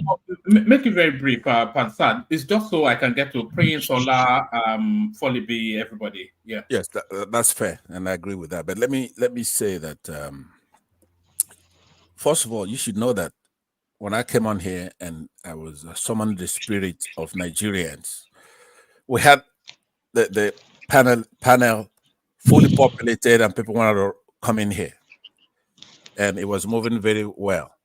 But let me say the main reason why I want to interject is to tell my friend, Ajan Lekoko, and he is my friend. You are the Frankenstein that's built the monster. So you're still running from a debate from him, by the way. We're gonna have it. It's picked up the gauntlet, but you, as ever, We said we termed it not a debate. It's something that we need to a discussion for everybody, for all of us. But what I'm saying is that Ajan Lekoko, I'm sure, has been stunning a lot of people when they listen to him, because he supports virtually every policy of this particular administration, unlike his principal, who is Showere, right? So I am not knocking him because I virtually agree with him 100% today. But I still have to say that you cannot, let me kind of try to mix my metaphors, right? Allegory, analogy, parable, stuff like that. You cannot plant weed and then you on a harvest day, you're trying to get some oranges or something like that. You have to be consistent in this narrative that you're on right now. If you want workers to have fairness, get good pay, and just the society in general, you cannot tomorrow again start supporting this particular government and their policies, knowing the corporates behind it, who is the Senate president, who is the APC. Let's just make it short since we're here on time. You're going to have to be consistent. You have to know that elections have consequences. Can you mention the policy of this government that have given support so far? Can you mention the policy? The government itself. How's that? The government itself. You just said, "Oh, I've been giving support to the policy of this government." Can you mention? That's what I'm saying. Your principle. You claim. No. Hold on now. You just made the argumentative. Don't be if you're argumentative, then the moderator will then come in fairly, right? He wants to come in fairly. Policies. So what I'm saying is that listen to me. Listen. What I'm saying is that you cannot say, "Hey, look, I support Showere, but Showere cannot win. Therefore, I support Tinubu, right? Or the APC." And then something comes along with that support. Did I ever say that? Yes, you have. Have I ever said that? Okay, let me make one input and then I'll leave it at that until it's your turn or my turn. Here's what I'm saying. I'm not quoting you ipsissima verbatim, but if you say to us that 10 is greater than 9, then we can say at any time that Ajan Lekoko could say that 10 is greater than 2. So you can't come to me and say, "Hey, look, I said 10 is greater than 9. I never said 10 is greater than 2. So I may not quote you, but you don't fool anybody. When you make those comments, it can be extrapolated to the fullness of what you said. It doesn't have to be. I know your problem. When I go after Obi rascality, you can have that fight later. You can have that fight later. That's fair. Like you just said, though, one man heard him say, "When I go after Obi, if you go after Prince Daddy, give me 1 minute, please. Prince Daddy, okay, hold on.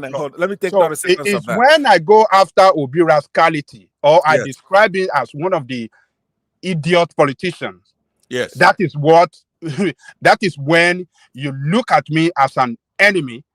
Yes, of that's what I Obi or mean. supporter. Hold on. That is when you look at me as supporter of Tinubu and know what is going on with you.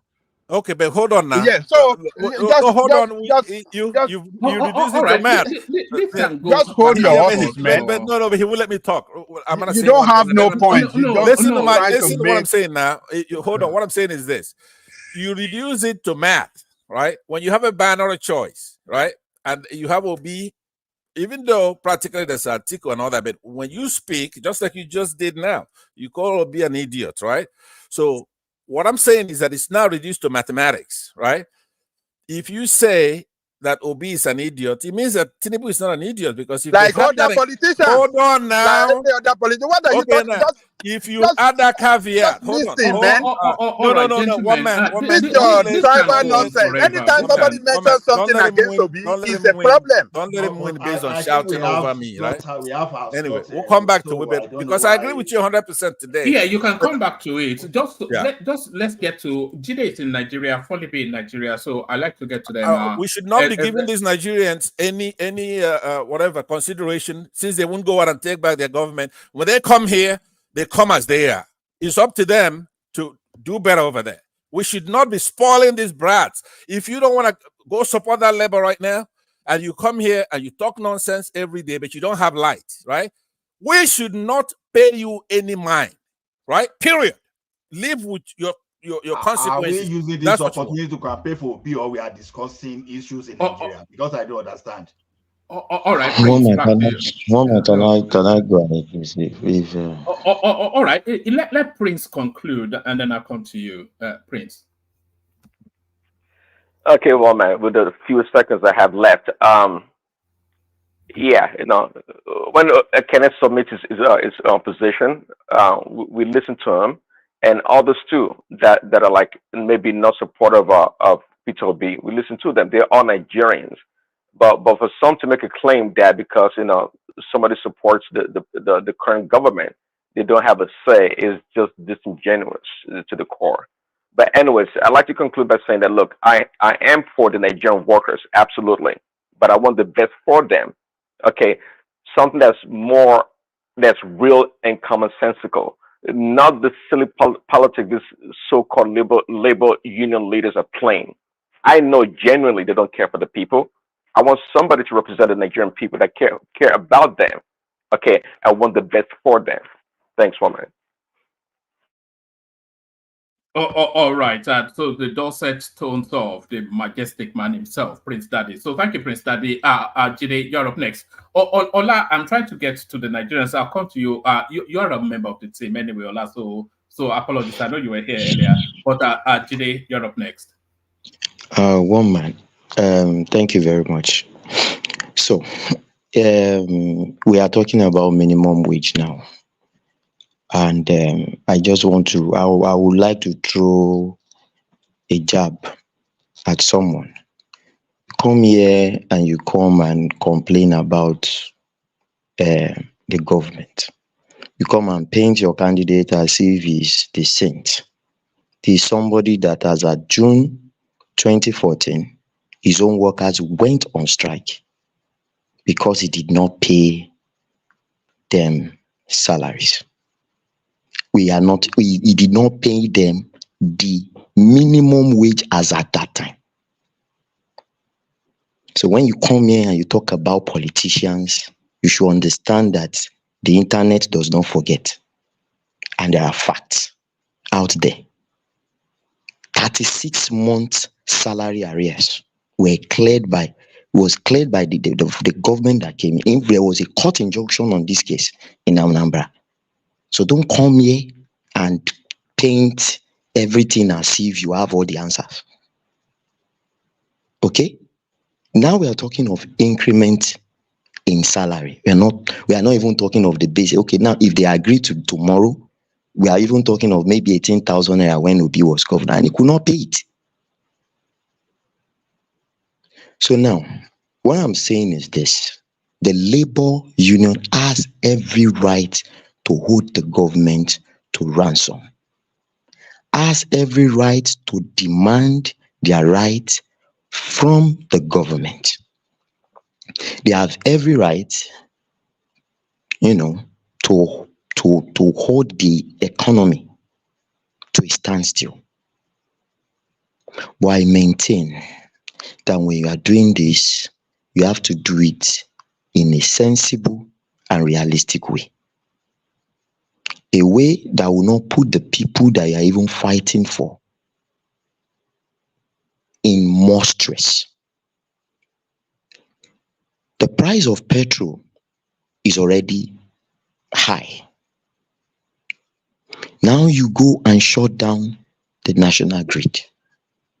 In the next 2-3 days, if this strike continues, Pengassan will not move petrol. There will be scarcity of petrol. People will not even have access to electricity for 1 hour to do common things in their house. Meanwhile, the government that you say you are fighting, they would blow AC from morning till night because they can afford it. Even you that you say you are fighting for them, will blow the AC from morning till night. And some people who maybe they don't even work for the government, will be bearing the brunt of your own actions. This is uncalled for. It is uncalled for. You shut down electricity. So many hospitals have blood banks that all those blood will just be wasted. They have drugs that should be cooled at a certain temperature, you spoil it. These people don't even have electricity before. It is the small one that they bring. I'm saying this because it has happened to me before.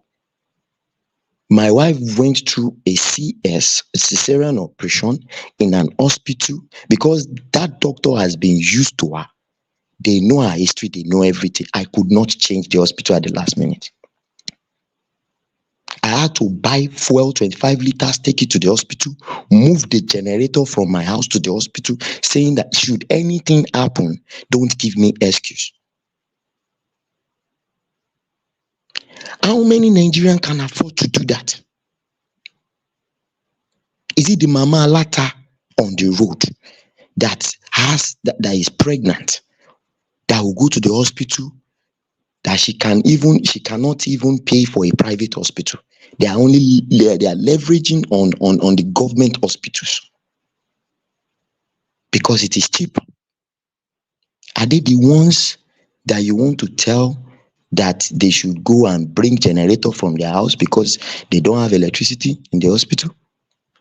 In fact, if they even meet anybody in the hospital, I feel they've gone to the extreme on that aspect. Those two sectors should just have been left alone. In fact, we will enjoy the strike the more because we will be at home. For those that will be at home, there will be electricity for us to catch our phone. And let hold the government to ransom. And if anybody is sick, he can get to the hospital, get treatment. Those two sectors, for me, should not have been added to the strike. And that is my own point. That is my point. No matter how we want to use emotions to judge this thing, we have to be reasonable. We just have to be reasonable. Now, you are demanding for 1,100 and something % increase. Where is it done in the whole world? Where? Even in America, I know they cannot increase worker salary by that percentage. It doesn't make any sense. If they were saying 150,000 and the government is saying 60,000, after all, this government has been paying 65,000 since they removed subsidy because they added 35,000 to the existing 30,000. So now you can now come to a common ground.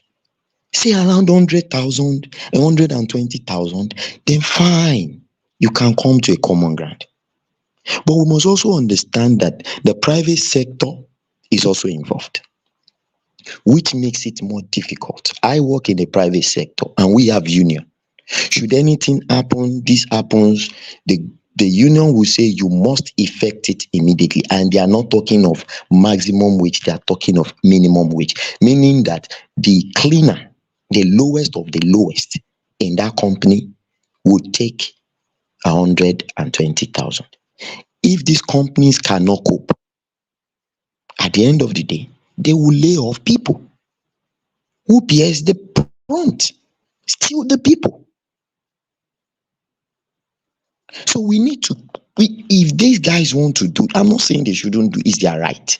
They have every constitutional right to go and hold the government to ransom. In fact, I like it when you hold the government to ransom and you let them know that, come, you cannot do rubbish, you can't do shit, you guys are just, insensitive and things like that. Fine, you need to point it out to them, let them know. You need to show them that you have the power. But you should be sensible. You increase people's work salary, a gateman salary, to 494,000 naira today in Lagos. And I tell you, somebody that is paying 200,000 naira as house rent, the landlord will demand 1.5 million.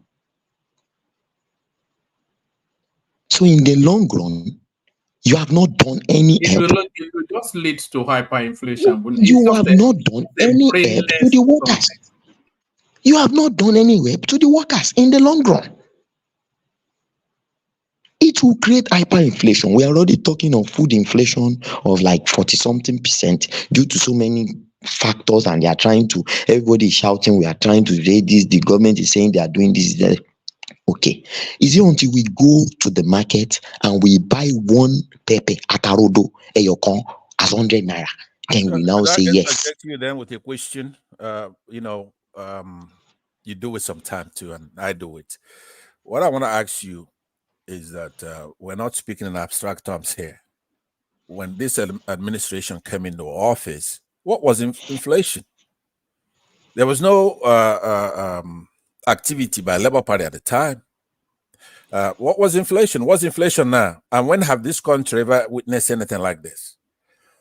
So my question to you then in a nutshell is, what are you saying now that was not present? What are you forecasting if the labor, if they're paid what they deserve? What would be the difference? In essence, what would happen that's not happening now? Please answer that with carefulness and sincerity. Thank you. Okay, thank you very much. We need to first understand, because when the government was putting out the figure, they said only 1.2 million people are employed under the federal government. And that will be a drop in the ocean compared to the population of Nigeria. So you mean that because 1.2 million people got salary increase, 230-something million people should go into hell? That is what you are saying. That is what you are saying. No, you're not being responsive to my question. How much I am answering your question. Okay, how much is a senator's salary in Nigeria? A senator. Just any senator. Excuse me. We continue to play this thing. Listen, let me explain something to you. A senator is not minimum wage. That's number one. I work in a company.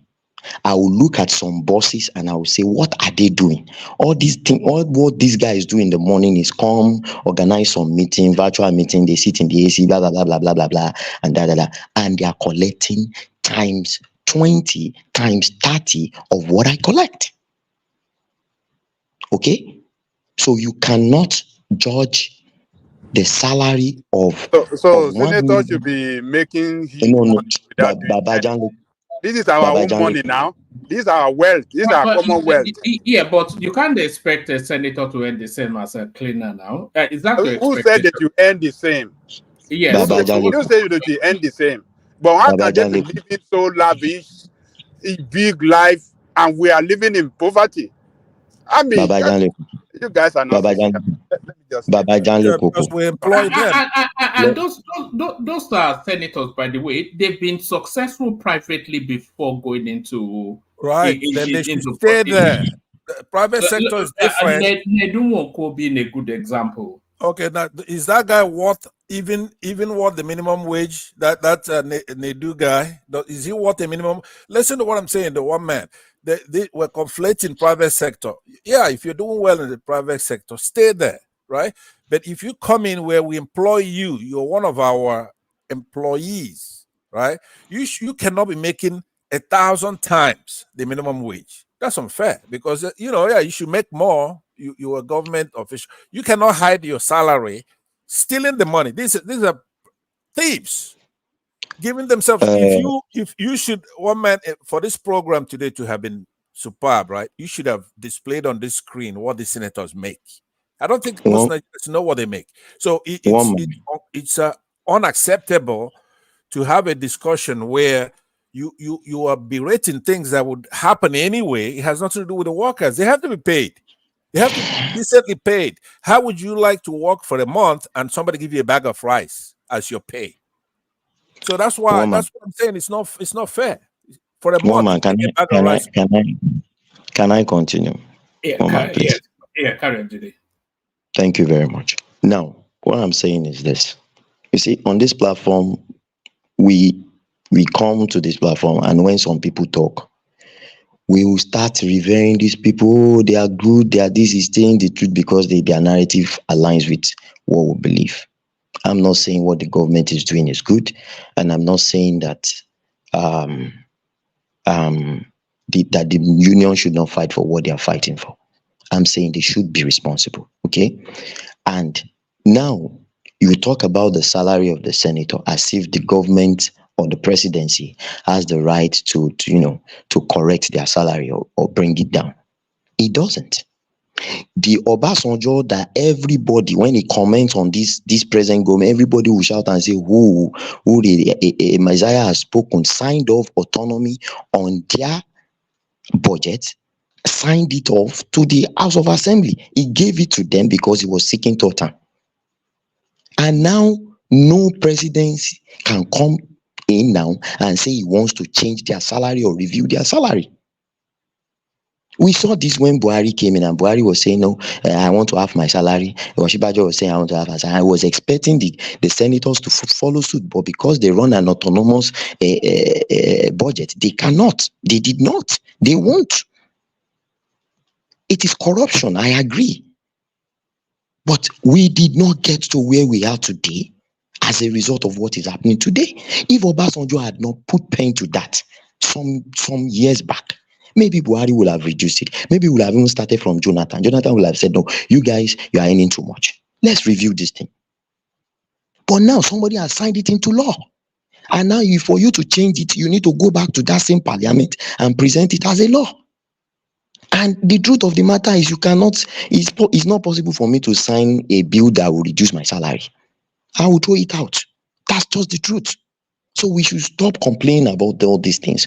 It is a problem that we, as it is, with this system of government we are running, we cannot reverse. Okay? But we should tell ourselves the truth. The truth is, I own a company, I produce plantain. My workers now, somebody that does the packing of plantain, because a union, the union has agreed on 900 and something thousand naira, are demanding from 900 and something thousand naira for me. Am I making 900 and something thousand naira from my business? No, I fold up. How many business will fold up? That is what we are saying. How many people now, due to the ripple effect of this callous demand of the union, would be jobless? How many people would even the federal government itself lay off?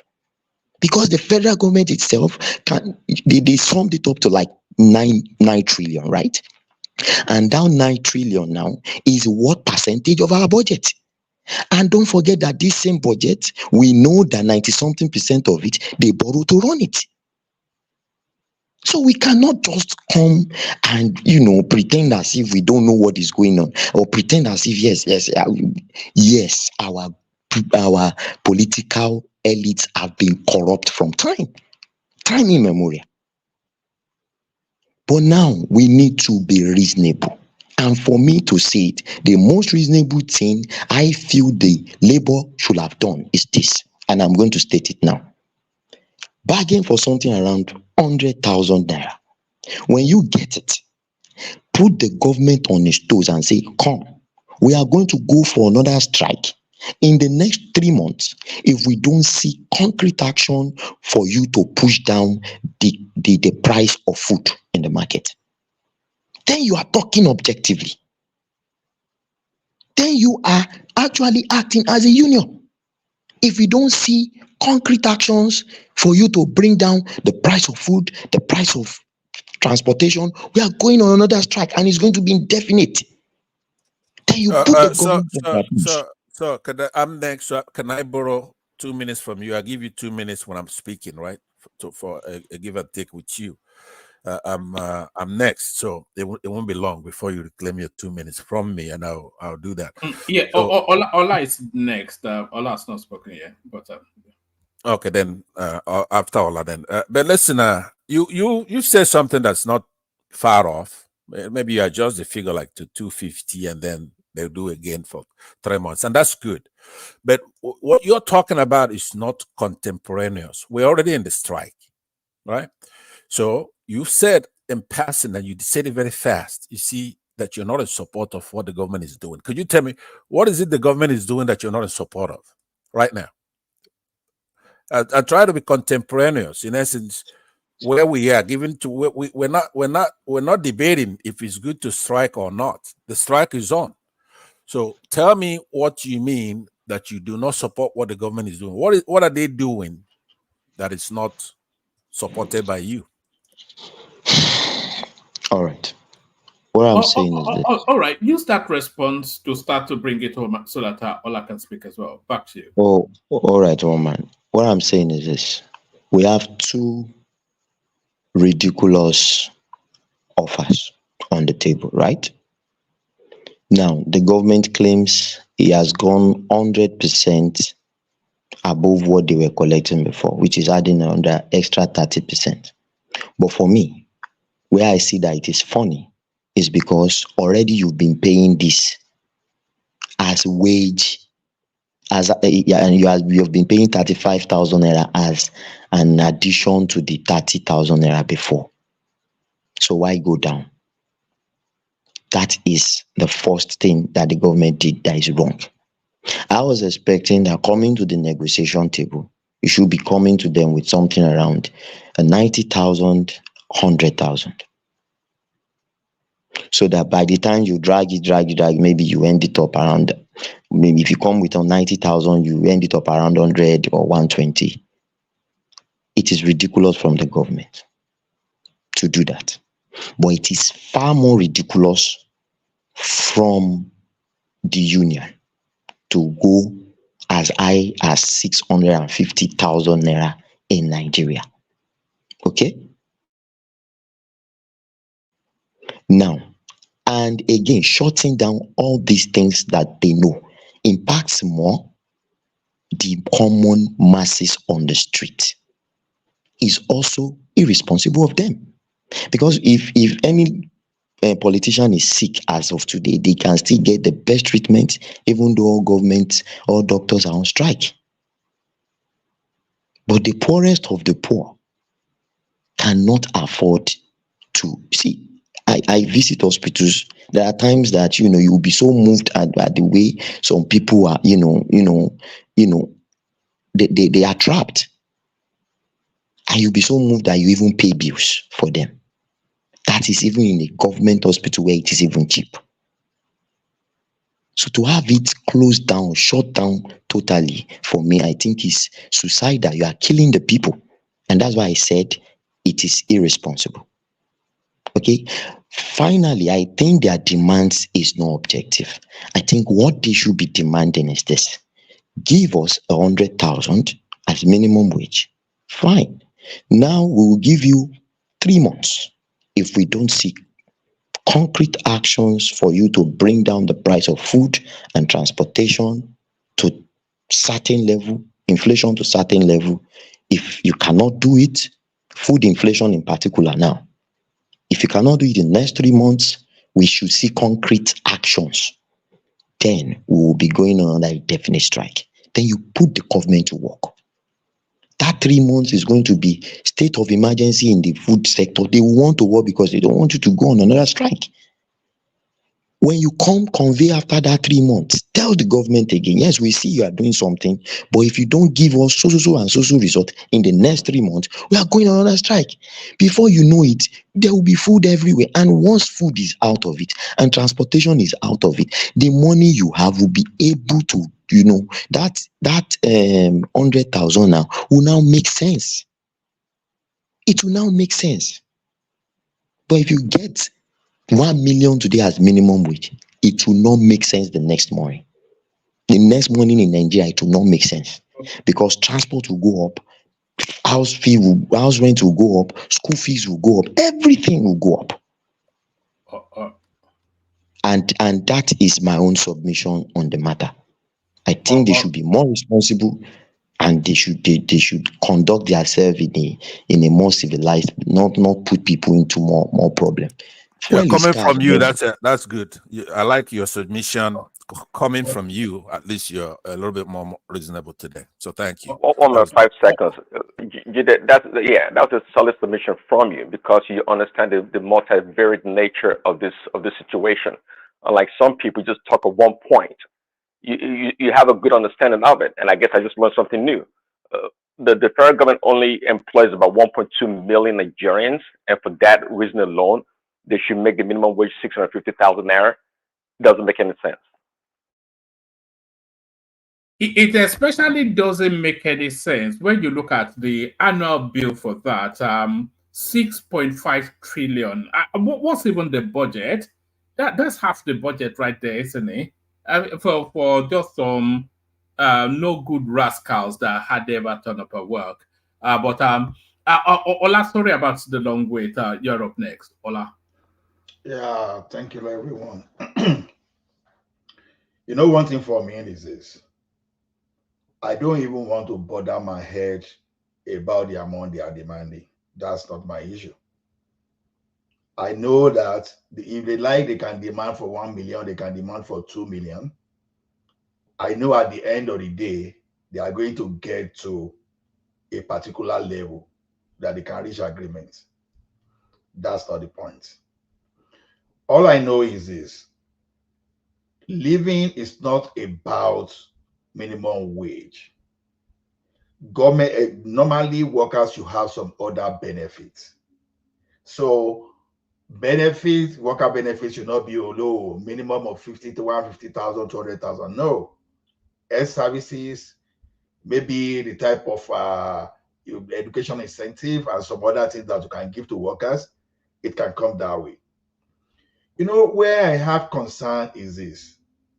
When you have real labor issues, people are trying to now politicize it. It's a bad thing.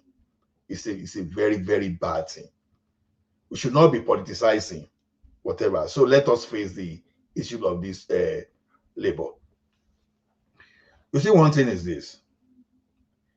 You are fighting for the workers. I said it in the past, especially when the insecurity was at the height of it. Because part of the duty of labor union is to make sure that you fight for the safe workplace for your members. When people were practically unable to travel to work without someone waiting for them to kidnap them, or you have some kind of workplace that is not edgy, whereby you see the employers threatening the workers. Because I once found myself in a situation whereby when they took over a bank, that when we told them that, oh, this is not how to do things, they say you have a choice. They would just talk to us as if we were not human beings then. And we used to have a union called ASBFI. ASBFI were supposed to be fighting for us. You know what?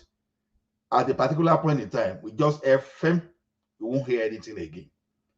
So since that time, we'll be able to conclude that anything that will not have naira and kobo, trust me, you will never see this labor union stick their head.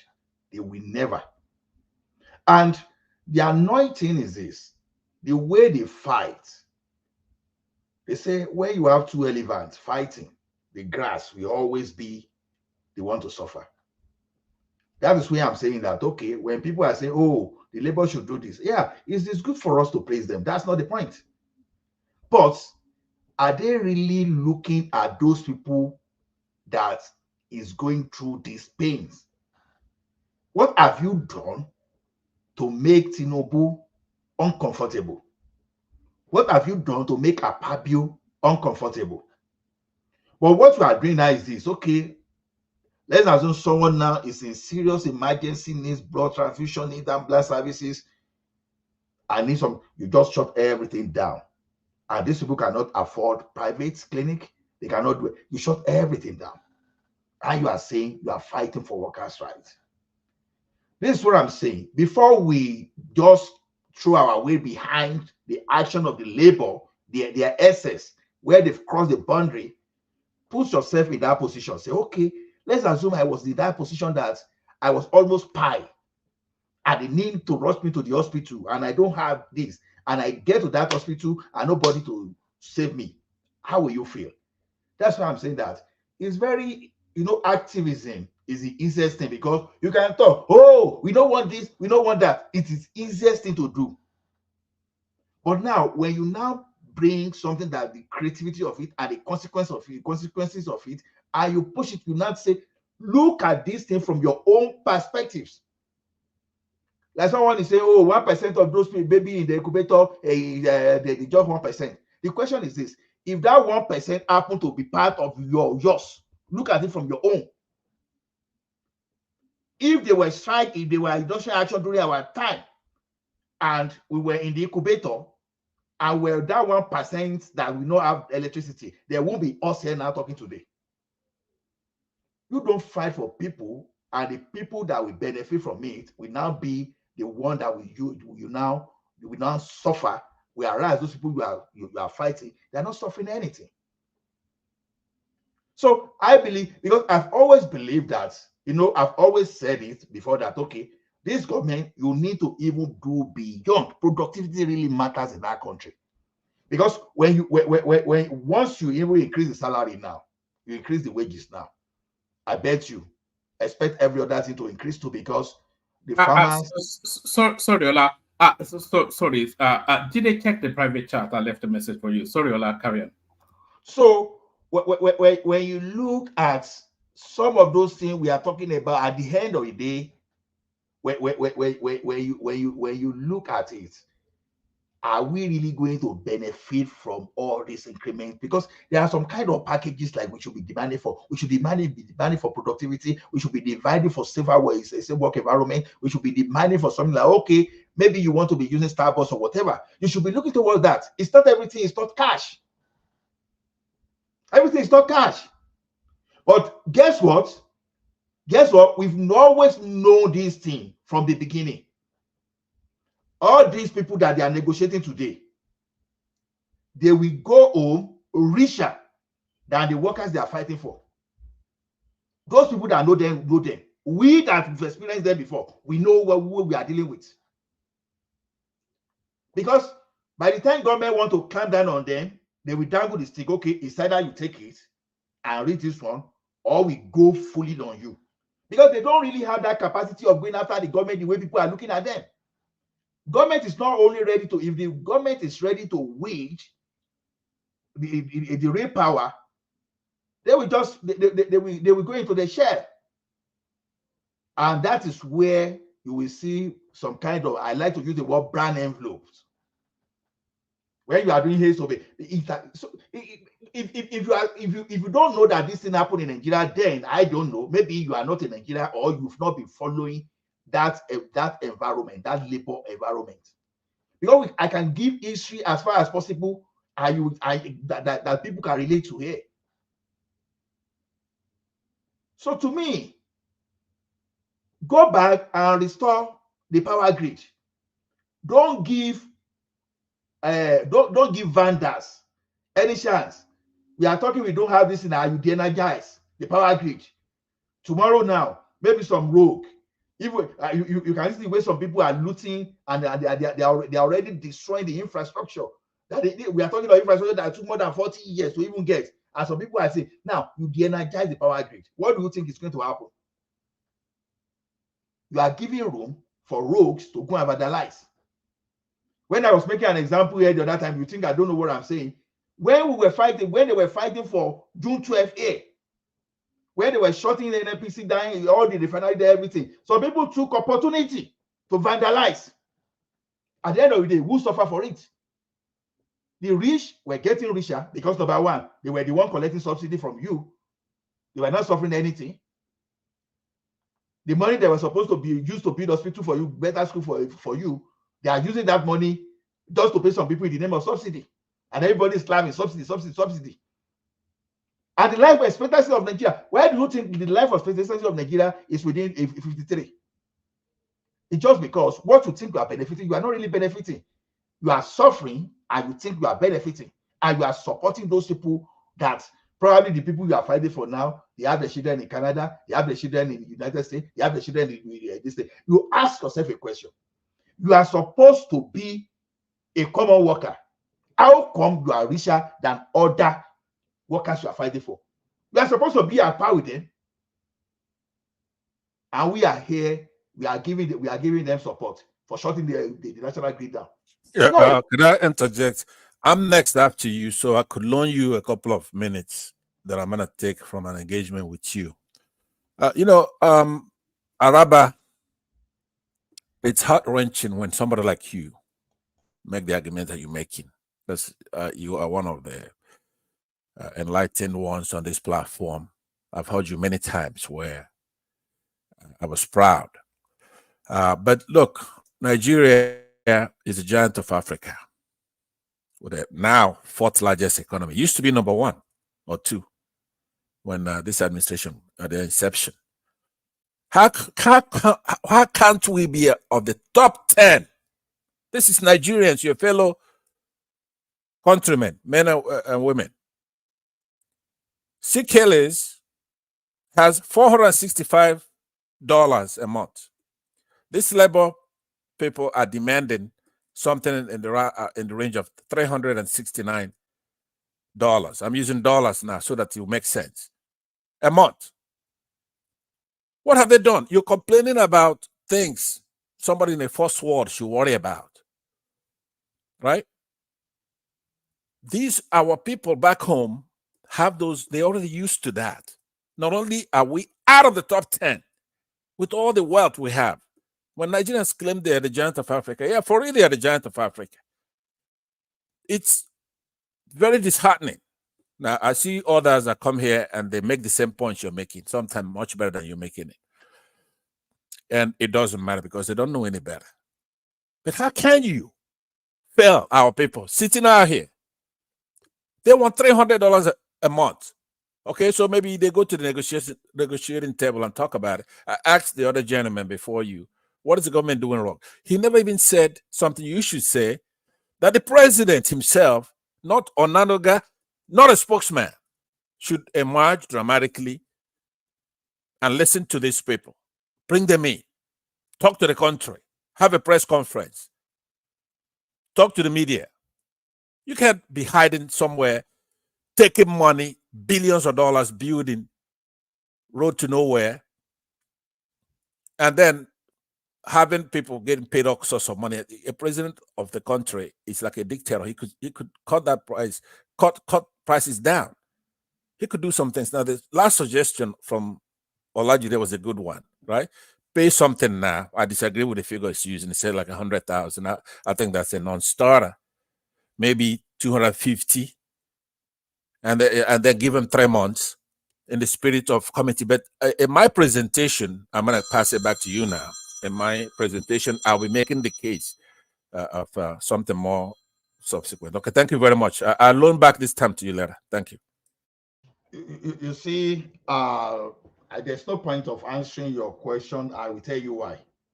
I've already told you that I don't want to get myself entangled in, oh, they should pay 500. No. That one will sort itself out. That's not my concern. as far as I'm concerned, they can say they want 2 million. I don't care. I know that the thing will sort itself out. That's not my headache. My headache is don't go criminal just because you are fighting. You understand? What do we never see for this school? We've seen the situation whereby some people let students, oh, we should not allow Coca-Cola to enter school. Where they settle them with 504 and Costa and some cash, everything disappear. Coca-Cola then begin to enter school. Forget about all those now. Today we don't see all those stuff. You understand? So when we say this thing, when you go extreme, who exactly are you fighting for? That's the point I'm giving. Not whatever the government and them agree, I don't care. You understand? It's not as if I'm not aware that the private sector, like the banking sector and telecom, they've increased salary to cover for inflation. It's not as if I'm not even discussing the economic implication, inflation that this will cause. That's not even my mind. I'm focused on the evil behind this. You understand? Even from the angle you've spoken mostly, let us take the country back. How did that sound to you? Let us just make the government fail. That is exactly where you are going to. Not necessarily because you are supporting the labor union.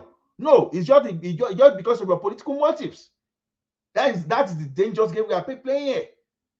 If everybody is really for the workers, you say, okay, we are behind you, but go and restore electricity so that your compatriots will not suffer unnecessary hardship. The people we want to deal with is the government. It's okay. You understand? So that's my own part of it. So there's any way you want to judge it, because I'm old enough to have understood that when they are doing labor agitation this way, going from any Africa, even from Ghana to South Africa, they don't go this extreme. The last time we went this extreme, the consequences live with us for over 20 years. Because some people will hide under it to do their criminality, and those people that will benefit from the criminality eventually will be the elite. If they vandalize the power line today, who are those people that are going to supply that? Will they be the common people on the street? You understand all those stuff. So what are you talking about? So I don't know. Okay, what's the big deal? Okay, everybody, you don't go to school tomorrow. Is that not enough? Oh, the market people, you don't go to market. Okay, you have some people in the bank. They don't go to the bank and they stay at home. Is that not enough? So must you now go and say, oh, shut down the hospital, shut down the power grid? Abba, that is insecurity. If you don't know how electricity contributes to the security of that country, we will stay here another day to discuss it, because maybe you don't know. You think, oh, electricity is just electricity. Do you know why when Fashola started lighting up Lagos? Do you know the implication? Because there are dark spots where criminality used to happen. But when they put light there, go and look at the statistics. The thing started reducing. We are talking of babies. We are talking of emergency like operation. We are talking of a lot of things here. Even some people, okay, let's say a poor man that is running a cold room, for example, that is running a cold room. Like you now short, maybe he's supporting that cold room with electricity, and you now shut everything down. He's unable to power his cold room, and maybe his stock just went bad, just goes bad, and you are saying you are fighting to support the poor people. Who does that?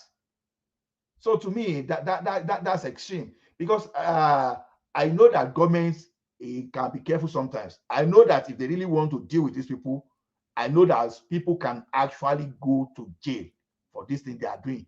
You don't need see, there are laws to even deter these people. That the government is looking and they are not and invoking all those things doesn't mean that they don't know what they are doing. So to me, any way you see it, support them for their minimum wage, no argument. But supporting them for shutting now a power grid down, I know if they start, if those people now hijack aircraft now, some people here will be supporting. They will say, yeah, what they are doing is right. But the first question I will ask you that if you are in that aircraft, will you say the same thing? We see some people when they are talking of kidnapping Nigeria, but you don't need Koribe. But the day it happened to the person they know, they started shouting everywhere because they have to experience it first before they know. Even when someone even talk that he experienced it here, that said that he experienced it here, not that he knows, so he experienced it here. Some of us, we are still trying to play around it. Abba, we have to put human face in our thing. So we don't have to be politically correct always. Thank you. Oh, all right, excellent. So that's the mighty Ola. So well done, Ola. That's such an impassioned speech by Ola. So I'm going to go to Isaac Black next, and then come to you, Pansat. Isaac joins us. Isaac, yes. And then after Isaac, I'll probably hand over to Mike. A 5-minute monologue to the conversation. The conversation essentially around the minimum wage. What's your take on that space? The union shuts the country down completely. Yeah, good evening, my people. I salute all of you now. Dinner. I did well. Oh. You did well. Yes, my own. No, be say you be a dumb man. How pidgin don't switch for your mouth like this? Which kind of dumb man no sabi speak pidgin? I be a dumb man. Oh.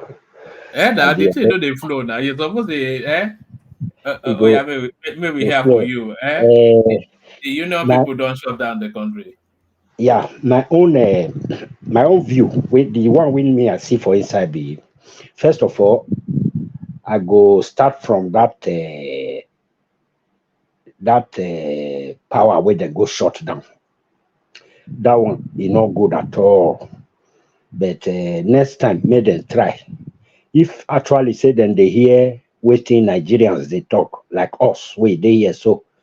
If sometimes they just they stroll around, that they listen to Nigerians, maybe as some of us still condemn that part, that aspect, and they hear, maybe next time if they do their protest, they not go to that area. Like somebody say, all those bank where then the bank money put, they feel go those areas, go organize themselves, obstruct and small, so that the government go feel them. The moving around of money and all that, they go feel them.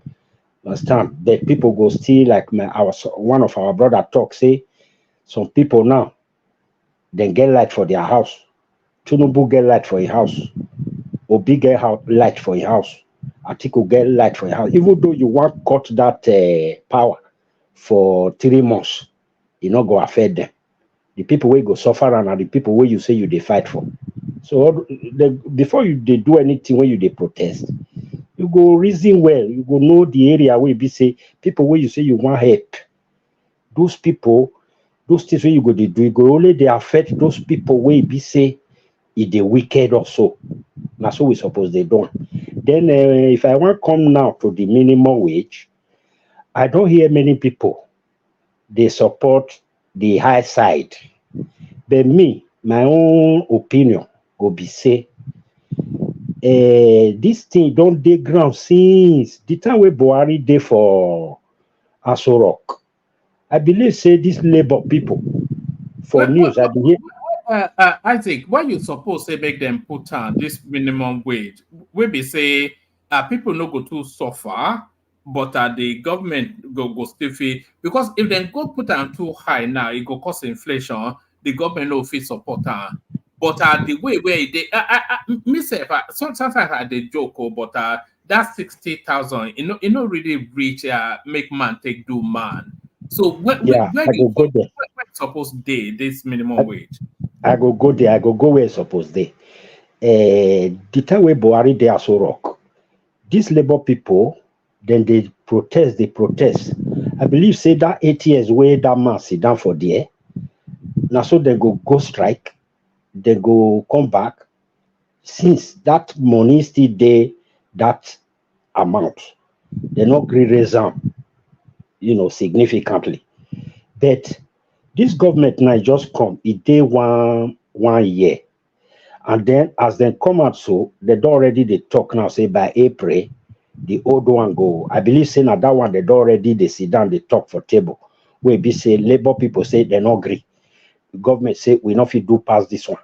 So that 60,000, we then don't they agree, say they want pay as from April. So from my own side, I for like make labor take government say okay, but it never end there.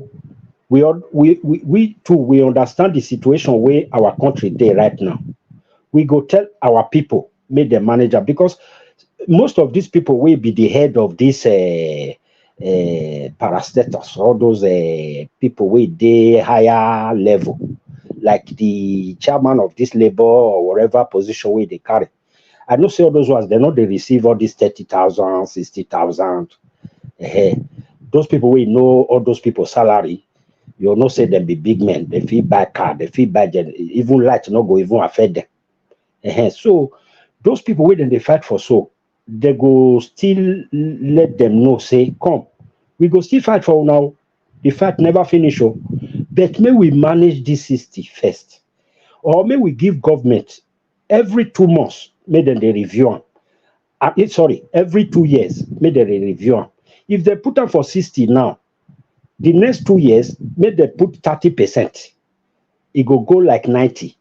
In another 2 years, at least before Tinubu go come out from the office for 8 years, if he win the other election, at least they go don't raise them reach 130, 140.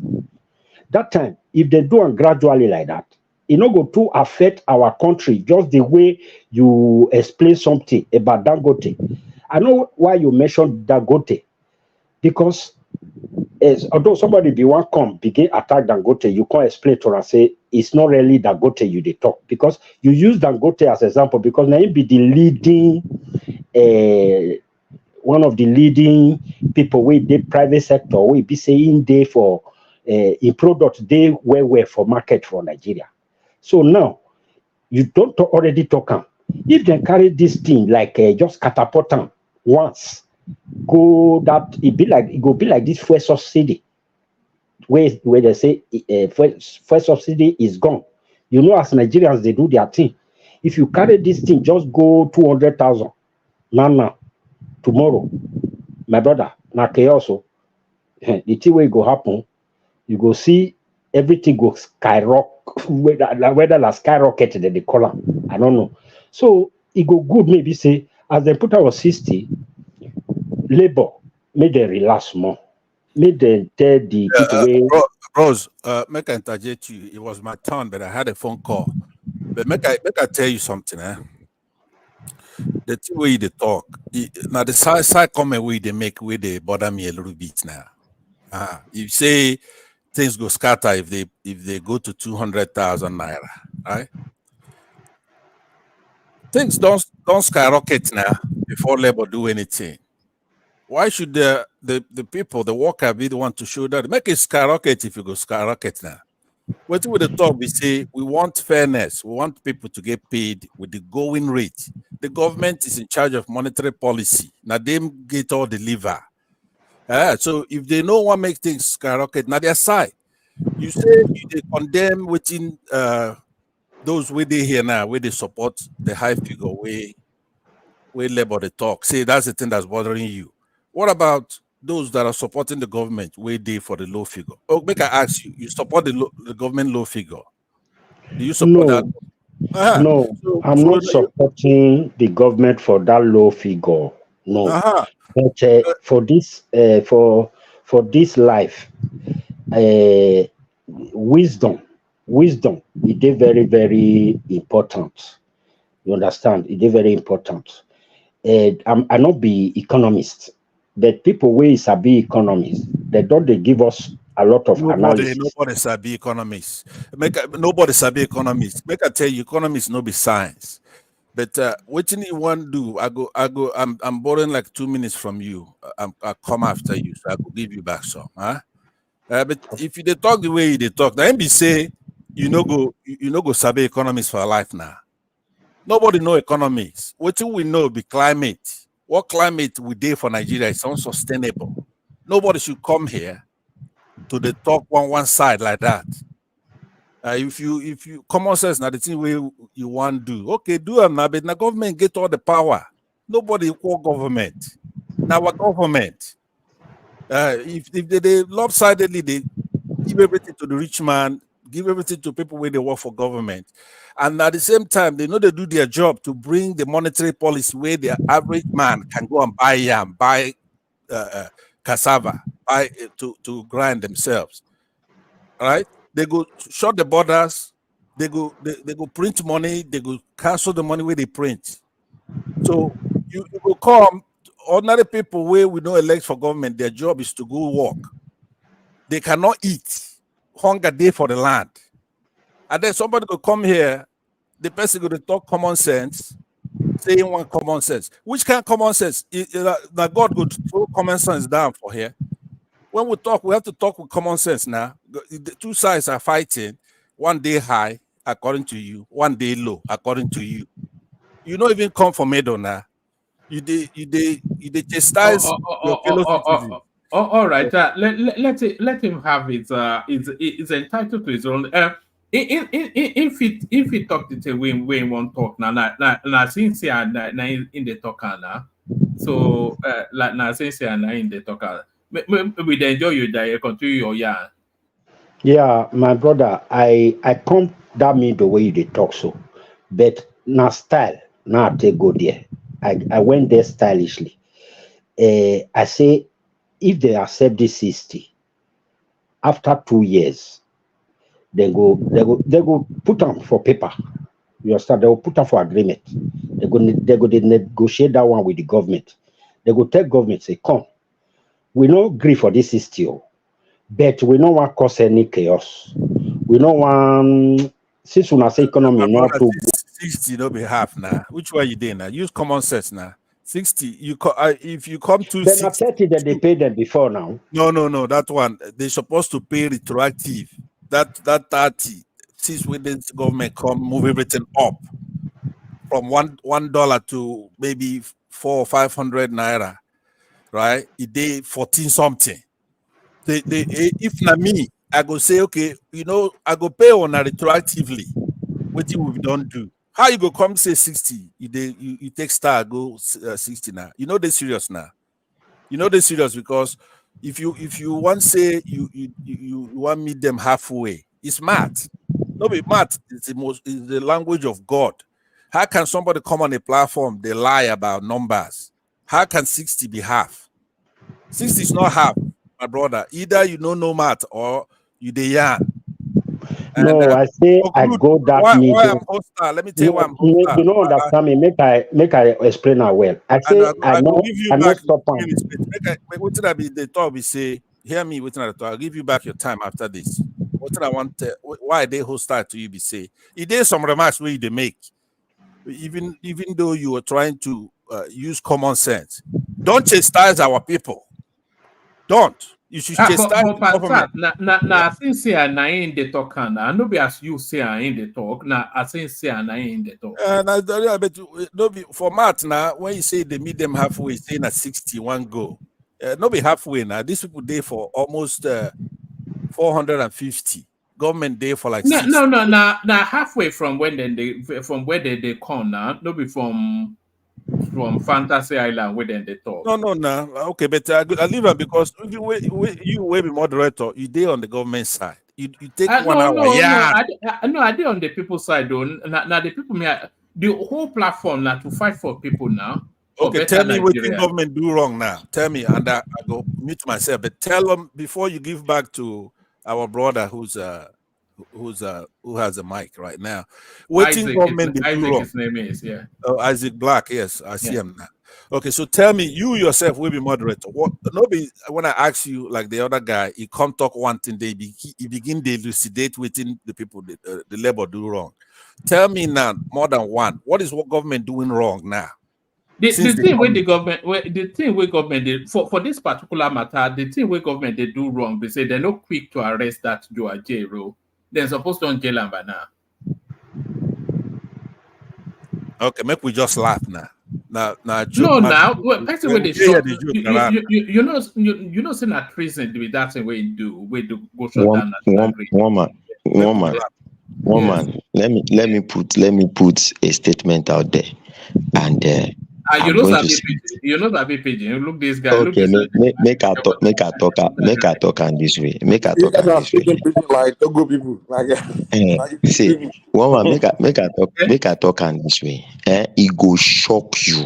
I dey tell you, it go shock everybody for this panel. Say when Labour finally agree, that price, I dey tell you, that money fit no reach 100k. I dey tell you. In fact, I fit talk and say e fit no pass that 60,000. No, All the, these things will the be government is not going to. They are going to, because they've said they are going to negotiate for higher than 60,000. So it go past 60,000. one man we go dey here come talk am. E no go pass. E no go. You know I said 100k, and Pansat was saying it's too small. Okay, make I go to my turn now, because I go address. I go address him. Olajide, I go address that.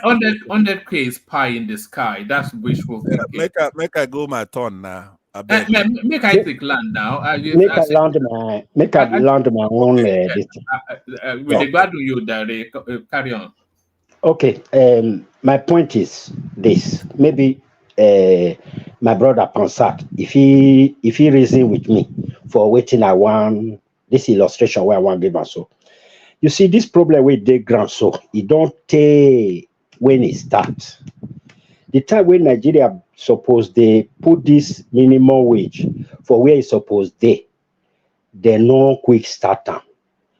So you know if you expect picking way no quick waka, he made the waka 8 months, 9 months. Some if they go 1 year, they'll start to the waka. Picking can't start to the waka when he want reach 4 years or 5 years. Now he can't start to the waka. And you expect that Peking make it they play football like the Peking will start to the waka for 8 months. It's not possible now. Nigeria no quick start to the waka. So if Nigeria now get up now, want begin learn to waka now, you not go expect make it just begin play like Cristiano Ronaldo and Messi. No, go begin the plan small. That is why I say, as Nigeria want wake up, so make labor understand. Then another important thing where I want tell this labor with the protest. So after they don't agree for this 60 or 70, they follow the advice where I give them. Say make them tell government say after 2 years they'll put another 30%. After another 2 years they'll put another 30%. Then after another 2 years, that like 6 years in a row. That's this Tinubu tenor. That is if you take another 10. This Tinubu tenor, they must climb to that 150, 140, 150, there about. You understand? But it will go like 60 to 90, from 90 to another 30 again, that's 120, from there to 150. Then they still feel go higher. They can reach 400. Nigeria can pay it. They can reach 400, but they see they don't quit start to the waka. Then make labor carry another placard. As then they fight for this 60,000 or 400 or 60, 80, whatever they fight for. Make they carry another placard. Make they tell government say all these people will get enough. If they're not cut come off from their own, we not go great.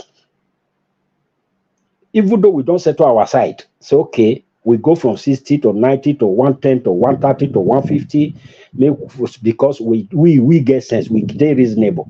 All the poor people where they Nigeria, they get sense.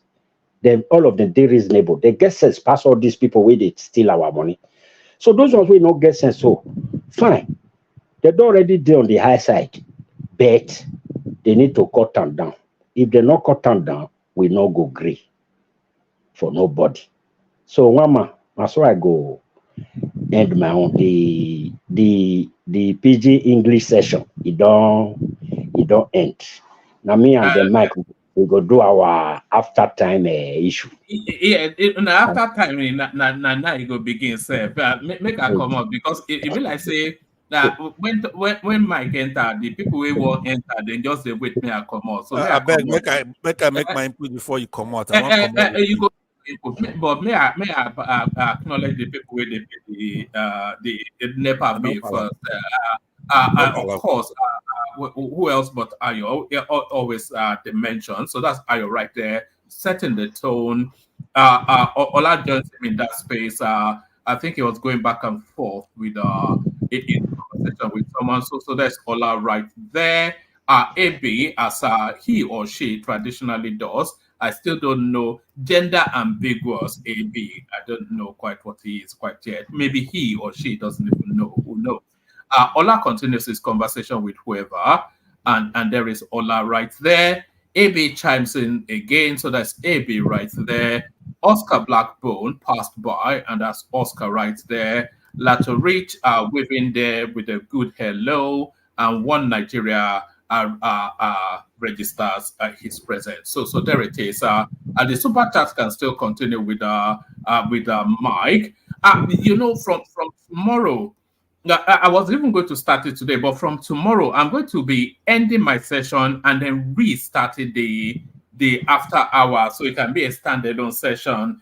Because I think Mike is starting to build up quite a bit of a following there, curiously among the ladies. That's probably because they don't know what he looks like. But there it is.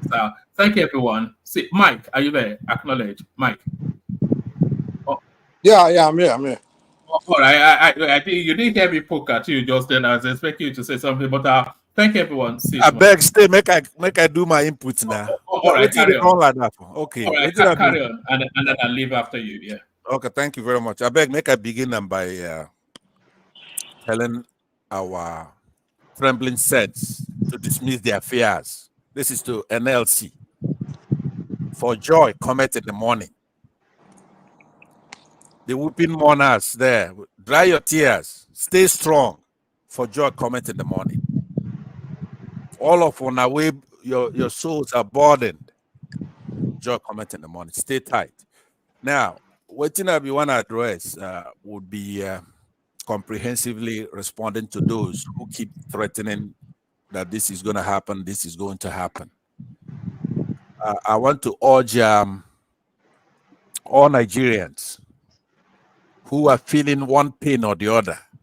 This is your time to join the labor, to make some demands on this government. They have no respect. That is the whole thing. Nobody wants to go disturbing their government, the government of their country. But the government will get so. Government that we don't know who to go to when we're in pain, or they cannot on their own come to us and say, we feel on a pain. Here is what we're going to do. We're only 1 year where we did, but we'll hear you. We'll come. We'll get planned. They carry all our money, all of them, they for their salaries. Unbelievable. Even though they get paid hefty salary, that's more than the one where the American counterparts they chop. You know, say for this America, the GDP is 30 trillion. 30 trillion. It's biggest in the world. By double digits. Nigeria there for billions of dollars. So they chop more money than people where they here, they work the same job where they do. So they did there. Since May last year, inflation run go 30-something%. Food, people no fit buy food. People no fit buy food for Nigeria. Nigeria is Africa's richest country with a powerful economy before they come in. Natural resources. For 2022, the Nigeria GDP, they've been talk say they estimate them to be 477 billion. And the IMF projects can make it reach 915 billion by 2028. That's almost $1 trillion. Our population, they can pay over 200 million people. Good, smart, handsome, and beautiful people. Providing large labor force at lower rates than any other African country, if not any other country.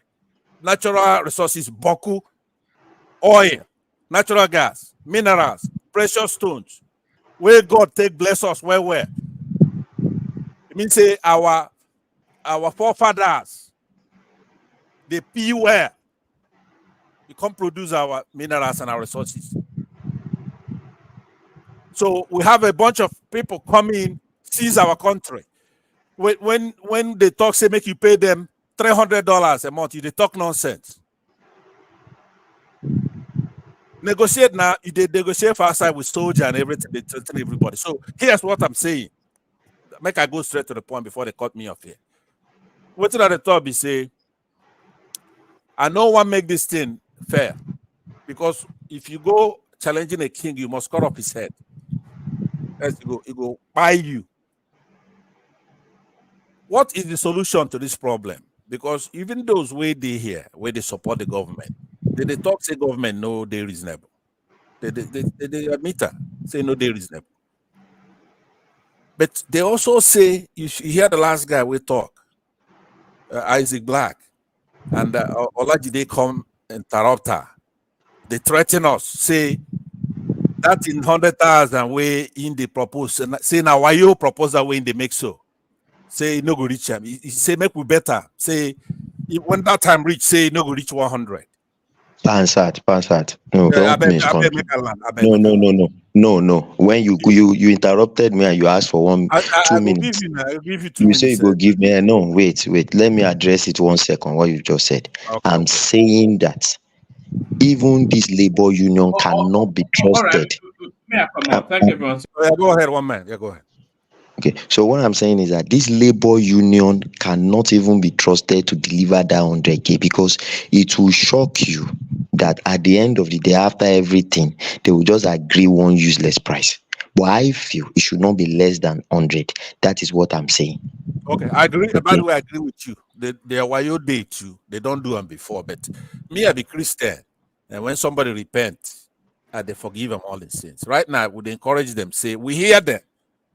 But it's bigger than them now. It's not only labor that is the problem in the country. We have too much corruption in that country. Too much corruption. I beg, Olajide, I beg, make you just hear me out this time because me and you now we're brothers, we're one. We have that country, it's our country. I don't tell you some of the good things we did that country. I no lie when I tell you, say, we get a lot there. So if they do this side, they do labor now, people where they look for what do they call it? Minimum wage. Okay, then they go do other people. They go do other people. So they solve the problem small. I want to make we solve the whole problem together now because if there people where they that country where say the government no be legitimate government, say they rig the election, say they turn off that beavers. If there people who believe that, say this government no be legitimate. Now, if they people will say, even if this government they legitimate, say corruption too much. Say the corruption is so much so that country cannot survive. So I want everybody where they complain to join hand because me and Showore now, I come bring Showore in now where I did now. I did for revolution now. That's where we did. This thing, if they say what you talk, Olaji, they say you know go reach 100,000. Make the tada there for that 450. If they know giver, our people cannot be without light forever. They can't fly. There are a lot of things will be unacceptable. But unacceptable doesn't mean say they will go agree to waiting government talk. No, other options they. These people they sacrifice, make the sacrifice. But the revolution be the way where we they go up. Now we get government. So as you come here, they brag, say they don't go agree. Right? Make them no agree now. Can I borrow 30 seconds? Yeah. I owe you I beg. Pansat, you see, if our government fee they pay minimum wage 500,000 from next month, I will be very happy. I'll be the happiest person. But the reason why me I do that my whether analysis I want to come on my own, I give away my own suggestion. Be say, I can't look back. As I look back, I can't see say, even I hear for rumor, say even some states, that 30,000, they say a big problem to them to even pay that time. So now my fear be that. You understand? Don't be say, okay. Say I don't want to make government pay even 500,000. I hear. I beg. Make I tell you. You know, say this thing where they go on now. Not be just for by chance where happen. You hear me? This labor people say government no one come negotiate. Yeah, they give them a date certain. Yeah, government did not come to negotiate. Nobody say Nadia Palava.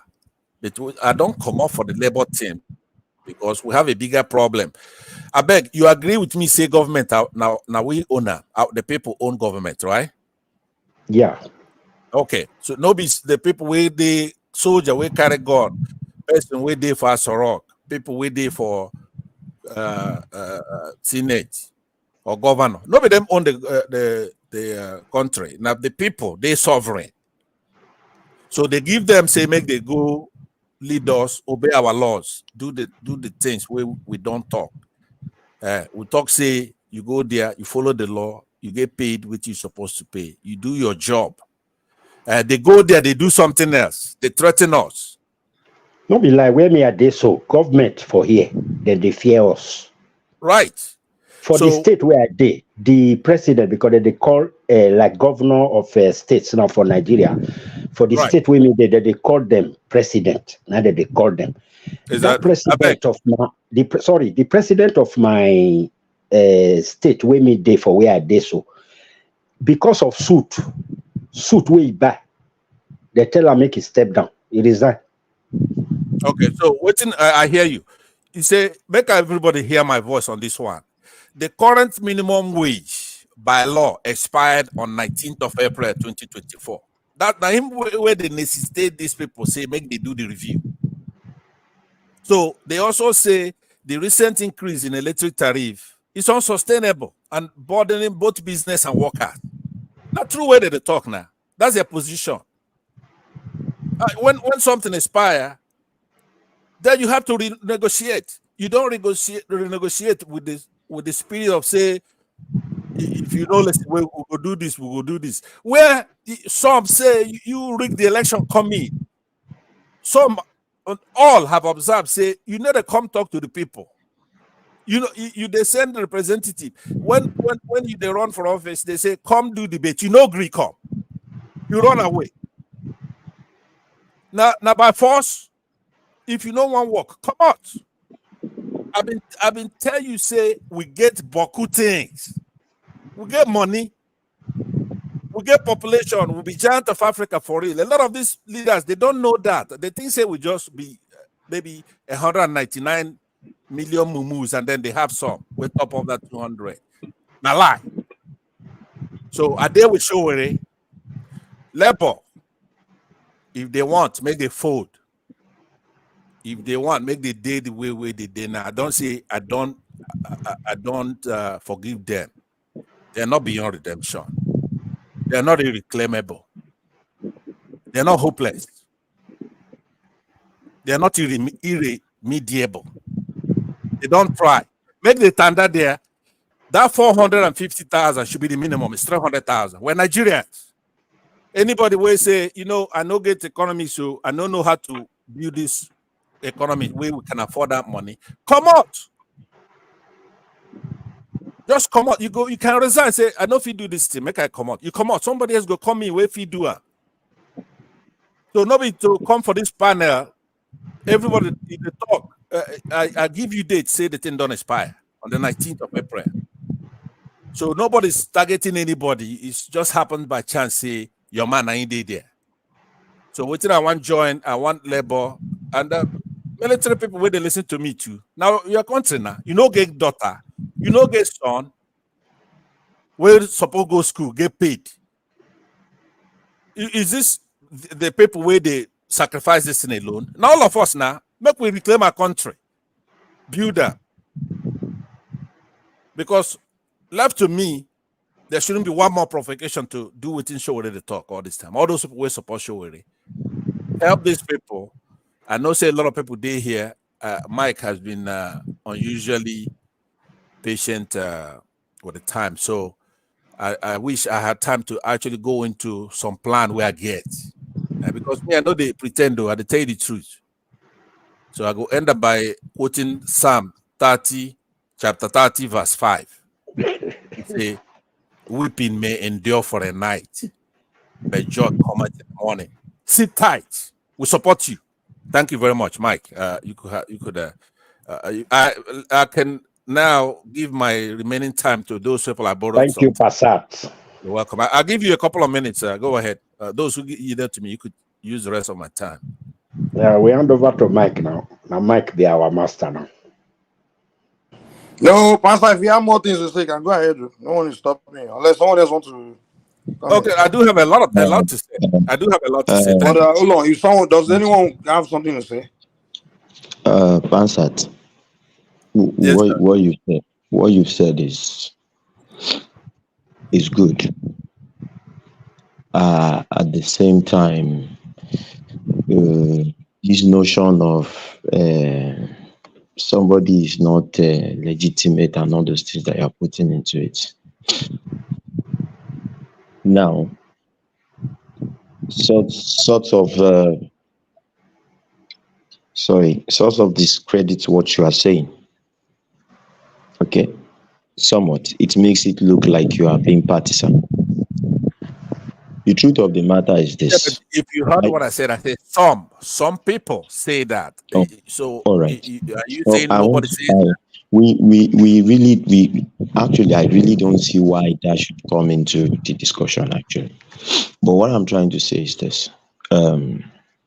Isaac said something, and I want us to look at it critically and understand where labor itself has been working against the workers. Now, we say review is done every 5 years.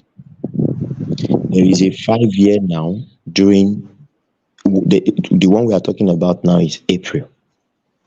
And from what the union people said and from what the government said, they have met 7 times, of which labor worked out 3 times. Okay. Now let's look at this is 5 years in Tinubu's time, meaning that if Tinubu does 4 years, let's assume he does 4 years. By the time the next person is coming in, he will do another review. If it is 5 years. Now let's go backwards. 5 years. 5 years will have terminated in Buhari's time. Another 5 years will have terminated in Jonathan's time. Another 5 years will have terminated probably in Yaradua, early Yaradua, while another 5 years will be in Obasanjo's time. So that is how many 5 years space that you had to increase your salary and the salary of the people from 18,000 that Obasanjo first did, and that 18,000 from that time is only 30,000 naira today. Were they adding to 2,000 naira all the while? Okay, I beg, make I tell you something, No, but hold on now. Which see the line of reasoning, right? You have to know that this thing there's a dichotomy. Jonathan, Buhari, Gowon, Nnamdi Azikiwe, Tinubu, all of them na government. That's the way we look at her. You corrected me a minute ago when I talk about people who no get legitimacy. As far as the labor concerned, it no matter. Jonathan, Obasanjo, now they be government, and incidentally, all of them have cumulatively added to the problem. They have no respect for our workers, for our people. So No, right now, what you thank- should judge yourself. Now, hold on, make I just take 1 minute to say. The thing where they go talk from now when I give you back the mic, is it corrective? Is it restitutive? Is it reformatory? Is it healing? Is it helpful? There's a strike at foot is on. You have to be contemporaneous with the issues. There's no if you want to use diversionary. Hold on now. You want to use diversionary tactics to divide and all this government. Don't be so with the take look at more. You are not getting my point. You are not getting my point. It's a continuum, not all of them. Period. Very good. That is what we are saying. The government is a continuum, okay? And I'm pointing out to you that between the space of Obasanjo and Tinubu today, we've had like 4 or 5 sections of review.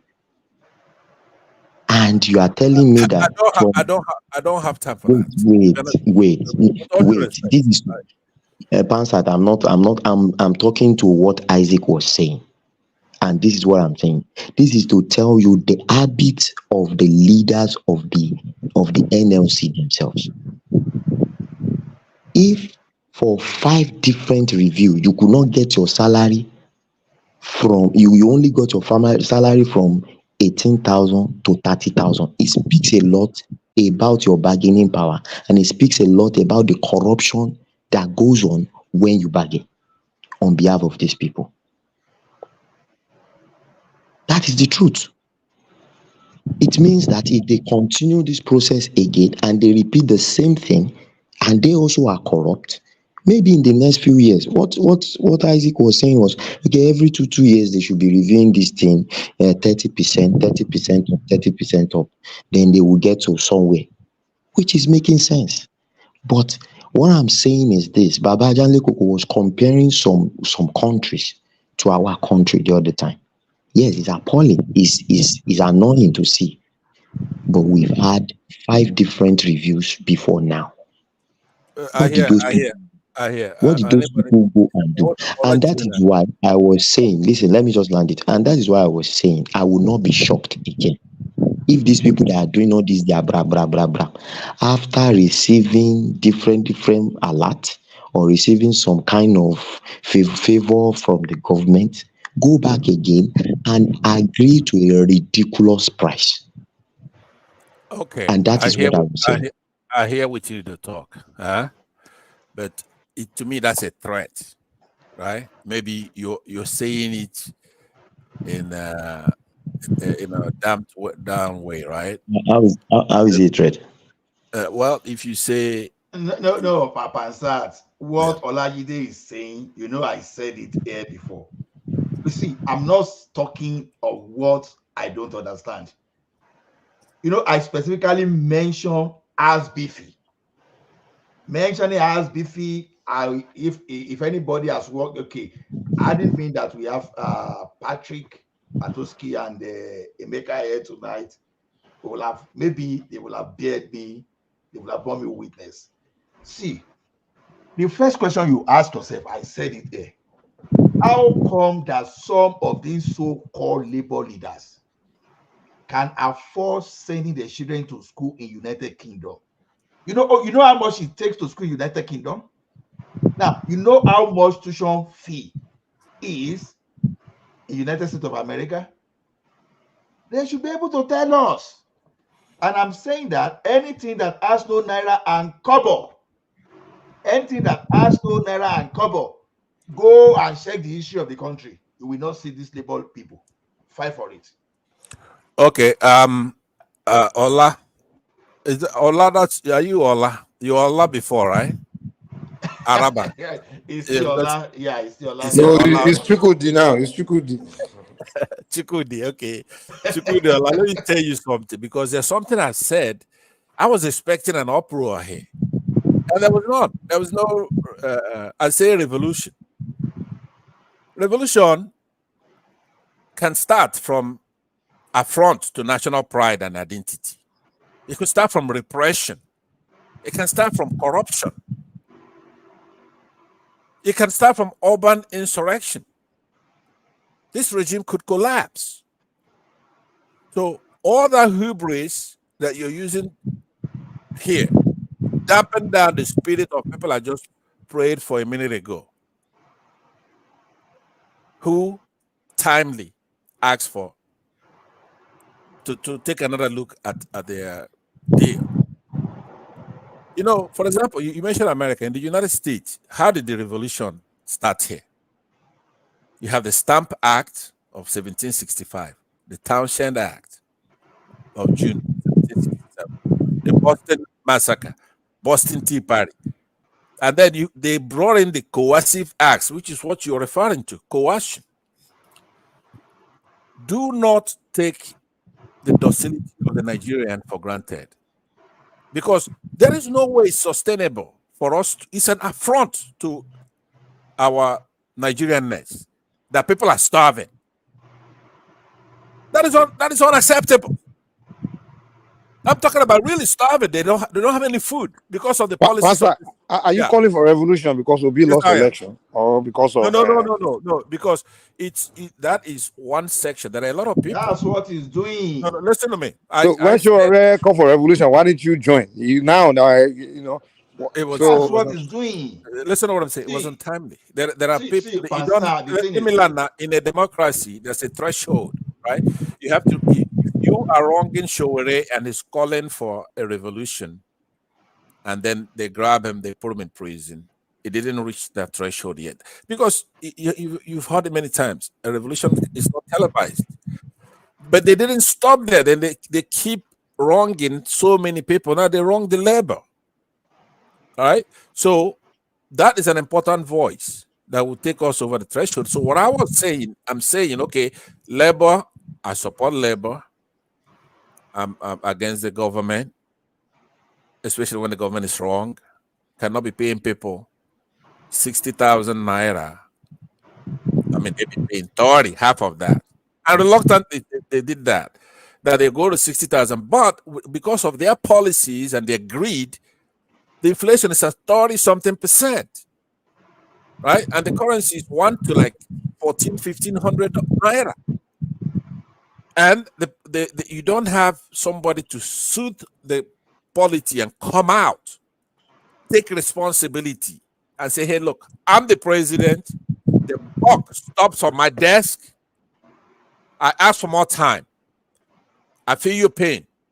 Here's what I'm going to do to ameliorate the situation. You know, Sia, you go to pass bill to change our national anthem. That's a provocation. There are people like yourself, Mike. By the way, let me just get that clear out. Did you say, because of passing this national anthem that Tinubu has engaged in, that you're not going to support him in the next election? Did you say that, Mike? Yeah, I said that. Yeah. Okay, thank you. So now you are in. Showere is in. Labour is in. I mean, in what? In what? In taking back our country. I'm not doing anything with you. I mean, my own. Wait, hold on. I'm saying that you are unhappy with his engagement, his activity, his priority. You're saying that is not the right thing to do. Not only priority-wise, substantively, you disagree with it. I'm just quoting you. You're here. It was just a couple of days ago. So what I'm saying is that we cannot have a government that is doing the wrong thing in virtually all its activities. Building a highway from Lagos to Calabar around the coast, a coastal highway.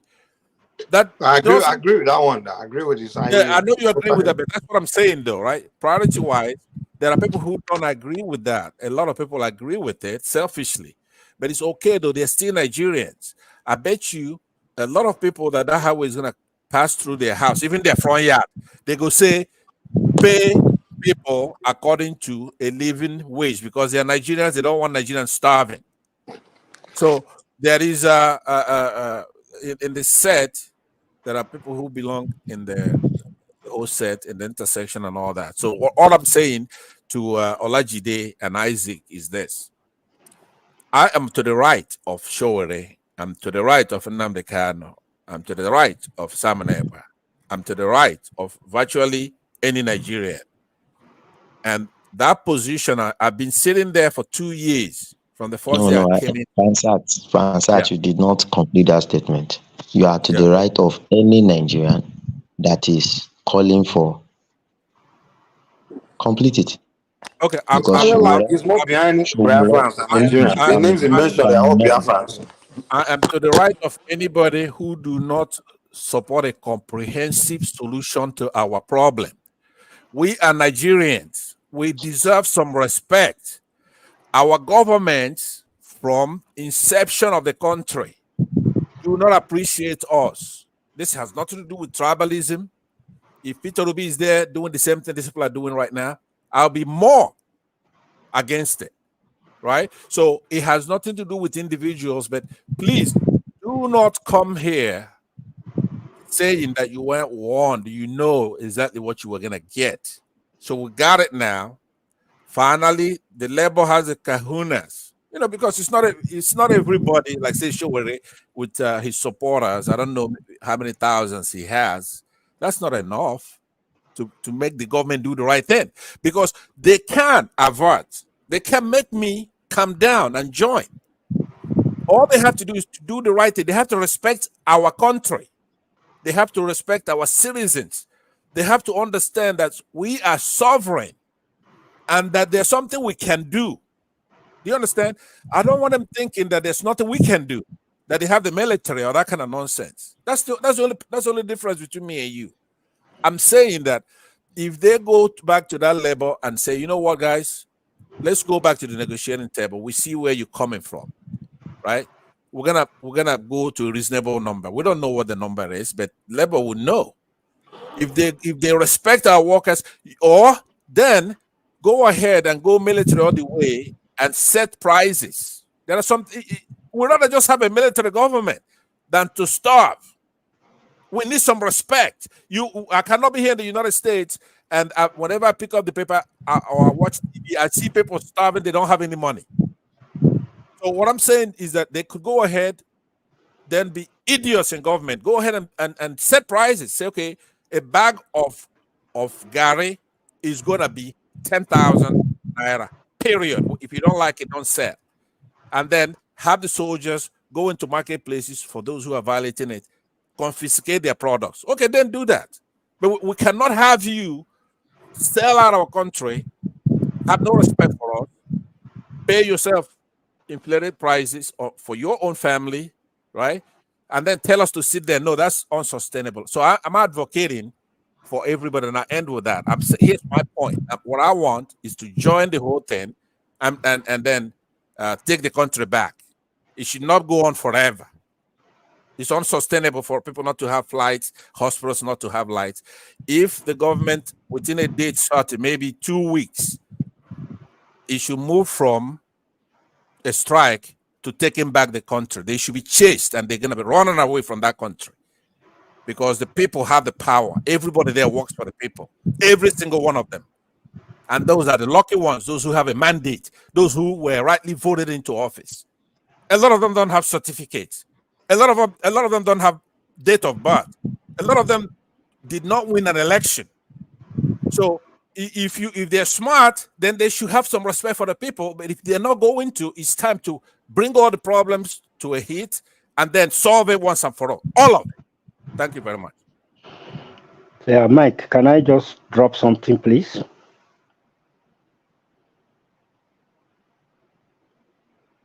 Hello? Go ahead. Go ahead. Okay.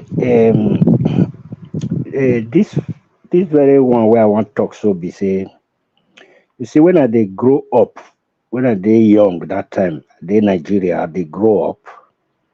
For the side of my papa house, only me, I can't build like attachment to the house. I can't build them, maintain them. You know, the place can't find. Then I can't they go Cotonou.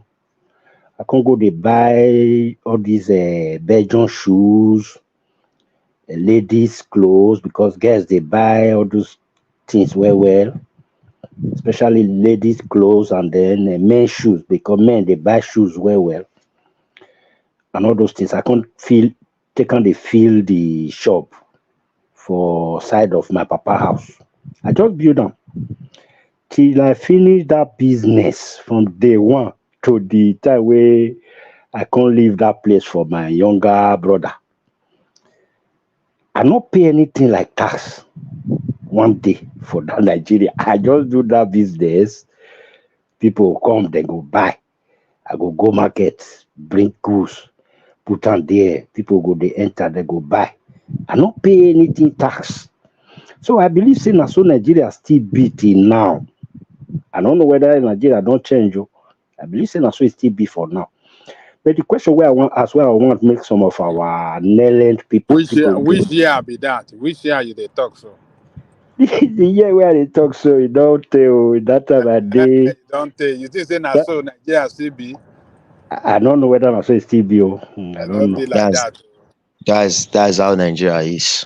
You can open your business and not pay tax for several years. This one where they talk so now, it's still so. It is still so till today. Yeah, I'm for telling you. For Benin City, A lot of people that own business are not paying anything. So my question now be, my question where I want to ask concerning this thing where I talk so. Now Benin City, I've been inside the interior rural area. Benin City near Ring Road, now my powerhouse now Ring Road, you think they're not going to take money now? Ring Road way open to the whole world now. You think the local government they sleep? No, even you go to pay. They're going to pay some kind of tax. Try understand me. Make I tell you. Did you listen to Jide? Jide still the talk, they still need to collect taxes for many people.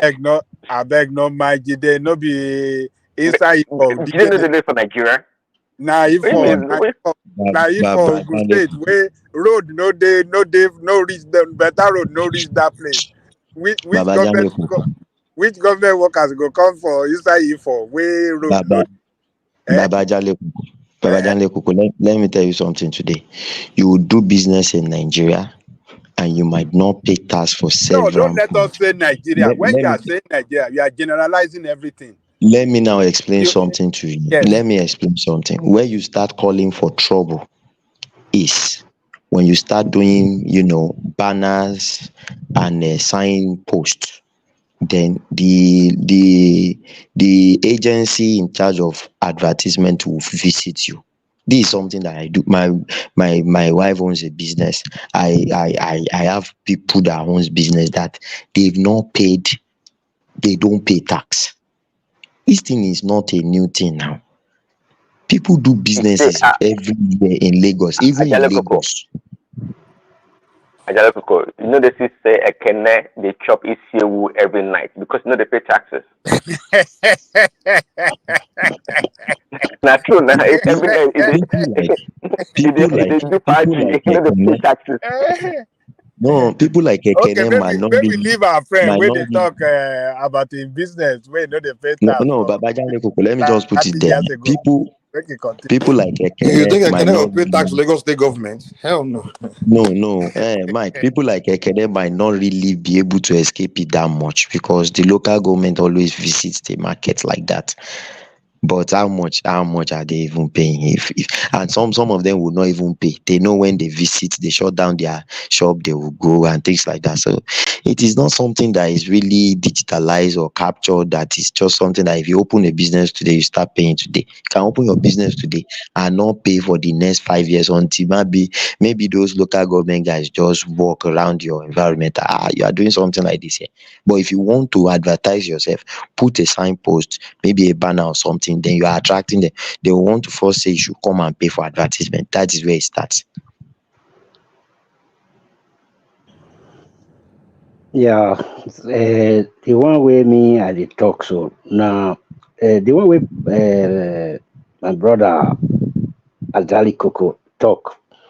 Not be say like all those ring roadside inside market like Oba market and all that.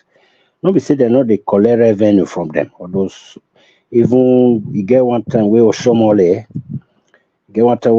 be governor, he contract all these Agbero people Now there, nice Tony Kabaka making money.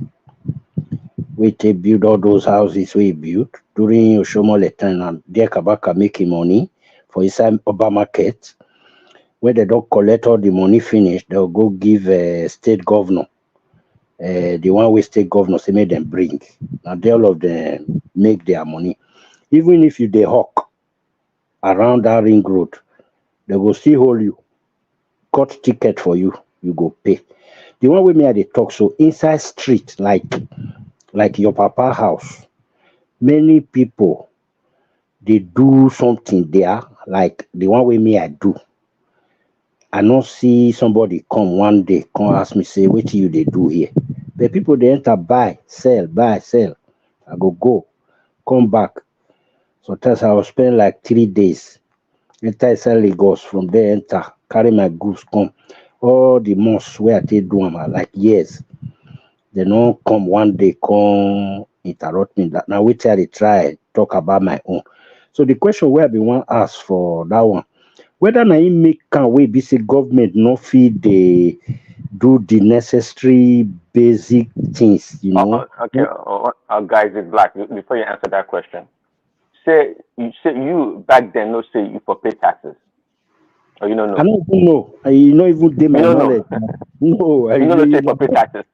No, I don't even know. Say you know like I just don't. You know, say to say I know, say I have to pay tax. You know, say when you go they do one like you go they fear, you go that your conscience go they no, there was nothing like that. It was just like it was just like say you don't know say you for pay tax. Hold on, say you don't know say for pay tax, or be say you know but you don't want pay. No, I don't know. You know, occurred to me say that they even pay tax. Isaac, make I support you. Praise Daddy. But na long time they talk. So Isaac, and a long time be that. Then I don't know. That I did for my maybe 26, 27. You know, years old. Isaac, you know. Isaac, make I support you. We dey Naija, okay.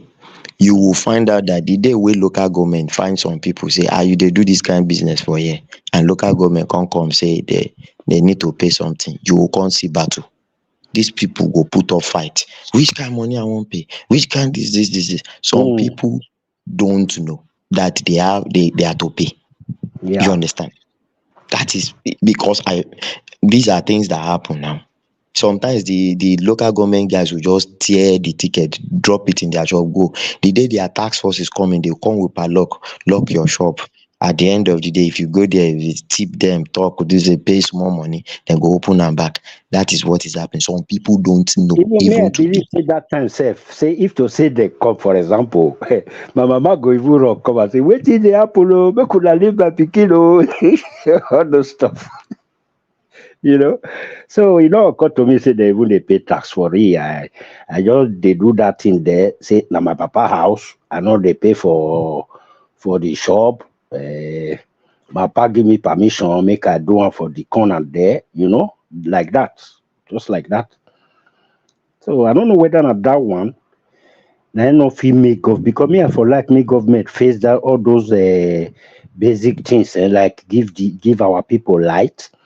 Give our people water, because those days for Benin City, for my pa house, then, not be all this borehole where system where come full everywhere. For my pa house, for where we did that time, we get one tap for outside, another tap for backyard. So that tap now from road, like the major pipe pass. Now there everybody they connect, enter their house. All you need to do, you go waterboard, go do the necessary thing. They will come bring their people. They will come dig them. That time you don't prepare your own tap, the pad. They will come connect them for you. So those things I don't know how they take vanish. For Isaac Black, what you just sorry to interject like that. What you just narrated now is all the same thing all over Southwest. I think you are from Edo, right? Remy, we did pidgin session, no English, I beg. No participation. This Finland. I'm not. Okay, sorry. Okay, I think you are from This country, the country will no big reach at those state. You know, say I know what I'm trying to say. sorry, What Ekene say, sorry, brother, sorry. Ekene say all this grammar we they take a lie. So let we speak PG English so that we will talk through now. I Now this beg. PG the sweet pass says. See as we they speak, everybody they enjoy. It's not here. What I'm just trying to say is that what you are narrating now, or you just narrated, is what transpired in all southwest of Nigeria, where the water corporation, they are still working. I grew up to have water in our tap running 24/7. So, but now you can see that actually, to be frank with you, if you look at the system works very well. But to be frank with you, we have had a lot of set of bad leaders. I totally accept. So because some of these governors are so lazy, I don't know why they cannot resuscitate all this water corporation. And everything, every little thing, everybody wants to cry to Abuja. For what reason? Are they going to come to your state to help you dam your Ashidire Dam or the LA Dam that we have in the Remy, I don't understand again.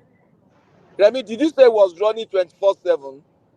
Yes, when I was growing up, water was running. Where was that? My father's house is in Okeado area in Ibadan. Sorry, Remy Patuski is here. We were talking about Junior. I say maybe you experienced As Beefy very well. How As Beefy betrayed us. I don't know if you were still. How what? As Beefy. As Beefy.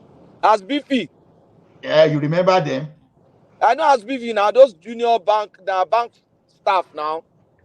You know how they betray. You know how they betray us during that negotiation when we're. No, you know I was never member of As Beefy now.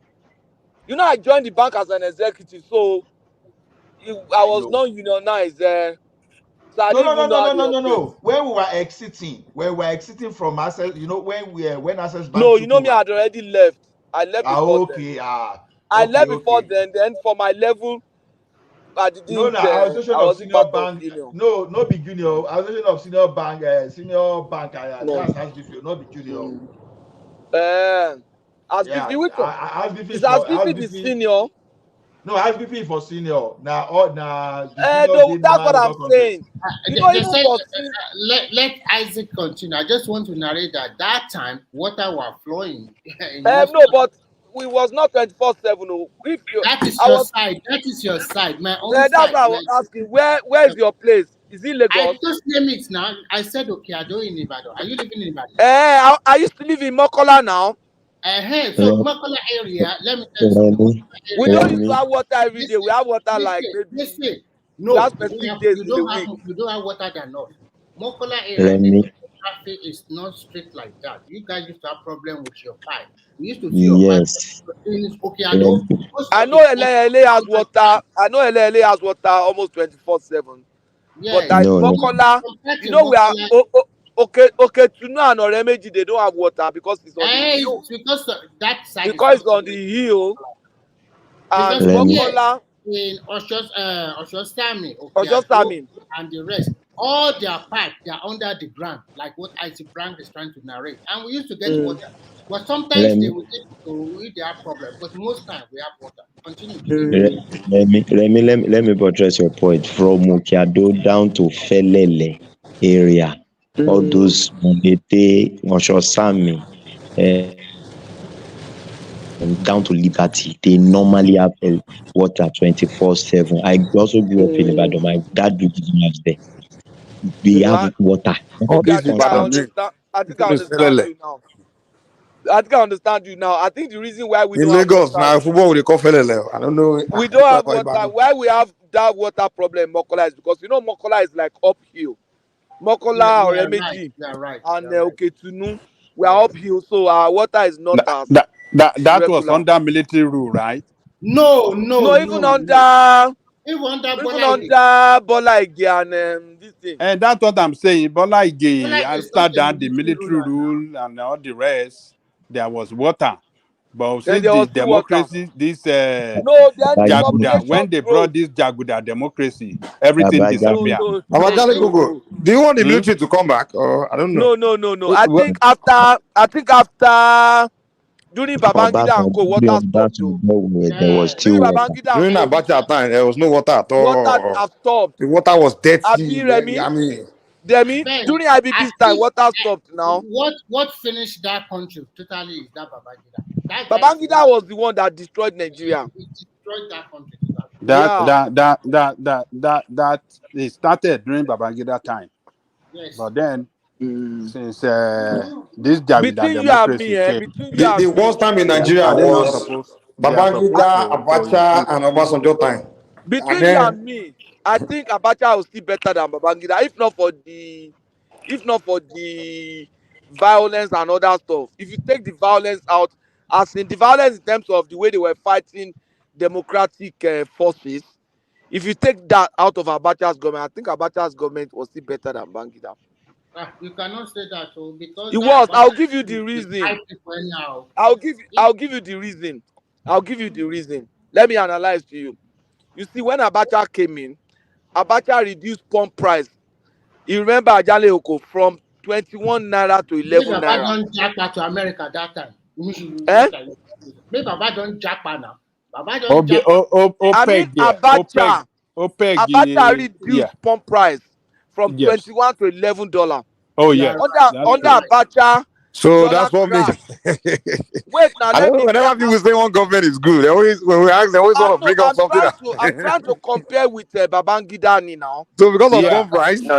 See, Patoski, because Abacha used military, power to make something happen doesn't make him No, how can government. you use military power to make pump price to go down?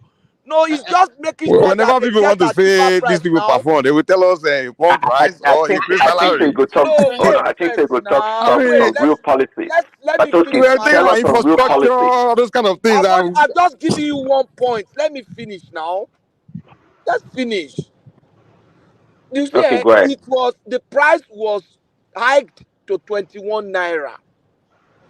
The guy made sure the price came down, brought in fuel. They frustrated him to the point that the other countries were no longer selling fuel to him. So he had no choice than to go to parallel market to buy fuel. Then they started selling some adulterated fuel to him. That's how frustrated he was. If you remember that Abacha was selling fuel. Let me finish. I will hands down now. Then apart from that, I wanted to support you on something. I said something. If you take that the way he was fighting the democratic forces out, in terms of his security, Abacha finished Maitasine in no time. Maitasine couldn't even smell few months. In terms of security, Abacha provided better security than Babangida.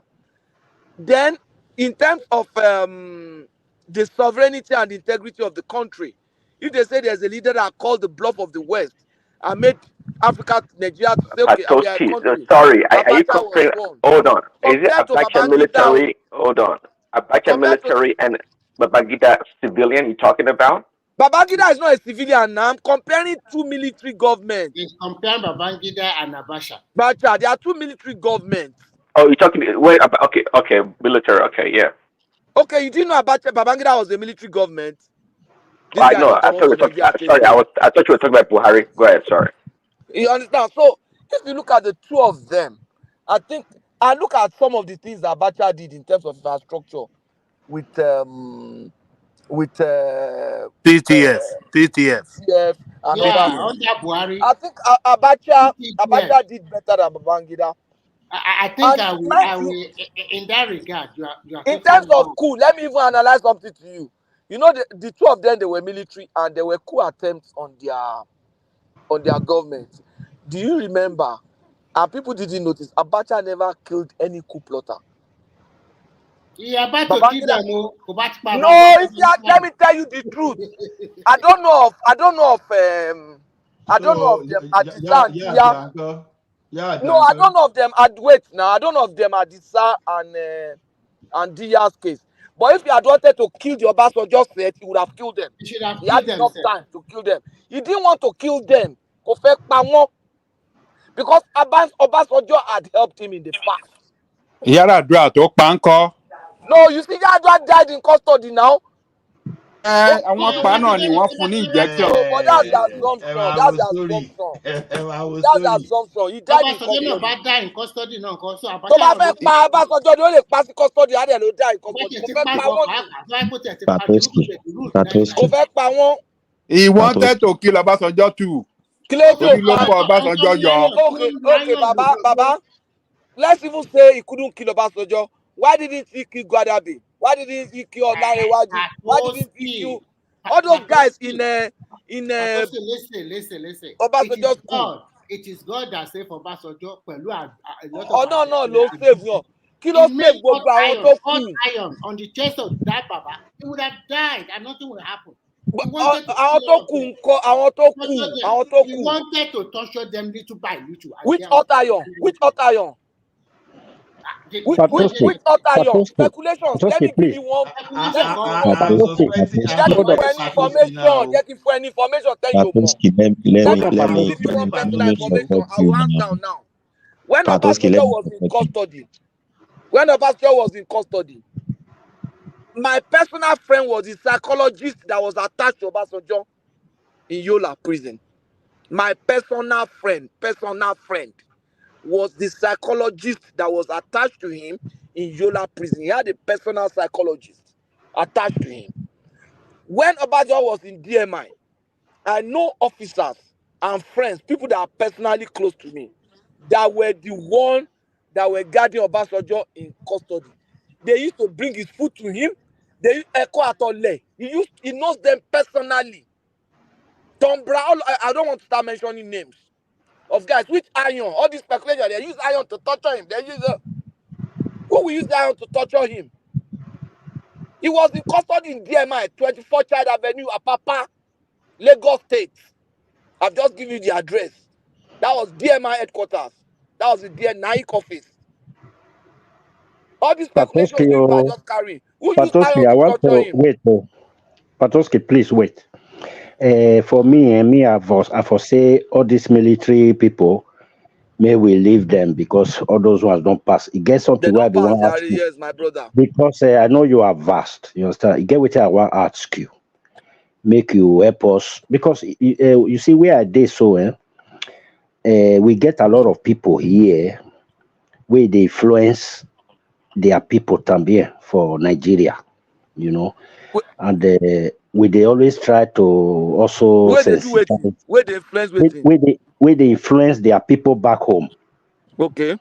Yeah, and those people that they rely fully on whatever then they talk, you know. I know I mention most people where they here where they mingle with. I know I mention the side of a place where they come from Nigeria. But what I want to ask you, as in moving forward, because I they take many points from here. Anytime I deal with them, I they also like to use most of the points where I get from here to put some things into them. We they try our best tambien where we dey to make sure say all this noise, all this bringing down our country, bad mounting our country, even though the country they bad. This thing supposed they inside us. With the pain supposed they inside us. Who are those people you are referring to? Are you referring to obedient? Make you mention them now. People like I've been waiting. Talk, make everybody hear. What they go do you? Bini say enekere atamu umenwa ogasekwe okyui. That is very little word. Now you go. I want to explain it. Yeah, I want to explain it. Very little. So you understand what I said? Patosi, they hear Bini well, na Bini Matthew.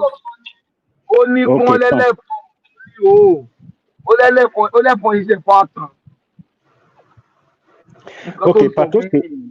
Yeah, Patoski, what I want to ask be this. If finally Labour convince Nigerian government, made them pay something like 250,000 naira for minimum wage, what do you think say go happen to Nigeria? Is Nigeria will Nigeria move forward? Will the people be happy, or it go bring a small disaster? I want make you help me look at. You hear me? Una dey hear me? Yeah. Eh? See, I think that thing, it might put everything in reverse gear. It's like putting everything in reverse gear. But if you look at things are also very expensive. And since government is not taking the right step, Labour wants to dictate his own method. If the government had addressed food problem, they had the last 1 year to do that. I was on this platform, I was saying, food problem, it's too early, it's too early, it's too early. It's too early. If you had addressed food problem, that means food inflation would have gone down. Some other things would have gone down. You can even be talking to Labour about 50 or 60,000 as minimum wage. But if you do 250 as minimum wage, it's going to put the company in reverse gear. Just note that it's going to really affect the economy. All the gains that they have made from subsidy and all Patoski, address the food problem. How? Fine. You see, when they were campaigning, they told us that 2/3 of Nigeria that 1/3 of Nigeria arable land have not been put to use. That they will make sure that at least half of Nigeria arable land are put to use. What effort have they made in that direction? Because the man was making mad that to employ youth. I thought by now all those trees, all those you see by the roadside when you're traveling, I thought by now all of them would have been seeing corn and cassava all over the place. No, your network they shake. Your network is breaking. That is the issue. That I expected that they would have done in the first 1 year.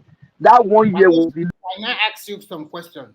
Okay, you don't. Okay, I would have asked him that. You said if they want to take land from state, can federal government just grab any state and then so we want to use 500 acres of your land and you have to give it to us? Are they not going to have agreement with the state? An individual that have farmland, is the federal government going to take their land just like that? And if I remember, Nigeria practices free enterprise. Are they just going to tell Yaloja that buy is good at so price? We are fixing it at 10 naira. You have to sell it at this particular price. Is it going to be easy? So when they were campaigning, they didn't know that. That is campaign. Campaign so can be. Now then, why are you lying to the people? They don't. No, that is not lie. Patoski. That's a lie. Now you say it's a campaign. Listen first. Listen. Let me tell you something. When you campaign, you can campaign with a 27 or 40 agenda. It does not mean that when you get to the position under 1 year, all those campaigns, then you have to realize it. Sometimes you have to think out with your campaign. The reality, because you are outside the government. Once you have to prioritize things. Now, because they didn't prioritize that, they didn't prioritize that. They are stuck with demand for minimum wage. Let me tell you the truth. If you want to be fair to the workers, there's nobody that should earn less than 1 million naira a month. You want to kill Nigeria? 1 million naira. Bullshit! Like, is anybody earning on this platform? Is anybody earning less than $1,000 a month? On this platform, is anybody earning less than $1,000 a month? Patoski, you shocked me with that number. I didn't think it was going to come from you. You shocked me big time. Really? If you don't want that, then bring down the food inflation. What are you saying? You are saying they can. You are saying they cannot. How many people are working for the government? Ajale Oko. Ṣé ti rí pé àwa èèyàn gan àwa fẹ́ràn mẹ̀kúnnù. Tí ọ̀rẹ́ mi bá dé government. I thought Patoski is in the side of the government too. Patoski, let me say. Okay, let me. You know me now. Patoski, let me say something. Let me. No, Remy, please. Let Remy, please. Yes, thank you. See, Patoski. Patoski, ẹlẹ́nu méjì mẹ́ta ni Yorùbá. Wọ́n máa tanra wọn, máa purọ́ tanra wọn jẹ. Mo support Tinubu to be in power. Baba Janleko. Babajale Don't say Koko, nǹkan tó wrong ẹjẹ́ àsánpó wrong ẹ má jà máa parọ́ tanra wa jẹ. Wait, Babajale Koko, ẹ jẹ́ ká sọ ètòjó tọrọ fúnra wa. Now, this is where the problem lies. First thing first, and the people that own the land are the governors. That's number one, okay? Number two is, okay, this person has increased or doubled your FAC. Abi? That's number two. Now, look at a state like Niger State. We saw physically what that man wants to do. Maybe what they are planting now, it has not gotten to the harvest period. But we know somebody is doing something in Niger State. Why can't all other governors take initiative? That is number one. Number two. Wait, calm down, Patoski, calm down. Patoski, calm down. It's a process now. It's a process. Listen, So people Patoski, calm down. Calm down, Patoski. Calm down, Why are you not Patoski. bold enough to say the man has deceived Nigerians? Wait now. Oh my goodness. See, calm down, Patoski. Let me explain something to you. See, at the core base of every agricultural agricultural system is the local government. But the local government, wait now, listen. Àwa Logun State. Àmọ́ nǹkan tí local government wá ṣe. Ó yẹ kí local government wá ní tractor fún ẹni tó bá ní ìdí àti dáko. Ní tó ní ìdàtí dáko tó ní acres of land tó fẹ́ dáko ó yá local government local government kó gba tractor. Oyibo now, speak Oyibo abeg. Very short, thank you Jare. Local government should have tractors. Local government should have excavators. Local government should have graders. These are the functions of local government. You want to grade the road on your street. Normally, before we go to the local government, we say, okay, we apply for this thing. They bring it to your street. They do the grading. Now, local government, I know of local governments that used to have 2-3 tractors that they are all dilapidated now. Now, these tractors are meant to work in the farms of people that are interested in farming because these people don't have the money to buy such equipment. Okay, now the local government is dead. The president now is saying, bring back the local government. Your governors are saying they will use it against us. If all local governments are functioning, for instance, and all local governments in Nigeria have at least 2 tractors, and people are farming, and they have something to clear the farm for them. This is the system we were running before now. Awolowo did not plant the cocoa beans, the cocoa farms by himself. It was down to the local that was doing these things. So we need who killed the local government? Which government? It is the governors. It is the governors, and the local government has been dead since when? So if we want to go back to proper things, let's set it right. If this if the federal government goes into farming again, for God's sake, everything in Nigeria, it is the federal that wants to be taken over. You talk security, it is federal.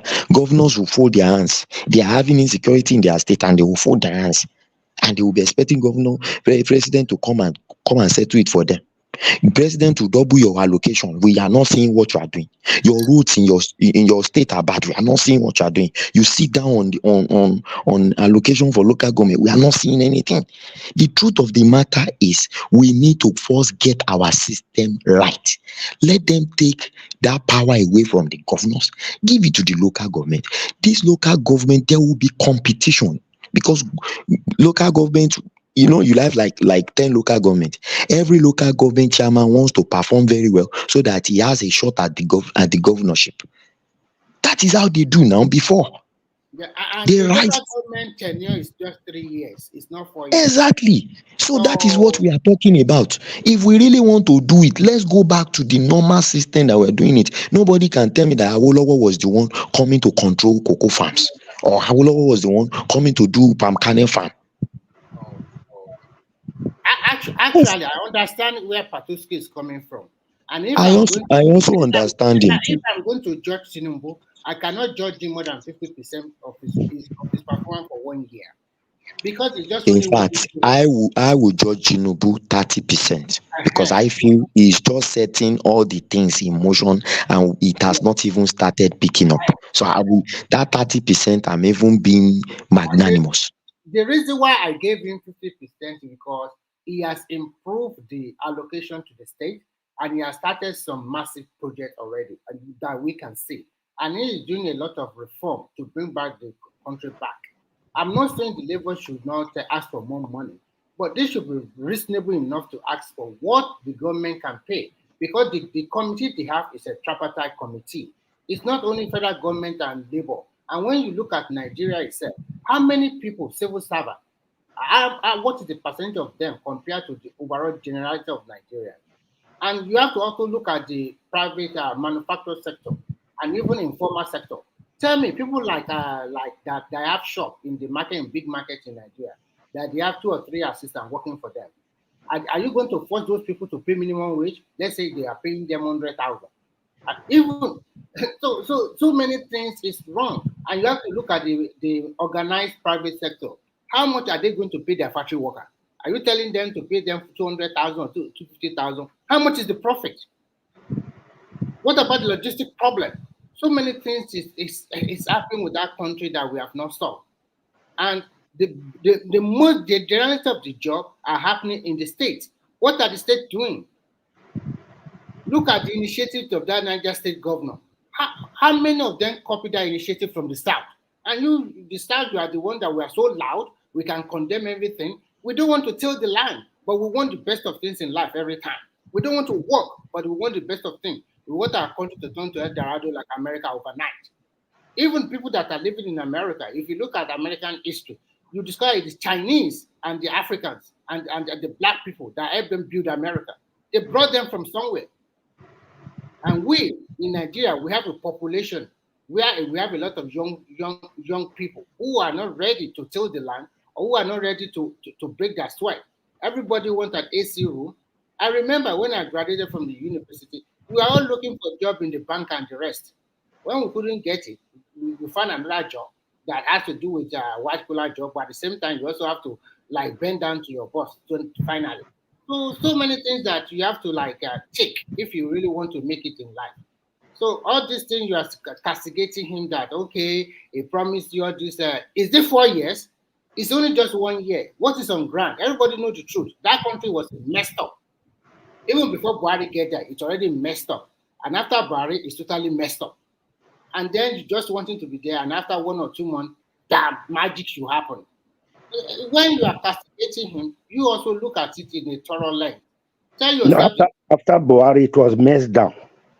Tell yourself the truth, be objective in your analysis. And when we talk about the minimum wage, the government has started deliberating with Labour. This is not their first meeting, second meeting. They did another one overnight yesterday. And who, for God's sake, in Nigeria will say that the Labour should ask for 400,000 or even 200,000? I do. The one they did last night is the 8th time they are meeting. The 8th time. I think at the end of the day, let me conclude. At the end of the day, I know, but what I'm saying, and I'll just exit. What I'm saying to you is that you could speak for yourself, right? We're beyond all that. Also speak for yourself too. We're beyond. No, but what I'm saying, I want to bring it to where we are now. Labour is doing that. I know. Let me just interject and then you continue. I'm saying they're in their strike right now. So you live with it, okay? That Nigeria, I know that we all come here sometime, we want to be patriotic. Of course, all Nigerians are patriotic. Some of us are complaining, it's true, but it's still our country. We love our country. So you could sit there castigating our people there who are sacrificing, right? And they're engaging their government. So people like you who carry this patriotism on your head, and you think you could talk to Nigerians anyhow you like, right? So you're gonna find out that we're beyond that. So just continue, and then I'll get my turn at some point. But just be careful though when you talk to Nigerians, how you address them. All right? Be careful. Thank you. Don't tell me be careful. This is just an opinion. You are free to express your opinion. I am not saying that Labour cannot go on strike. I am telling you that the money they are asking for is too ridiculous. How can you, even a country that has a huge inflation like that, And then you want, I don't just understand. For me personally, I know it's not easy, but at least they give them something between the range of 70 to 100,000. And then they have to cushion some effect, especially transportation, maybe free health something, and education for children, free education, maybe, like, I think the parameter is being set. If I am a parent in Nigeria and I am a low income earner, and maybe I have a kid in the university, I will encourage my son or daughter to go for the student loan, and I think they're also giving them stipend to even make it. I will encourage him, and then if the government can fix, but it's not only the federal government. What are the states doing? When we are growing up, we used to go to state hospital in Nigeria. It's free. They will give you medicine. Doctor will attend to you. Nurse will do everything to you. Everybody that lives in Ibadan knows this one. It's not a matter of life. What are the state doing? We have a state hospital that when you are sick, you go to them. It's free. They don't collect a dime from your hand. They will give you enough medicine and they will treat you. But all those things is gone. So we are not, let us look at the root cause of everything. But you are coming here telling us, let them pay them $500,000. Are they the only one living in Nigeria? What about the generality of the populace? Where would they get money to survive? When you pay 10% of people $500,000, what about the rest? What about that Mama Shukura that is frying bonbons or akara on the road? Remy, they are not up to 10% too. They are not up to 10%. The total stock is not up to 10,000 naira. The government said 1.2 million workers. 1.2 million. Civil servant handing 1 million, $500,000, oppressing her every time. So we are not looking at the root cause. We just think that how many of them, and even the private sector, how many people are even working in the factory compared to the generality of people that does not have nothing to do. So I want us to look at it holistically, not just the workers alone. Are they the only Nigerians? But for me, I would think the range of 70 to 100,000 will be fine. While we go back, make our health institution to work very well. Free education. Let's say free education. Give them books. Remy, what the government is even pushing to them is even a reduction in their, they have NHIS, which functions, because while I was young, I enjoyed NHIS because my mom is an Air Force personnel. I enjoyed NHIS. What I'm trying to say is that the government has even reduced the charges, as in what they remove from their salary to pay NHIS. Those are some of the things that the government is putting on the table. But for me, I just feel like begging for like 100,000, put the government on toes on, okay, Mr. Governor or Mr. President, we will give you 4 months, 3 months. Food inflation has to come down. How do you get food inflation to come down? Sit down on the table, let them tell you their plans, give them plans to, and tell them that if you don't do this thing in the next 3 months, if we don't see results, if we don't see action, if we don't see motion, we are going to need to strike. So after 3 months again, you come back again, review it. That is what you should be doing. It's a tripartite committee. I want to ask you a question. What about some states as of today? They are still paying 18,000. Do you think those people can pay 100,000? Remy, I understand that some states will still not pay that 100,000. Even some private sector will not pay it. Some private sector will not pay it. But there are some private sectors that are unionized. Do you understand? And these are the sectors that will have problems. Majority of them will shut down if that money goes beyond what they can bear. Okay, these are the a lot of people. If it's above 100,000, they will fire a lot of people. Like exactly, those ones will lay off people. They will have one person job. They shouldn't increase unemployment to beg, please. That is the problem. That is the problem. I also work in a company that has union, and I know what it means. I work in a company that has union.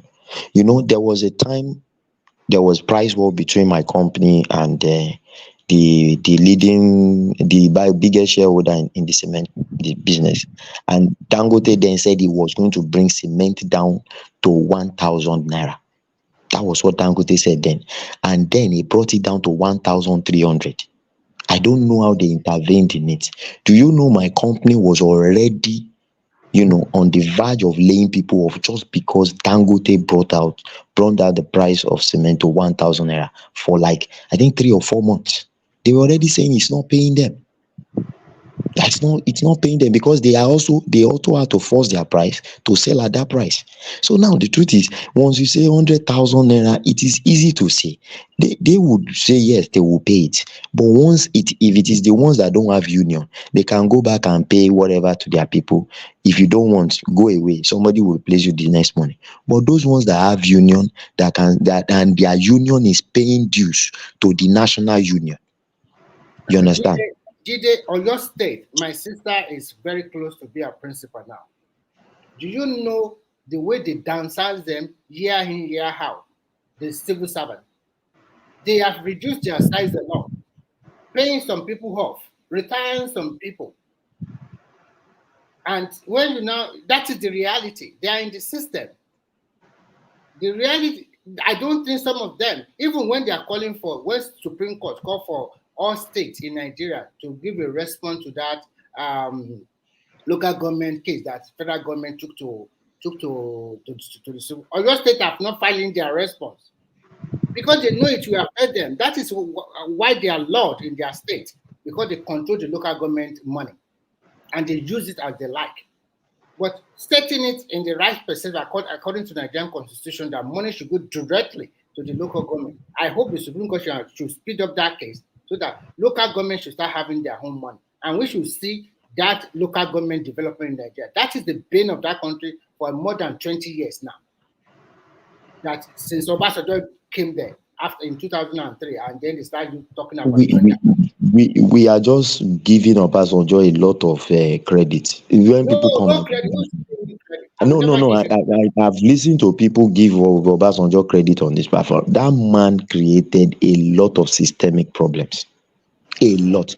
Today, I would never forget that he traded off autonomy to the house, all on the basis of third-time agenda. Now that autonomy is what is making those people just demand millions and billions of naira, write their own budget, pad it, and the president cannot do anything about it. During his time, is he not the one that's removing president like anything? Sorry, he removed them like anything. Can I interject very quickly? That is one of those things Obasanjo accused Atiku of. He even wrote in his book that Atiku was the reason that you have now to bribe the legislator for them to do their job. While he was the president in the first term, he was busy traveling on diplomatic duties, moving around. And instead for Atiku to fully concentrate on the economy, he was busy on how to hijack the power from his boss in 2003. So it was under him that all these governor forum, they were able to form some kind of alliance because he was the one sharing the Federal Executive Council while his boss was away. So before Obasanjo could realize what was happening, this guy almost dethroned Obasanjo already. So we have to get it right. So because how was he doing that? He was bribing these guys. That was what led to so many removal of Senate president. So it's the other way around. It's just because of desperation of Atiku. Obasanjo wrote a lot of this thing. So Atiku has not come out to even counter some of those things that Obasanjo wrote. That is just part of the story, Ola. That is not the story. Now,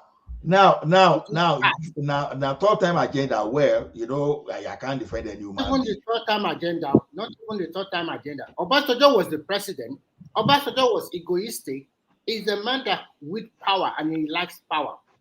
And the way he was Remy, mother, say Ola, are you talking or you are dreaming? What you are talking about? Now, I don't talk now. You talk. See, the question is this: you hate someone doesn't mean that you have to mislead the history. That we just. It's not the history now. You are the president. You are telling me that because you are going on diplomatic mission, you left everything for your vice president, and your vice president was not doing everything like the way he wanted, and then you now call you. What is the meaning of that? Thank you very much. It shows that the man is not capable. Get this thing right. Get this thing right. Obasanjo might have made mistake in his duty. It's one thing. But someone that started bribing the National Assembly for doing their duty is another. You will see that Obasanjo remained in the office in the second term, and he was able to achieve some other things. But his first term, in Nigeria was in bad shape that it started moving on diplomatic mission. So we have to get this right. So because you don't like Obasanjo does not mean that what he did not do now, just because, okay, just like you are a boss in the department. When he noticed that, why can't he corrected it when he realized talking about now? That's what we are saying. Because we want to blame now, we won't know what happened. What he did not like to deal with Atiku. Why is Atiku still suffering? Please give me 10 seconds. Let him correct. Let him finish now. Let him finish what he's saying. It's not. See. Look at it. Look at it. What did he do? I said the guy went, and before he could realize, this guy almost destroyed him. He was sleeping. Go ahead if you don't want me to talk. No, I'm just saying something. Now, you want to believe. I don't even need to convince anybody. Go ahead. Okay. I think what transpired during his time was easy. Like he said, Atiku was the one managing the economic team. But unfortunately, Obasanjo see himself as the semi-god. Most of the governors, they don't like him because he controls them like a boy. It is either you listen to me or I remove you. It's so easy. And he removed some governors. Go and ask Fayose and the rest. So during his first term, although Nigeria was in a mess, he even traveled more than who is Treasonable. Obasanjo nearly stay abroad more than whatever in that 4 years. Every time he's off on the plane, asking for one debt relief or the rest, until you pay all those guys a huge sum of money to World Bank to settle our debt. And then, luckily for him, the price of crude continued to increase, but he does not know how to play the politics very well. Remy, it's only that we normally forget history. The issue, in fact, apart from this local government autonomy that he traded, during that time, he was not even giving local government allocation during that first time. That was, in fact, when they coined the word zero allocation. Zero. Simba. He also traded off National Assembly autonomy. That's why National Assembly are doing their budget now. And that's why everybody now will say National Assembly went to buy 2 billion naira. You are just stretching the truth too far. We were all alive during this time. I don't know how active you were in the politics that time. For those of us I think it's major problem. What I'm trying to say is that Ola, I'm not arguing with you. That could be the politics that went underneath. It could be Atiku. Yes. But what I'm saying is that it was Obasanjo's regime. It announced that he got to say that Obasanjo had to prostrate for Atiku. Yes, that was when they were doing politics very well. That was when they were doing two rallies simultaneously. I mean, you won't let someone speak now. You understand? At least you'll be speaking, and I say, let me just talk for 2 minutes, but you won't even let me land. So the thing is this: as a result of that, that was why Obasanjo, because the only thing that I never agree with Obasanjo was this: Yar'Adua will never have become the president of that country. But that was the only thing that he needed to do, because he needed to break that Yar'Adua senior PDM, just to break, because he knew that was what the article depended on. And he went to that place and he brought a prince out of them that, okay, at least this is your picking. So choose within the two. And you know, politics has its own sentiment. That is where Obasanjo got it wrong, because he knew that Yar'Adua was a sick man. You understand? Oder if you get article, you won't get to that place. I will break your backbone. That's what he did. But those people that started bribing legislator, go and read Obasanjo. Obasanjo accused Atiku. Is it not Atiku under Obasanjo now? And you continue to say it is Atiku bribing them. Is it not under him? Is it not the president? Remy, you can have a staff under you, and your staff can be corrupt. Why does people get the money to bribe them?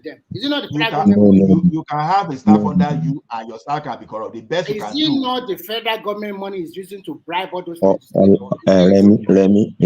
Remy, as at that time, going to that election, Atiku was far richer than Obasanjo.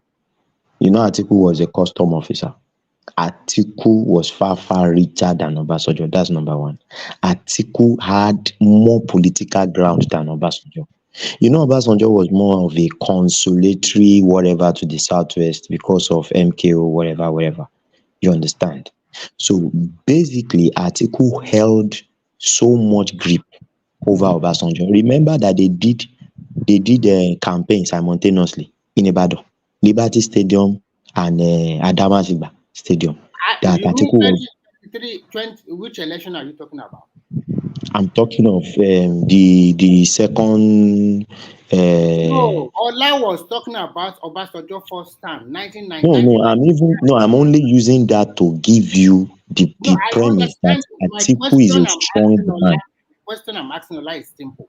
Ola is saying Atiku is bribing all those legislators during the first time of Obasanjo because Obasanjo was not around. So I'm asking Ola, where does Atiku get the money to bribe all those legislators from 1999 to 2003? Is it Atiku personal money? Or is that not why Obasanjo said in the corruption that Atiku perpetrated that he just made that you can't blame Remy, you are forgetting the you know, we hosted World Cup during that period. That was when we hosted all African game.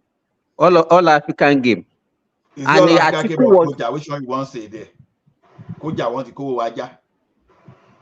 But that's what I'm saying. No, we hosted on the 20 World Cup. 17 World Cup. Is it not 2000? I don't know. I forgot it. We hosted. And then we also hosted all African games. That was when they built that Abuja Stadium.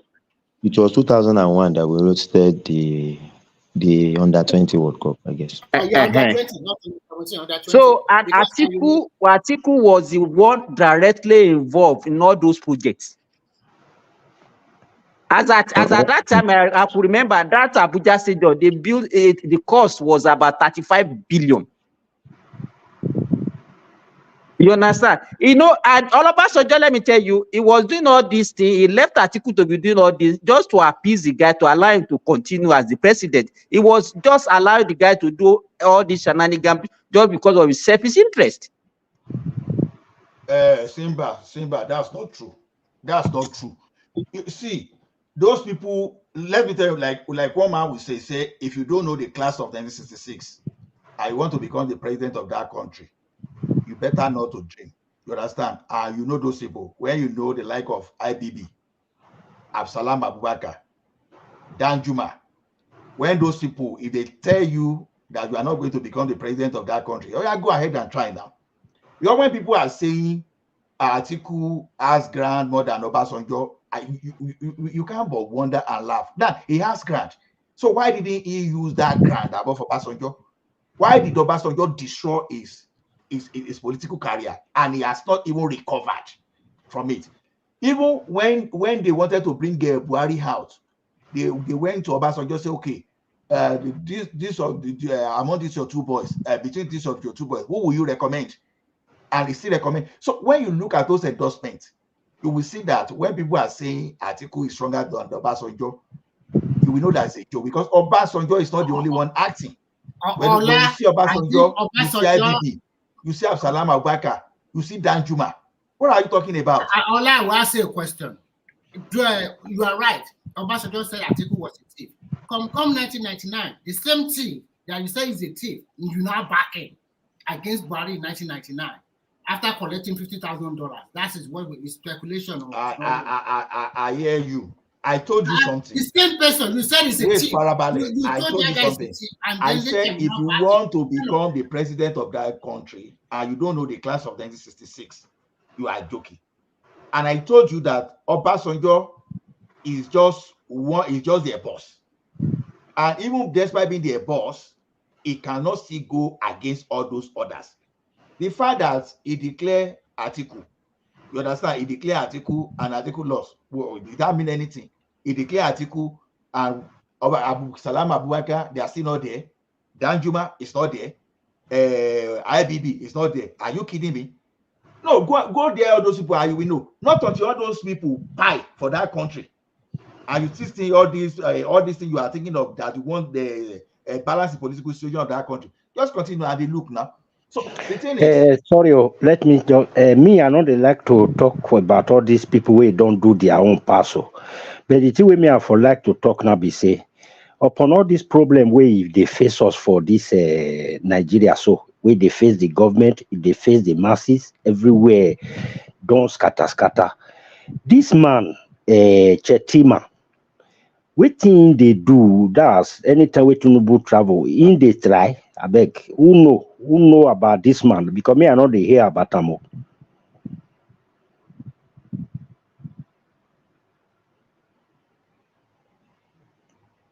Thank you. Anybody can.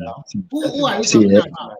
Shetima they do for us. See, Shetima is doing enough to earn him a shot at the presidency. You understand? And if you look at what's it called? Channels came out with a sample opinion on the performance of Tinubu this past 1 year. You will be surprised that Tinubu still holds ground in Shetima's zone. Seriously, those people are still giving him. In fact, he got the highest rating from that zone, even higher than Southwest. Okay, so see, Shetima is doing enough just to get him that Kanuri slot and that Karuni shot at presidency, and that is what the other side that don't want to relinquish power, the Fulani side, are not really happy about Tinubu. Do you understand what is happening? And if you look at it politically, that's what I'm saying. In the next election, there will be no argument of 25% in the FTC, because FTC as it stands now is already taken. Is taken, and Wike will still take that place more for Tinubu.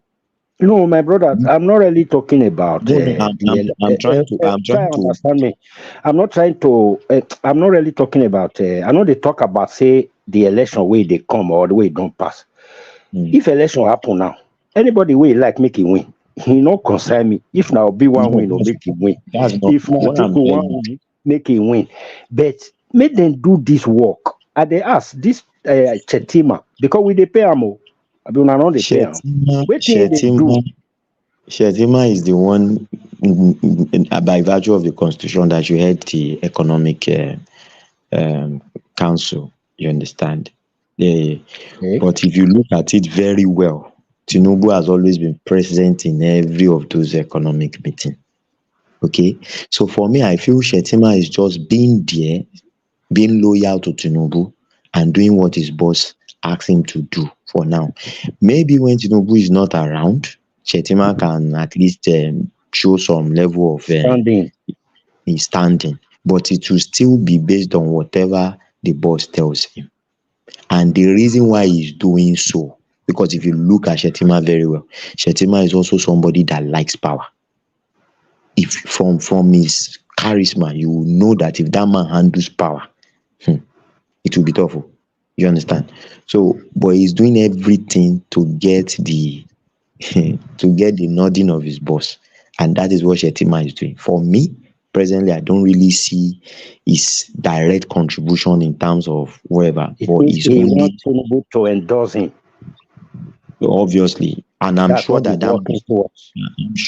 must have been in their agreement for the the alliance, and that is where South and Southeast comes into it. Because if you look at it now, if Shetima is going in the next election, you will now be looking at who can be the vice. Now you can now see that there's a lot of candidates jostling to be vice from the way they are positioning themselves. That is what is just happening. So Shetima is just being loyal to his boss, and Tinubu has to be good to Shetima, because it is only with Shetima's support by his side that he can claim the whole of that zone that Shetima comes from to himself. Do you understand? So it's a symbiotic relationship. And the people of that zone. And you know, the position of vice presidency it's not a position that actually gives you any power whatsoever. It always depends on the kind of relationship that you have with your boss as the president. No. By virtue of the constitution, he should be sitting on he should be chairing the economic council. By virtue of what the constitution says, he should be chairing the economic council. And that is where Obasanjo was talking about Atiku. He called him a vagabond. Because all the privatization that Atiku sat on, it was Atiku that sat on the privatization. He was the one in charge of almost all this economic whatever. It was second time that Obasanjo now started seeing the real deal. Then he started like removing his hand, and that was why the man too started revolting against Mr. President. Do you understand? So okay, you can see what you are saying now. Okay, during the first tenure, he gave him at least all the power.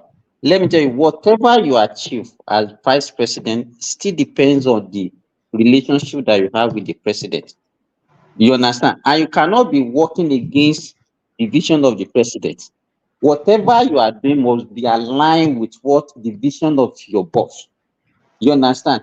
It's only that if you look at it, somebody that work against you during your first tenure. I'm talking about Obasanjo this time around, but it did not even have the political will to say, okay, I'm not even taking you again as my vice president, courtesy of what you have done during my first time.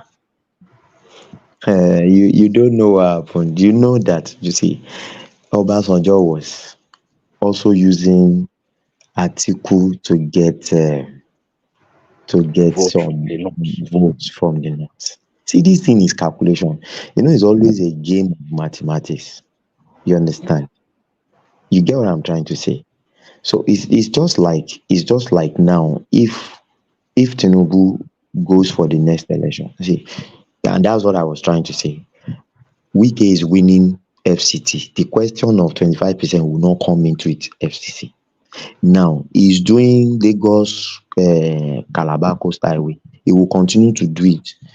He will change some people from that south side. He will get his 25%. Southwest, he will work on it. Now he needs.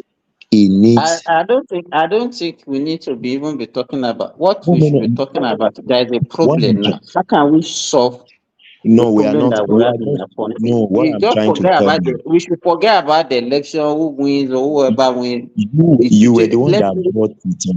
You were the one that I was just giving you an analogy. You brought it up that why did Obasanjo not drop it? So it is because of the vote. Do you understand? It is just because of the vote from the North. That is why if Obasanjo had dropped him, I'm telling you, have taken another person from the North now. Obasanjo might not have been president second time. I'm telling you. So who would have been president then? If Obasanjo had to go and prostrate to Atiku, you know what it means. That is what you can see now. Why was he prostrating when Ola was talking about class of 76? That okay, those people that the one that determines the power. Then why was he prostrating when he knew the people that are supposed to go and prostrate for? Why was he prostrating to Atiku? Let me now explain something to you. Even in the structure of the party they are running on, Obasanjo was not a strong person in the PDP. Atiku was a core member of PDP, more like a founding member of PDP. Obasanjo was not a politician. That is the point. He wasn't part of the party. He just used him as a base. Exactly. He was using Atiku as the means of canvassing for votes in the North. So Atiku was a necessary evil that he had to carry along. Do you understand? And because of that was one of the reasons why Atiku even had all the free hand, because somebody that can shank you, you cannot antagonize him. Let me quickly come in here. it's not only that Atiku is very strong in the north. Yaradua movement, that senior, the one that died in the prison during Abacha, that one control a very good machine, the best in Nigeria, everywhere in Nigeria. Tinubu and the rest, they belong to his camp. Atiku was also there. When that guy died, Atiku inherited that thing. They have structure all over Nigeria. If you remember People's Front, PF or whatever they call them that time. So because of that, and they knew when Obasanjo became the president, Obasanjo is a military man. He still believed in the military way. He wanted to tell everybody, the governor, do this, you must do it. If you don't do it, I remove you. That is the mentality he brought him. But the governor run under Atiku, and Atiku played the politics better, knows the policy well. And because of that, he knew that their primaries, if he does not dobale for Atiku, is gone. That is what was the reason behind is this thing? You know, Atiku was a governor in Adamawa State then. He had already won the governorship election before Obasanjo now choose him as the vice president. I think he relinquished that position. Obasanjo did not choose him. Obasanjo did not choose him. The Yaradua's faction chose him for Obasanjo. Obasanjo was a candidate to appease the Southwest. Let's get that straight. Obasanjo was not a political person to any length. Saying the same thing because the Yaradua movement have root all over Nigeria, and they know that machine can win him the election.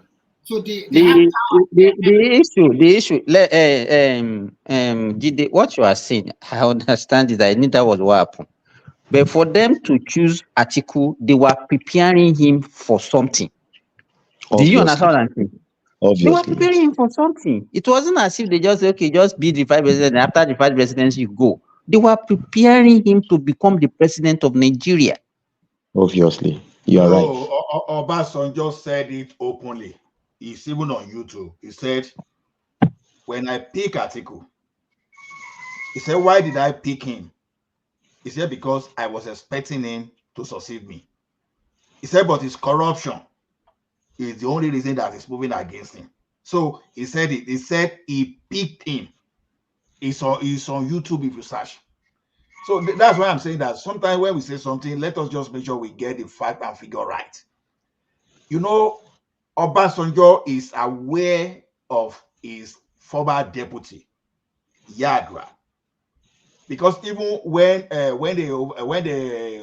pie Mutalai Muhammad, when they wanted to run away that time, when Obasanjo wanted to run away, it was the like of, because if Obasanjo had run away, then the like of Yadua will have become the head of state.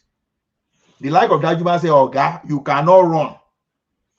Because I think those people, maybe they have some kind of yawa between them. They say, Oga, you have to be there. This one is like by force now. You have to be there. And those two people, Yadua Senior and Obasanjo, they did government together. And where did you get information that Obasanjo was trying to run? Hey, should be all of them wrote book now. All of them. Which book? Let's go and read it. Go and buy the book that Theophilus Danjuma wrote. He said Obasanjo was trying to run in the book. They asked Obasanjo didn't want to take that position. They forced him to take it. Danjuma. I'm saying it all publicly now. Google it and go and read it. Google it. Read it from who? From. You made I told you now. Use your Google and search it. And come and tell me, say, okay, I lie. Who said it now? Whose book? That's what I'm asking you. Who I said said it? Danjuma. Danjuma said it. Okay. Theophilus Danjuma. So. Hold on. Let me see who's not here. Because somebody is trying to come. Someone is in the background. He's been in the background forever. Kandu has been in the background. But you like Pansar is not here. Pansar, are you still here? Pansar is not here. So let me put him in the back and bring Kandu on. Kandu has been in the back for so long. Okay, I'll continue. Yeah. So I think from that time, Yadua and Obasanjo, they had a very good bonding. So so I think that relationship just was there for them just to use, right? And that's the politics anyway that Obasanjo play for Atiku, because the truth is this: Atiku for use PDM to just throw Obasanjo away. But then they said IBB. This one they said though, because so don't quote me for this one.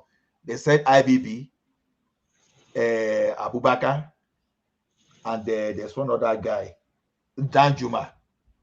They call Atiku to order because Atiku was already going to deal with. We wanted to just throw Obasanjo in Obasanjo to revenge. That was why I said, okay, I'm going to split this your camp. So that's why he brought that guy. Because otherwise, all delay and all those, that's why he was throwing them away. They say, okay, Atiku, Yadua was not okay. He said, he now said, okay, he was now saying, no, there's nothing wrong with Yadua, that he has saw the medical report, because he knew that everybody that would stand against Atiku that time, those people were wasting their time. That's how Obasanjo just finished Atiku.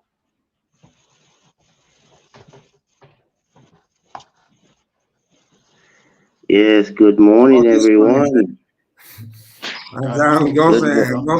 We just hear a bunch of different stories everywhere. Yeah. Good morning, everyone. Lots of very good stuff has been gone through. Is Mr. What's his name? Patoski? Is that the name? Is it Potaski or Pataski? Patoski. Oh, I was gonna say up as beefy, up no beefy to him, because my dad was the general secretary of as beefy for many years. Anyway. Okay. No, just add it that Kò tí bàjẹ́ ńgbà yẹn rárá àtọ́, kò tí bàjẹ́. Yeah. But what are we talking about? No, he said his papa, you don't know how old his papa will be. It's 82. So if you want to tell me when Nigeria started started rotting, you want to tell me that it's now our problem has started immediately after the independence. That was when our problem has started. So what are you talking about? I'm not saying that there was. That's what we are saying. No, I'm not saying there was no corruption. I think I even said it here a few days ago that after Babangida and Diagmo came in, they arrested a bunch of bank managers, and my dad was one of them. Needless to say that he was released 4 hours later, because one of the things people were doing was this changing money. I think 20 naira was the highest money at that time, if I remember correctly. And a lot of these bank managers were doing some wayo things, changing money, collecting money, this, that, and that. So that was really a big thing then. But I mean, when did my dad retire from the bank, Seth? Anyway, it was part of New Beefy and as Beefy for ages. Anyway, I lived in Bodija for like a year and a half, and I remember very well we had water. We had running water at our apartment. I was staying with my uncle in Bodija. And definitely when I were living in Surulere, we had water. And I don't actually know when the water went away. It just did. And I remember in Lagos at Masha, we had families at one of those Onile place. I remember when you get there, you see a bunch of taps right there in front of the 4-story building. So there was water.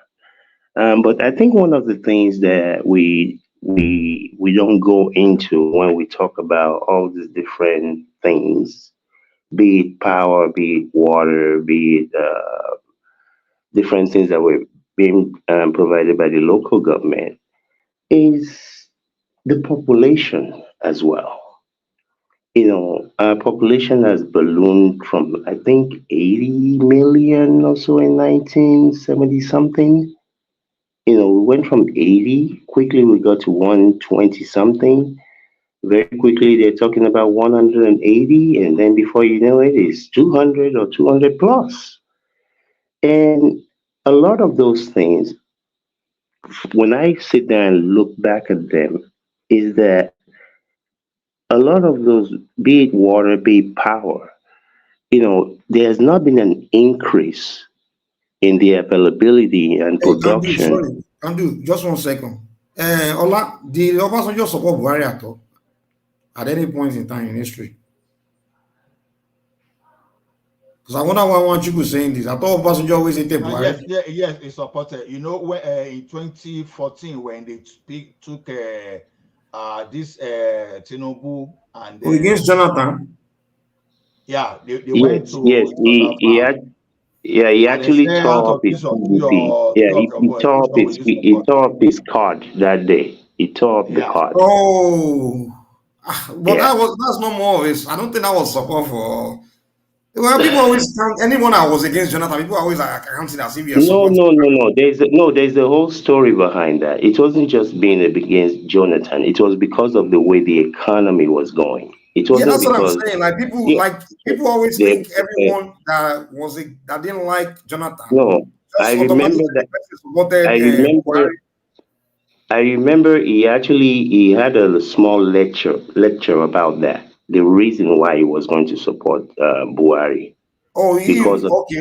He openly supported Buhari. I remember it very, very well.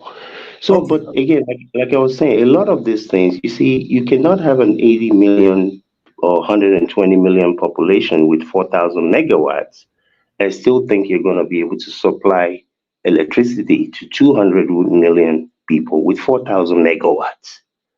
You cannot have water production for 80 million and think that you'll be able to sustain that to 200 million. So we have not done the needful all along the way. We have not done the needful, and that's part of the reason we are where we are today. Can do. Yes, sir. If you remember, in the 70s when we have the oil boom, especially during Gowon regime. Yes, sir. What you see that if you have visionary leaders, we have not been having visionary leaders. Those people that ruled us, where everybody, when you look at the past, you always judge the past as being the better than the present. I grew up, my father was telling me in the 70s that Nigeria at spoiled, as at that time, sir. You understand? Because he would be busy telling me that, okay, when he was in Ghana in the 40s, in the 50s, this is the amount of money that it was. He told me how much he spent to build his house in the 50s. When you compare economy of those 50s with the 70s, it was like you see, it was as if the whole thing was in a mess. You understand? That 70s now. In the 80s, people were referring to the 70s. Things were good in the 70s, in the 80s. You understand? And that has been the culture. That has been the tradition. You understand? When we had that oil boom, when we're supposed to plan for the future, we saw a good leader should know that this is the growth rate. I mean, the population growth rate. You plan here in Saudi Arabia, they were planning for the people that have not been born. You go into the desert, you see electric pipe already laid, electricity already in the desert where there is nobody. You understand? That is the way you prepare. But when you have a leader like Gowon that time that said that they don't even know what to use money for, they started sponsoring other countries like the Gambias and all those other spending money lavishly. You remember, even in the late 70s, that was when even Dubai came to Nigeria to come and ask Obasanjo for money. He said you could not invest. Everybody came to Nigeria to ask for money. You understand? The problem we have is that we always look at things acutely. Look at it as if the present people are the problem. They say black man cannot think beyond 1 year. You can't see far beyond. So to buttress what you just said right now, this is not they told me. I was there in 1982 when my mom was building her first apartment building. I used to go with her. A bag of cement was 7 naira a bag. This is not they told me. I was there. I People witnessed it. can do. Yes, I don't think I remember vividly. It was not up to that because at that time, my father was a cement distributor. He had a cement distributorship. You understand? Cement was not up to 7 naira in the early 80s. Well, at the Believe time I'm me. talking about, I believe it was because I remember going with her. I remember going with her. But either here nor there. So, but like you rightly said, and like I'm kind of alluding to, is that we have not had people who thought ahead, who planned ahead, who thought about, okay, when this population grows by 50%, how many megawatts of electricity should we have? I hate to use Los Angeles as an example. The county of Los Angeles has what is the population? I think it's about 9 million, and they utilize 30,000 megawatts of electricity. India 6 years ago added 1 point, I think it was 1.8 megawatts of of of solar in 1 9 month period. 9 months it took them to add 1 point something. So just solar, aside from the other things that they continue to add. So again, our issue is having visionary leaders who are able to plan. Just like you said, go to Dubai, go to China, go to all these places. People are planning ahead. And instead of being serious people and seriously planning for what matters, we sit there and be discussing national anthem and all this foolishness. I don't talk about stupid stuff like that. But I think a couple of people rightly mentioned, you see, you cannot pay people 400,000 or a million. The hyperinflation that will affect your country, you'll be using wheelbarrow to go and buy. You'll be using wheelbarrow full of naira to go and buy bread. It's not going to work. There has to be a medium somewhere, and like everyone has rightly said, the population of I think it's Mr. Remy that said it. The population of all these government workers, okay, even if they're 3 million, even though nobody thinks they're even up to that, maybe they're 1 point something. And if you pay those people, what about the majority of people in the private sector? How are you going to get Chinedu or Mama Bilikisu to be paying her employees 100,000 or 200,000? So it's not going to work. What we needed and need is to have an economic group, serious people, serious people that will sit down, whether it's going to take them 2 years or 3 years to figure out the way forward. Somebody, there was all this discussion of, oh, these people are trying now, they're not trying.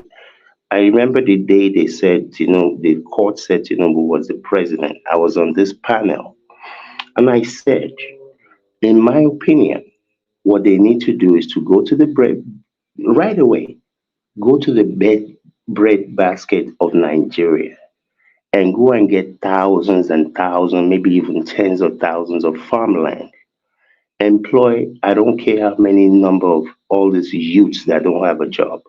Put in some little put together house. They sleep, they go to work. In 9 months or so, you will see the result of those things right away. And I know some people like to say, well, it's only been 1 year.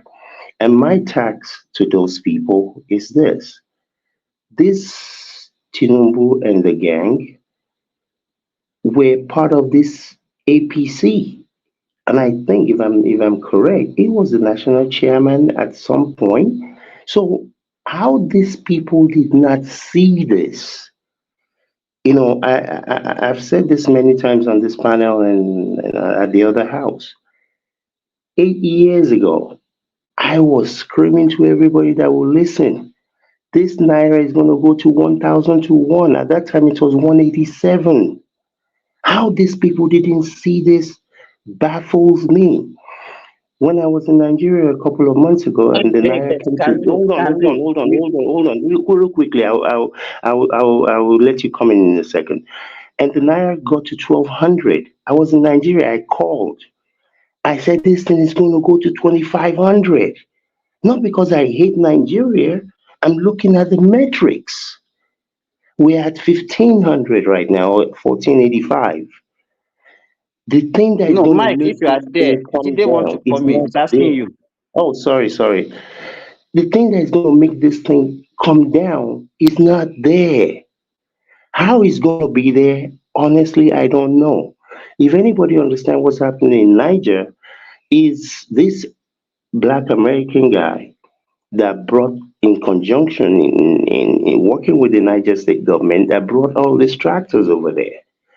Niger, that area, Benue or Borno, as one of the biggest bed baskets of Nigeria. So whether they are starting now, in my opinion, they should have started.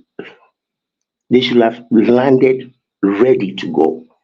So this is not all. Well, this is a new government. I don't buy that. To me, that's just not acceptable.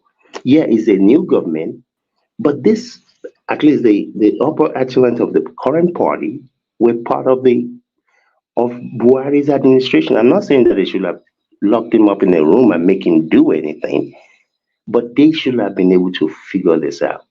But this is where we're at. Whatever they're doing now is what they're doing. And the other thing too, I hear a lot of people talking about all these governors are getting double allocation. You see, the problem is this. When you look at when the Naira was 600, 700, 800, if you double that allocation, you're actually below where you were 2 years ago.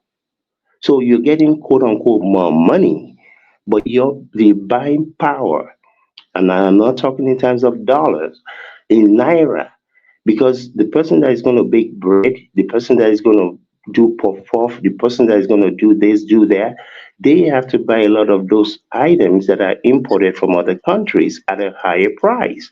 So that But price is not yes, going to be can do, translated can to do. the market. Let Yes, them sir. pay. Let them pay. If you are, if they, let's say they are earning 1 billion 2 years ago at the Yes, sir.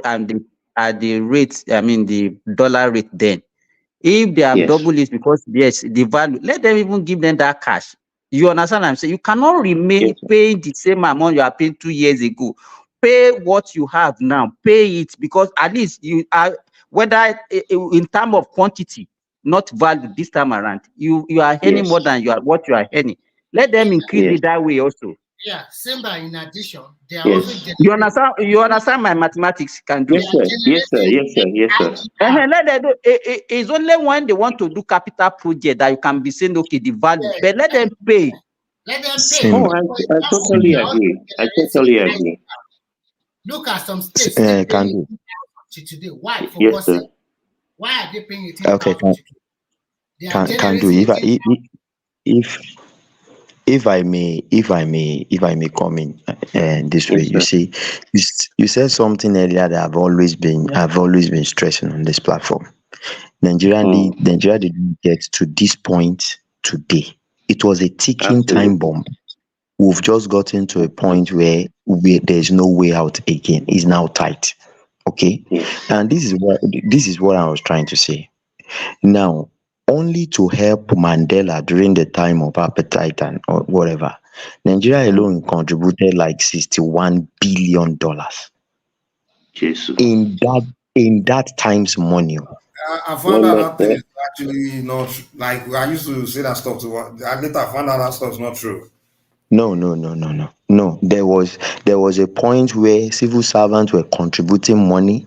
Even Julius Malema himself said it with his own mouth $1 that billion. Nigeria A contributed South money African guy to to debunk it. just, Soon as I just, went to just present let's The even same South let's Africa today that are putting out Nigeria, they just elect their white very president. you see, In fact, that's I my don't point. understand. I use these black people. We need to. Well, Remy, No, I'm not against them putting out Nigerians these days. I'm sorry. You can't say because Apart from that, I'm going to see what happened in their country now. They decided that Malema and go and put white man. Remy, that's not even where I'm going to. I'm not going to how they are I know treating you are us. not doing that. See, Just like where I'm going to is when the money was there. was there. We didn't spend it wisely. You were busy going around Africa trying to solidify the name Giant of Africa. Yes. For nothing sake. Yes. Giant with place. Do you know that there are so many military in Nigeria, that, in West Africa, that are being trained by Nigerian government? Especially during the 80s and 90s. Yes. Yeah. Yes. Do you know that? Which other one? You said? Which Beside Liberia. Liberia. Liberia, Sierra Leone. Yeah, name it. You name it. Guinea-Bissau. Nigeria even have a military base there. They are conducting training for those people there. See, what I'm trying to say is that our wasteful spending is too much. And it has caught up to us now. It has caught up to us now. You understand what I'm trying to say?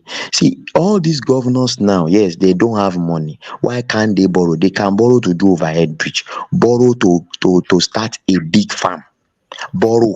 When your people have food to eat, you have solved a big problem. Yeah. But they will not. Yeah. They would rather borrow to go and build international airport that nobody is going to fly through, just in the name of embezzling money that they even borrow. Not new, because you know when you look at it, when they say it is so billion, you will not be able to quantify it. But if somebody says he planted 2,000 hectares of yam with so billion, you will say that is why they are doing all these elephant projects.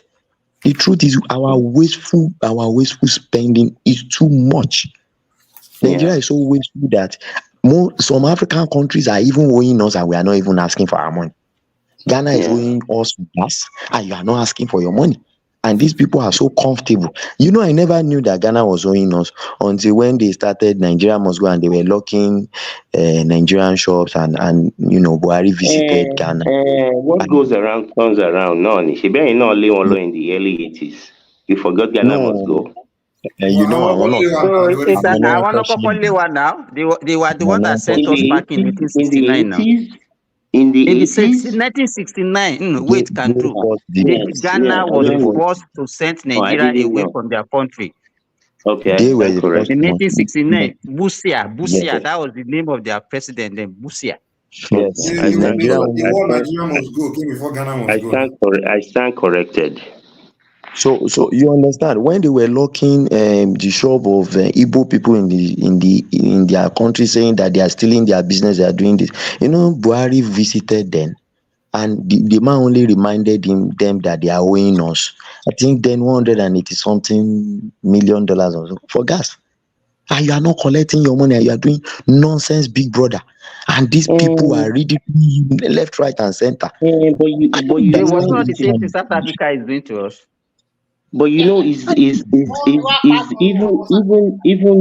the average Nigerian. The average Nigerian is the mentality. I want to do big boy to other people without having a solid foundation. Like we said now, the likes of going around telling people that you have so much money that you don't even know, your problem is how to spend it.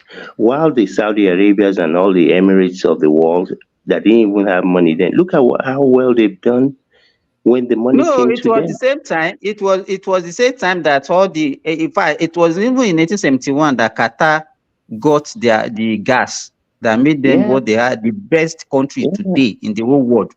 Is the richest country in the whole world today. Yeah, so you see, one person will have an opportunity, and yes, sir. It can do. You know the problem now. The whole thing now has spread even from the head to toe. An average Nigerian is corrupt now. You know, earlier you were talking about government employing you to put them to farm. Let me tell you that Nigerian government cannot do any business. It will just be another channel of wasting money. Let them get that land and nothing will come out. They will steal everything. The boss there will not put the money they're supposed to put there. The little that you planted, the people working there will steal it, and nothing will happen. and they will tell you it's my country that owns it. Just be nothing will happen. As of last week. I think if Nigerian government want to improve agricultural production, the only thing they can do, one, they have to establish that commodity board.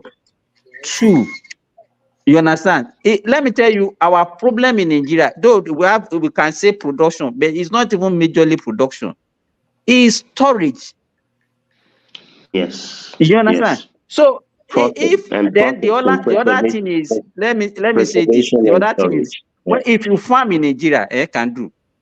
Yes, you sir. discover that if you look at the capital that you are putting, and when you are now harvesting the price, because Nigerian purchasing power is so low that Nigerians want to buy your goods, it will not make, in fact, you cannot even recoup your capital, talk less of the profit. Yeah. So what is happening now is that people will look for where they will get higher price for their goods, for whatever they produce. They are exporting it now to all these neighboring countries. So I would rather produce and export to where I will make my profit. I cannot sell to another Nigeria that is weak. No. Simba, But please, let me quickly put this, please. What if we loan money to maybe other nations, at least to help us do the farming? Then when they finish the product, they now bring the percentage of it to us. Wait, so you're gonna loan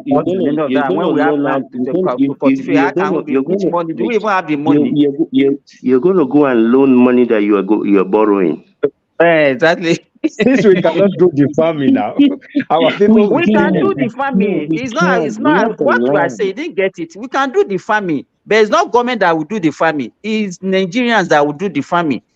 I think the only thing that they need to do is just incentives. Simba, you understand? But at the same time, the government. This is where the government has to come in. We are at a place now where the government needs to come in and make it a law.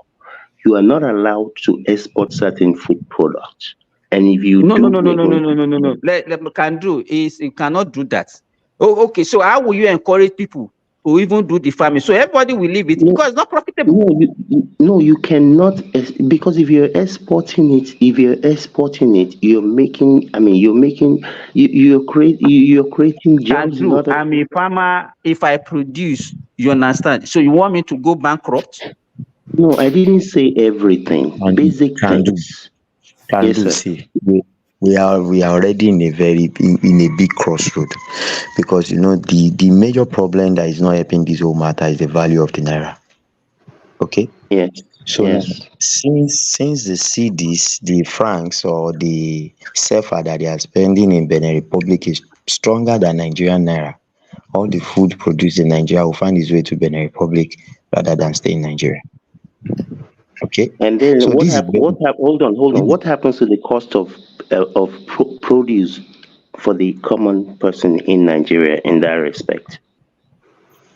Then you see, now it now becomes, you see, if CFA from Benin Republic becomes for FX to Nigeria, you know what it means? Yes. I think to me. See, that is the problem. You see, but what I'm trying to say is the cost of food in Nigeria will go sky high. Yeah, you're getting forex. Relatively can do what is a relative is a relative high. Is it relative? It's not absolute. Yes. Okay. You understand what I'm saying? The price of food in Nigeria, we will talk about it. If you look at it and put in a benchmark in dollar, do you understand what I'm saying? It's still far cheaper. It's still far cheaper than other neighboring countries, and that is why because they have higher purchasing power than us, they can purchase our food, and they will still see it as cheap. Okay, but right now, the average person is crying on the street about the current price of everything. So if you even if you increase again, you cannot increase pay. Yeah. No, let me let's can do finish so I can make your point. The only solution that there is a relative is a relative amount compared to other places. But what I'm saying is the average person right now on the ground in Nigeria, when they go to the market, there is food, but the food is expensive. Okay, how do you solve that problem?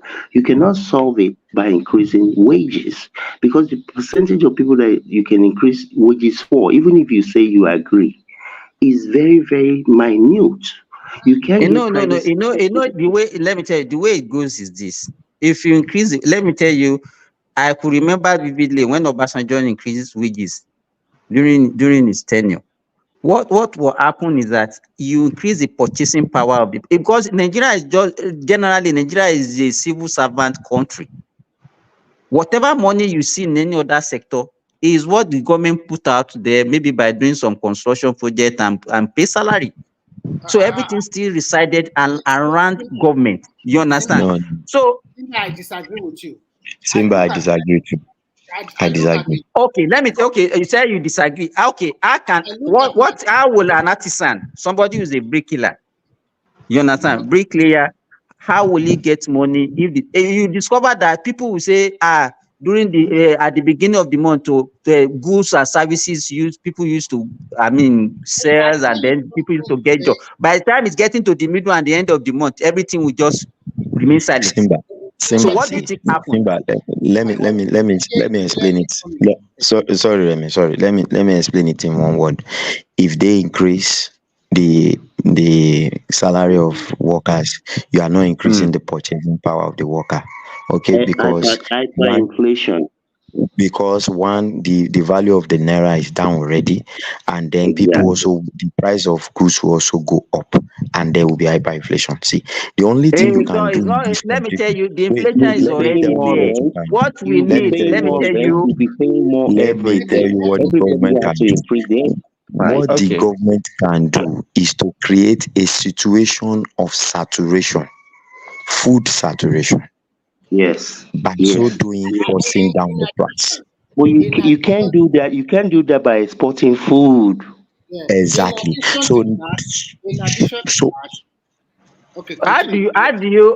me tell you what is happening now. You know, we have this grain storage. Simba is a farmer. I think it's coming up. Oh yeah, absolutely. No, let me tell you what is happening. I want the President's Association. What I'm saying is, you know, presently, there was a time they were selling maize. And what they wanted to do that time is to reduce the price of poultry produce, all these the meat and egg, and then some other, because you know that if maize, we use maize for a lot of things, but you discover that let me give you an example. Government was selling that maybe around 400 naira per kilogram of maize. But at the end of the day, how much is the grain? People will come and ask me, like me, that I'm even here. I'm not even in Nigeria, that, they have the privilege of getting it, but they have to sell it at 600 naira. You understand? There's no way government can say you want to flood our country. Our boundary is so porous. People will go and sell it somewhere else. Simba, let me tell you how they can do it. Then if you want to, how can you even flood the market with what you don't produce? What the government can do is to buy. We should be talking about how can we produce before we even say we want to flood. How can we produce more? Wait, let Remy put his submission, so I will follow him. My own submission is simple. All the state, local government, state and federal government should build more silos and buy all these farm products from the farmers. Whether you are small scale or big scale farmer, everybody sells to the government. The government can have with their commodity board to control the price. That is the only way. But if you still absolutely. That's what we do in America. Simba will just take it to Benin Republic now, or take it. No. That's what we do in America. You actually sell. There are corporations that are set up by the government to buy. You even know what you're going to get, even as you are planting, or even before you plant. Can do. Let me add to what Simba said. Simba, let me add to what you have said. See, I think a proactive approach should be, now let the government open a portal. Let people that are interested in farming apply. If you apply, in each state, the government has, let's say hectares and hectares of land. They give you, they allot land to you. You plant, in the sense that they give you all what you need to use to plant. They give even the machinery to clear it and prepare it. You plant, you monitor, and the government tells you. They will bring the one to bring the harvester to harvest for you. But the government tells you, we are buying from you. I hope they are not going to give them money. No. After the harvest is when they're gonna give them the money. Harvest, they will pay you. After the harvest, they will pay you. In that case now, the government has control over food that they can sell to the local market. But you see, if the government says it wants to be with this present situation, people will buy food. Do you know that people will even buy food, seasonal food, and hoard it? Sorry, and go and hoard it, and then they will now sell. Okay, please, what is the bank rate in Nigeria right Do you know that we have one media company that uses food to get their forex? You understand? Because they cannot get forest that is trapped. There's no forest. They will change the money in naira to buy food, store it up to when it is expensive, and go and sell it outside Nigeria, export to get their forex.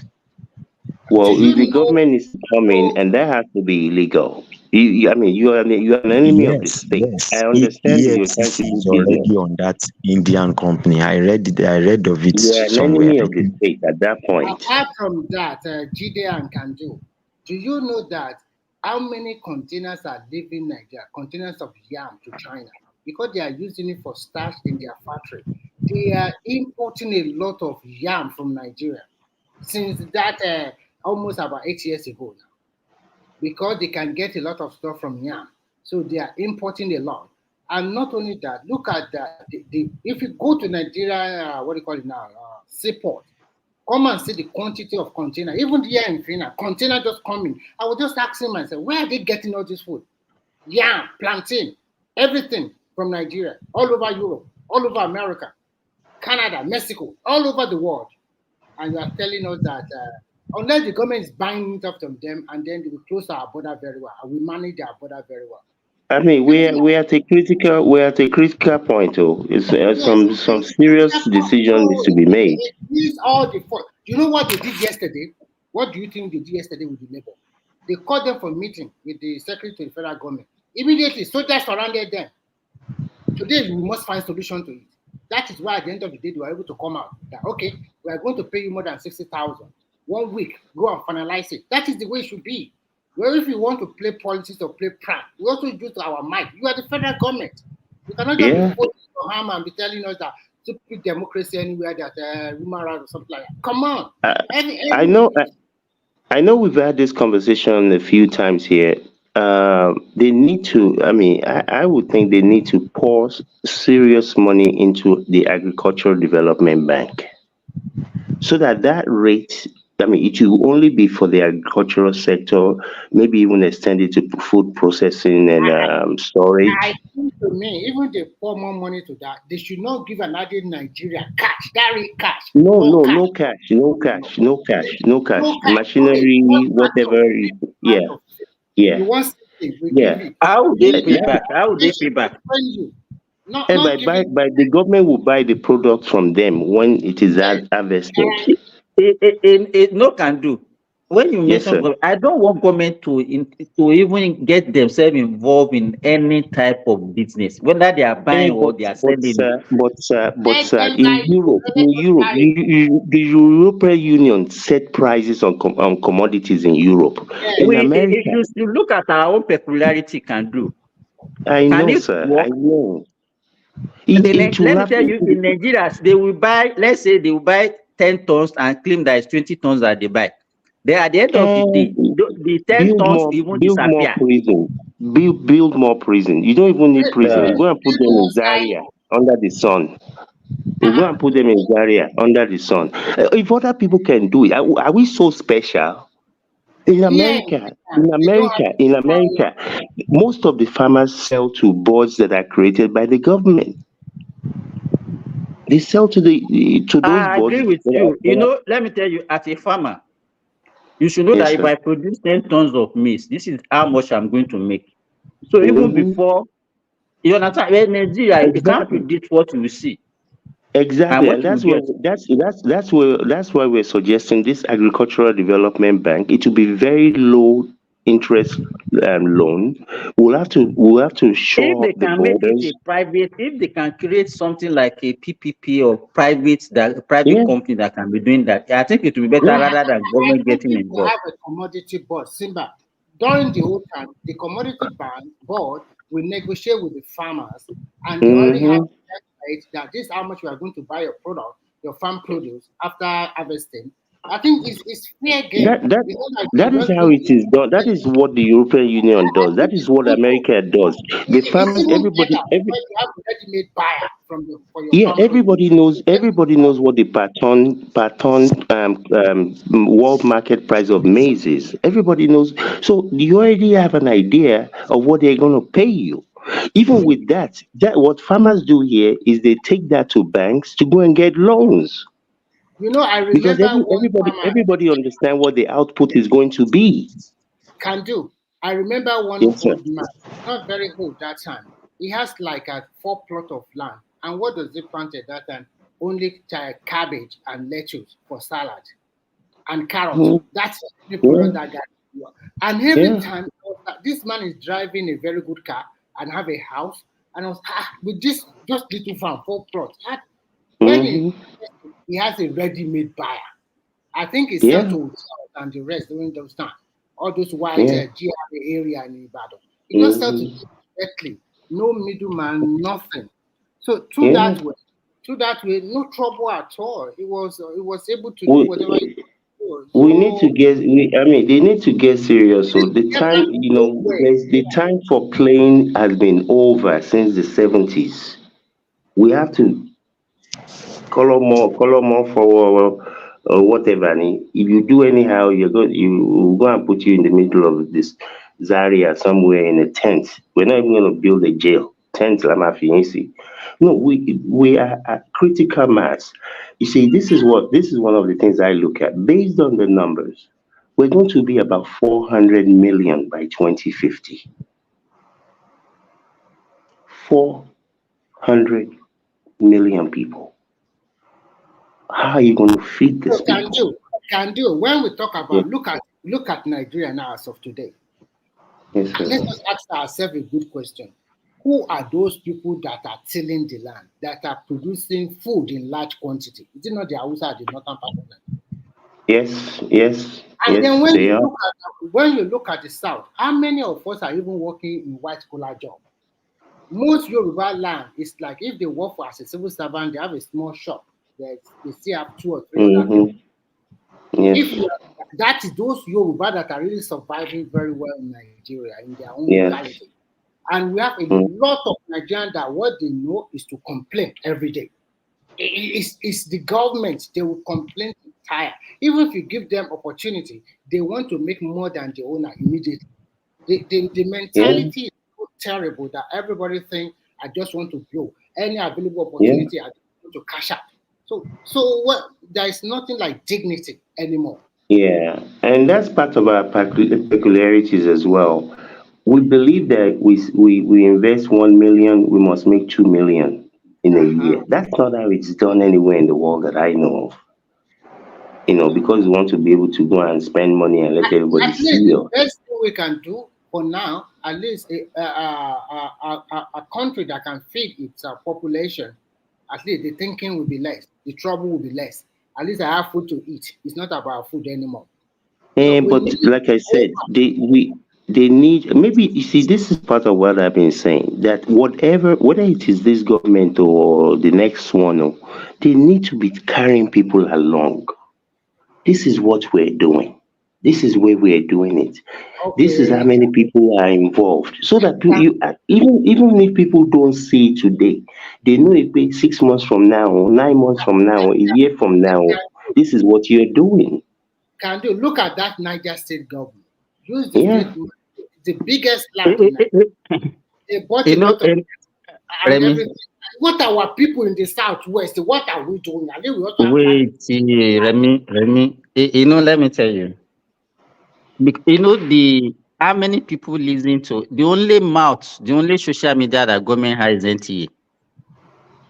I stumbled on YouTube NTA something, and I just listened to it for like 1 hour.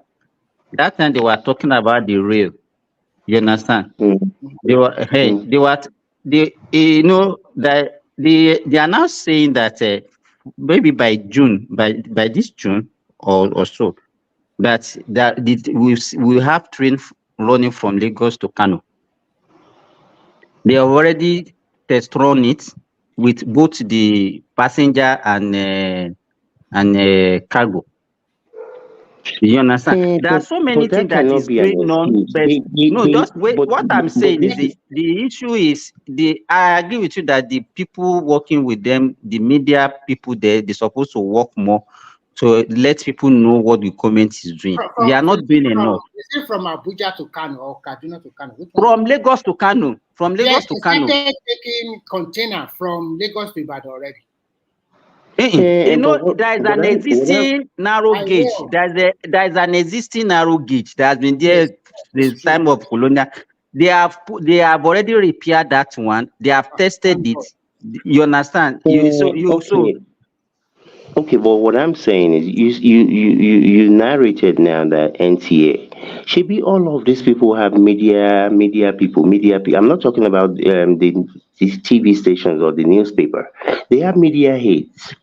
What does it take for those media hate people to be buying up slots on YouTube or whatever? Media people, they are not trying at all. They are not doing anything. I'm talking about the media age, not the TV people, not the stations. No, I'm talking. That's what I'm saying. They are just there. They are not doing anything. Those guys are not just doing anything. I'm sorry to say this. I like the only time you hear about them when there is occasionally when they come out is controversy that they throw around. And that's what they should be doing. Taking pictures of those things, putting them out there. Sorry, I'm sorry. I think, the beauty of it now is that apart from that narrow gauge that we said they have already finished repairing, I think they are also looking at to start the standard gauge from Ibadan to all the way to Abuja. I don't know. And there's going to be a supplementary appropriation to the National Assembly soon. They will start also from the Calabar end of the highway in July. They want to start that one too. And there's going to be another super highway from all the way from Badagry to Shoko. Because when you do road construction, you are creating thousands of jobs for people to do. And then we have artisans that will work with them. It's only another way to create employment. And I think the National Assembly should, at a matter of urgency, should speed up the state police so that it will create more opportunity for people to find jobs. Because at least, I'm also pleading. I don't know. I hope that Treasonable should also come up with, if you graduated 2 years ago and you don't find a job, we should also give you a kind of stipend, even if it's 15,000 every month for the next 2 years until you find something. At least that one will also prepare some people to do. Then he's gonna. If he does that, he's gonna win the next election for sure. You know that the portal they open for that student loan, first week already, they already have 60,000 people and 30,000 already successful applicants. And by next week, they will join state university to it. So there's no story about say, okay, my father cannot pay my school fees, so I become Olusho, I become Yahoo. No more story like that. So go and get the loan, go to school and face your studies. So you can see the lecturer in the Nigerian university, they don't like that student loan. I just wonder, what concern you? You are a teacher there. Just lecture, teach the student. What concern you are to pay their school fees? Why you don't like it? I don't get it. So at the end of the day, continue. No, go ahead. So what I just want to say, If there is Go more avenue of government being responsible to pay people stipend or benefit, even I'm also suggesting in my head, if you are over 65 years old and through your BVN and AIN that you don't have any support, government should also support old people, like what they used to do. Fayemi did in Ekiti. Even if it's 20,000 you are giving them, at least it will go a long way to also solve their problem. So if there's so many government is doing, the level of corruption will also reduce. Because God, man. Yeah, we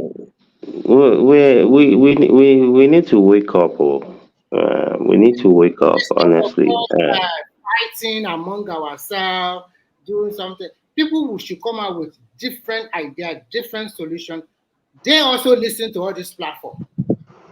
They listen to most of the platform on social media. They also pick idea from people, and they can fine tune it to make it better. So instead of you castigating, the worst thing people can do. A great number of things have been a great number of very good ideas have been put on the last many hours on here, and something tells me that these people are not daft. Yes. Something tells me that they're not daft. They're not stupid. I think that minimum wage, they want to put it around 70 or 75,000.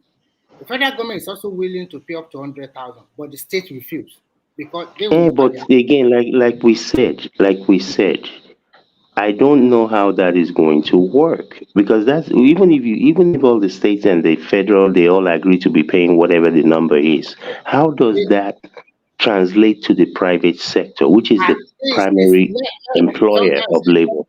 Let the sleeping dog lie, or what the parents say. At least we solve that problem. Private sector, they cannot afford. Some of them are paying 70,000, but some of them say no, they will never pay more than 70,000. So that's why federal government says 60,000.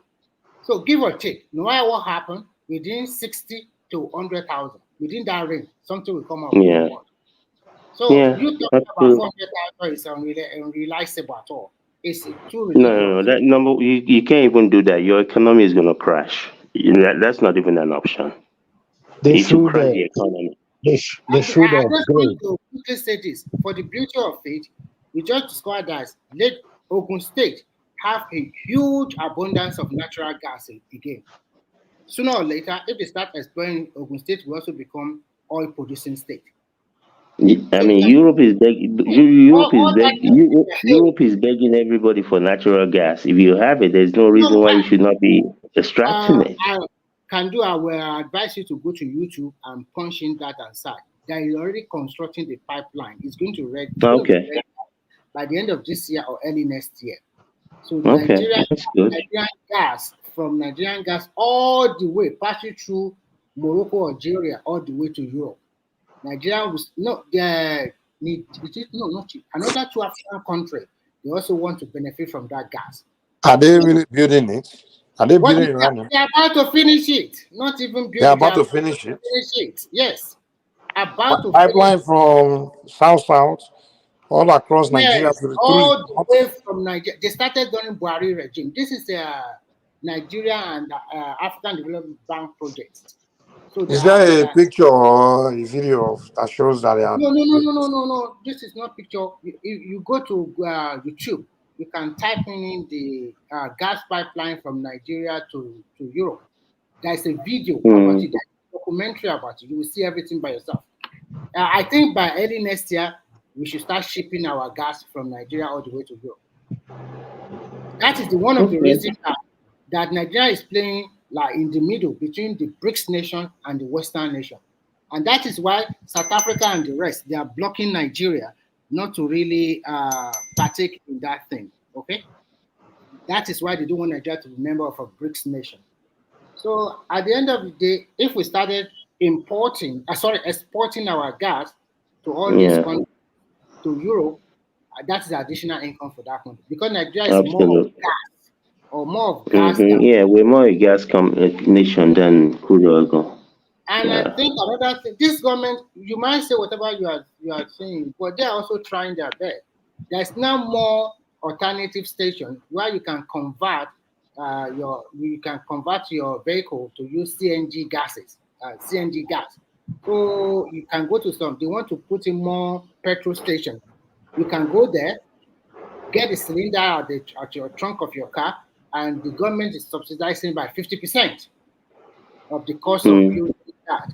So you have alternative of using gas or petrol. So if I'm in Nigeria and I have the power, I will do that. At least it will save me a lot of money. I don't care about petrol anymore. And this is not energy. In China, please, Remy. Yeah? Remy, please, I'm about to take a bow. Please, I think the last thing I will have to drop here is any way we can be able to influence others, especially those of us that go to other platforms to at least give our opinion.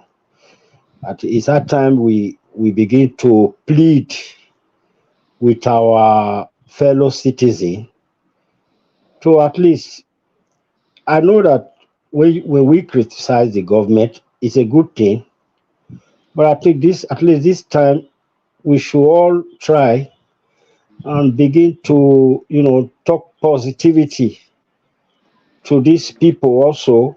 I think they need it. They are human beings. All that. Sometimes I sit down, I begin to reason this Buhari. I think most of the things Buhari did to Nigeria, he did it on purpose. Especially these insults. He has died. He's a crow. These people, they're also human beings. We should, these social media things, anywhere we go, please, if you go. They will abuse the hell out of you. I don't go to any pastor. I only go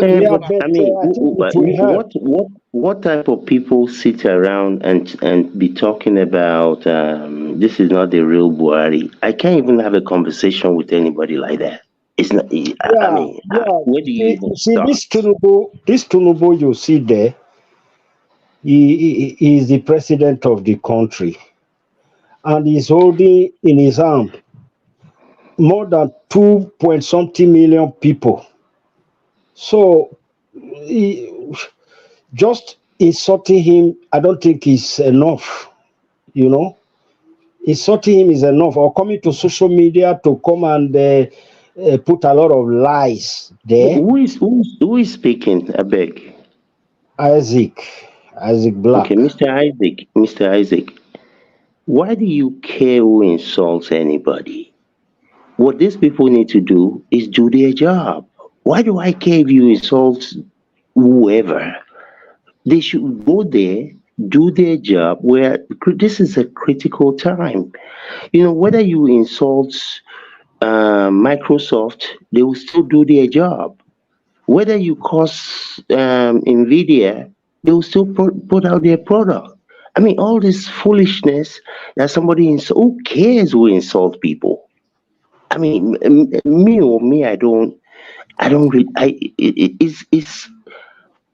Can do. I think I may agree with you to some extent. Hey, if you sign up, hey, they insult someone. Of course, people are gonna insult people. But what about when people are saying things like the president is a drug dealer, things like that? Well, you see, Mr. Mike, let me answer you something real quickly. Mm-hmm. You see, nobody can call me a drug dealer. Me. Nobody can call my father a drug dealer. I don't think you get it. Hold on. Hold on. You're talking about the president of the country. I don't care whether you are the president of the Catholic Church. I've never dealt in the drug area. My father has never dealt in the drug area. My mother has never been an ashao. Okay, let me put a question this way. Hold on, let me put a question this way. What do you think about somebody going on a platform, an international platform, and trying to convincing the whole world that the president of Nigeria is a drug lord? Like actually presenting fake facts and trying to convince people that the president is a drug lord. When the president, what do you think about that? Okay, you see, that's why I was answering the question the way I did. I've never peddled in such places. It's why are you My always father, saying you, hold it's not about on, you. I'm hold just on. saying, what do you think about the point? I'm going somewhere real quickly. You see, the reason I answered your question like that is because if I have never been in that type of a space, Tinubu has been in that type of a space. Whether he did it himself or whether whatever, it's even irrelevant to me at this point. What do you What think I about the care image about, of the country? No, look, can do. This is there what. is no image of the country. What do you mean there's no image? No, let me tell Can you do, the can reason do. why Wait, wait, there's wait, no. wait, wait, wait, wait. Hold on. You have to travel. People that have to travel the green passport, and people are telling the whole world. People that will be, including people that will be, that will be checking your passport when you are coming through their country, and I somebody just is told painting the you. image of a I country that the just told. president. Hold on now. Wait. I just. Let me. You've been talking all day. I've been quiet. Calm down. Somebody is going out there painting a country, telling the world, a country that people are already giving some bad reputation as a country of people that sell drugs and things like that. And somebody is not going to convince the world that the president is a drug lord, knowing that many of us we have to travel with that passport of that country and the image of a country where people will actually believe that what kind of country is it that the president of the country is a drug lord. That means these people are drug people. And you and I have to travel through airports of different countries and we have to deal with the consequence. And you're telling me it doesn't matter what somebody says. Okay. Really? Okay. When Are you you and I done? have to pay the price? Are you done? Let me tell you something. If I've always said this, even in the night. Hold on. Okay, I go ahead, just want sir. you to add this to what you want to talk before you continue. Do you know Mhm. there is a proposal in the European Union? As from 2025, America will have to seek for visa to come to Europe. Do you know that? And it's going to come No. to reality because they have started castigating America. They are not looking at you like the way before. They are preparing in the event of Trump winning. They are also forming together. Because so many things that. And another thing I want to ask is before you say your father was a banker and was arrested. Yes. Let's say now Yes. people now go online and they just press to peddling rumor about your father. Your father is let's assume your father is a rich man. And then I said, where does he get the money? Is it not the money stole from the bank? And before you know it, all Nigeria are saying your father is a thief. So Actually, a lot of my friends, because there was this image in the 80s, 90s that bankers steal money and do this and that. Even a lot of my own personal friends thought that my father's money came from the bank. And my father or anybody else that knows will tell you that he was fortunate enough to be involved in a car dealership business. That the thing was, I'm talking about 84, 85. The guy that was running that thing will bring 80,000 naira. Here, give it to daddy. 65,000, give it to daddy. That thing was so profitable, it was ridiculous. I don't care if it's my father. If he's a thief, I would disown him. Me. I don't care about what anybody else does. But Mr. No, Sorry, hold can on, hold do. on. You have Yes, sir. to care about every time you come on the platform. You say you don't care. You don't care. You cannot exist in isolation. I'm You not have to existing now, care. You but have to. Let me tell you. You are here now. You are the only one. He gave you an example of your father. Do you understand what I'm Yes, saying?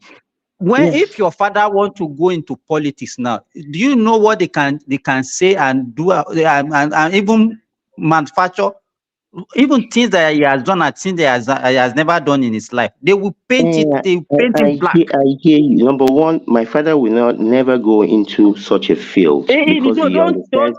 No, but Don't always say you hold don't care. You on. don't care. People, you have Please, to I care beg, about what hold people on. say, about I what have people my do. reasons. Is this Mr. Simba? Yes. I can't see the word. Okay. If somebody calls you a drug dealer now, what will you say, Mr. Simba? If somebody calls I you will a say drug I'm dealer, not. I will say I'm not. okay, But it okay. doesn't. Let me tell you, it doesn't. Hold on, Okay. hold on. But you see, this is the thing. Like me, You see, in America, I have dealt with the IRS. I've had to surrender almost $1 million to them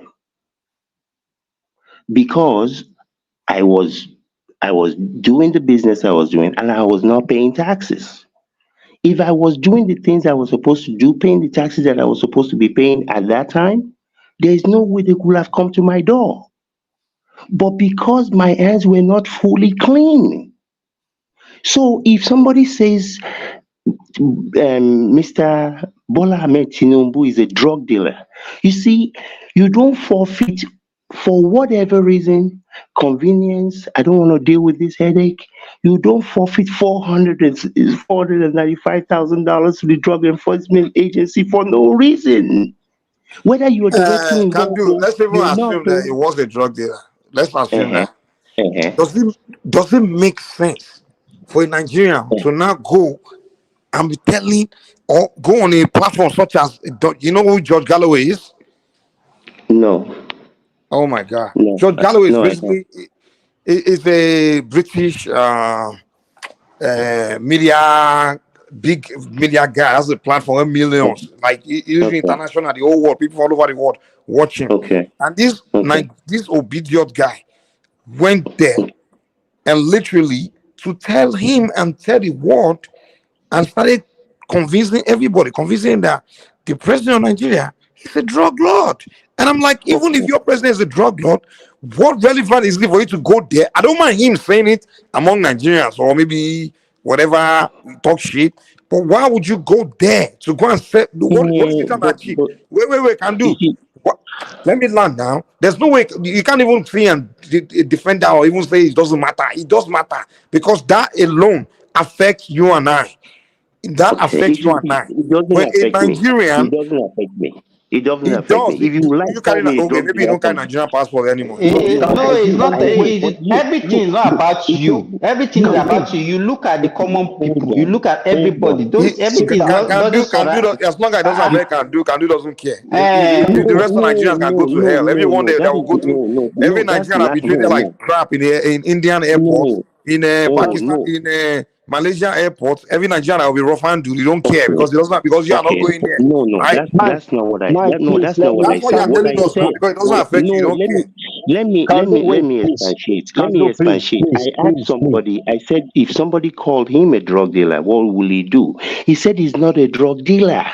No. It's not about somebody calling him alone. The person went to an international platform to be pushing it. They can go to heaven platform. Oh my God! So it's okay. It's Look, okay, right? It's okay, right? That's what you're saying. I didn't say it's okay. So what is your argument then? If Mr. Simba has never dealt in such an area, so it's okay for them to say it then? No, I didn't say whether. But that's what you're saying now. You're saying okay, it's okay for them to be saying it. That's what you're saying. No, look. Okay, let's put it this way, so we don't just argue blindly. What do you think about the guy that did it? I don't think anything, and this is the reason. Okay, so it's okay then. It's okay for him to do it. It's okay. You cannot stop. How can you not think anything about that? Are you kidding me? You cannot stop what I can. I'm not saying we can stop him, but you should at least condemn it. Like what he did is wrong and it's terrible, and the guy is terrible. Me condemning it. Is it going to stop the guy from saying it again? No, it doesn't matter what I stop it, but your opinion should be that what the guy did is horrible. That is a waste of my time. How is that a waste of your time? Are you kidding me? Somebody doing something to destroy the lives of millions of Nigerians, the image and the livelihood of people, where potentially country will ban Nigerians from coming to their country because of that. If that person has never done anything that anybody could even associate them to that, then it wouldn't matter. Again, look at this example. Yes, sir. Let's say you have a farm or you have a company and you produce an item, and you know that your image of your product is very important. Excuse me. Yeah, the image of your product is very important. Let's say people like Mike or Simba, they went online and started marketing your product. Yes, and they market to the extent that it's going to have a negative effect on that product. So you also show no concern. So when you look at it, when you demarket a country, you are not only demarketing the country, You're also demarcating the citizen or non-citizen who are not interested in politics, who just want to go their own way in a more simpler way, who wanted to get their things done, not thinking that because they are demarcated. So I just want you to look at it in that perspective. You are looking at it, you might not be concerned because you are just minute, you are one out of millions. So that one. No, But when no, Remy, he's taking a Tinubu that thing affects.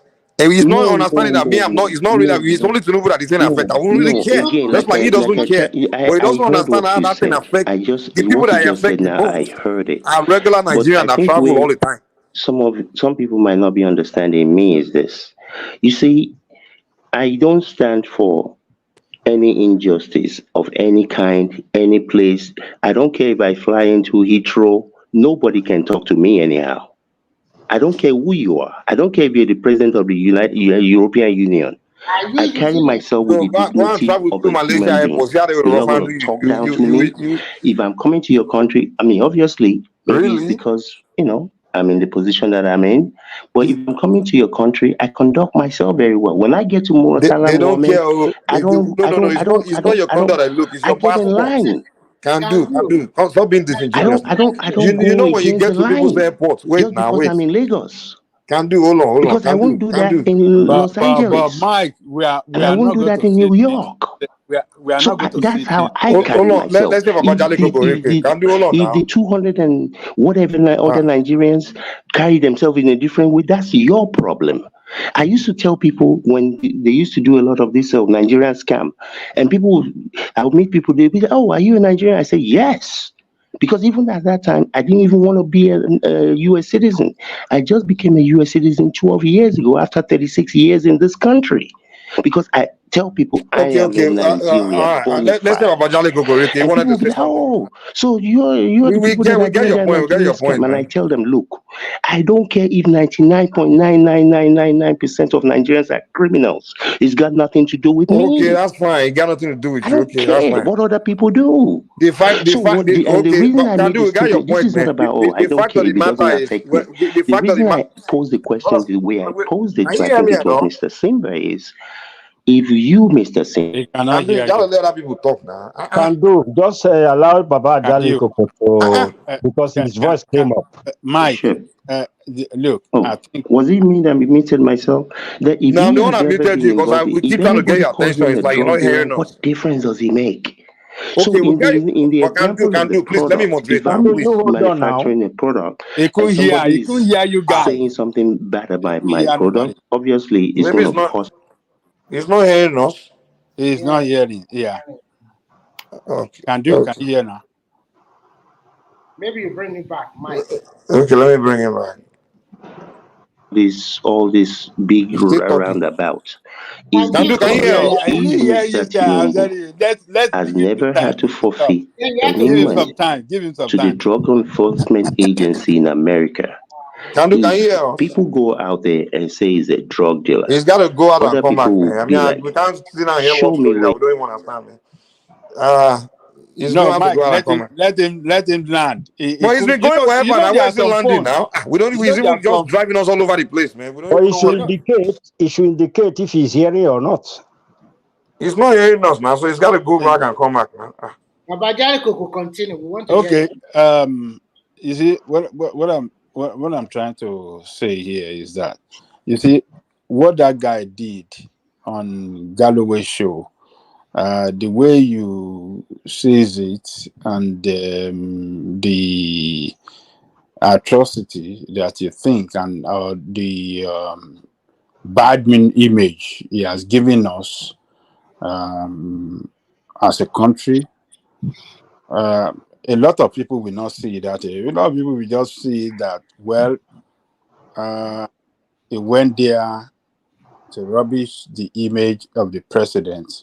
That's it. Some people will look it like that. Yeah, so we're not saying everybody of Ajali Coco now. Some people look at that, but what we are saying of Ajali Coco is some countries, like for example, people were saying in Malaysia, for example, they ban Nigerians from coming there.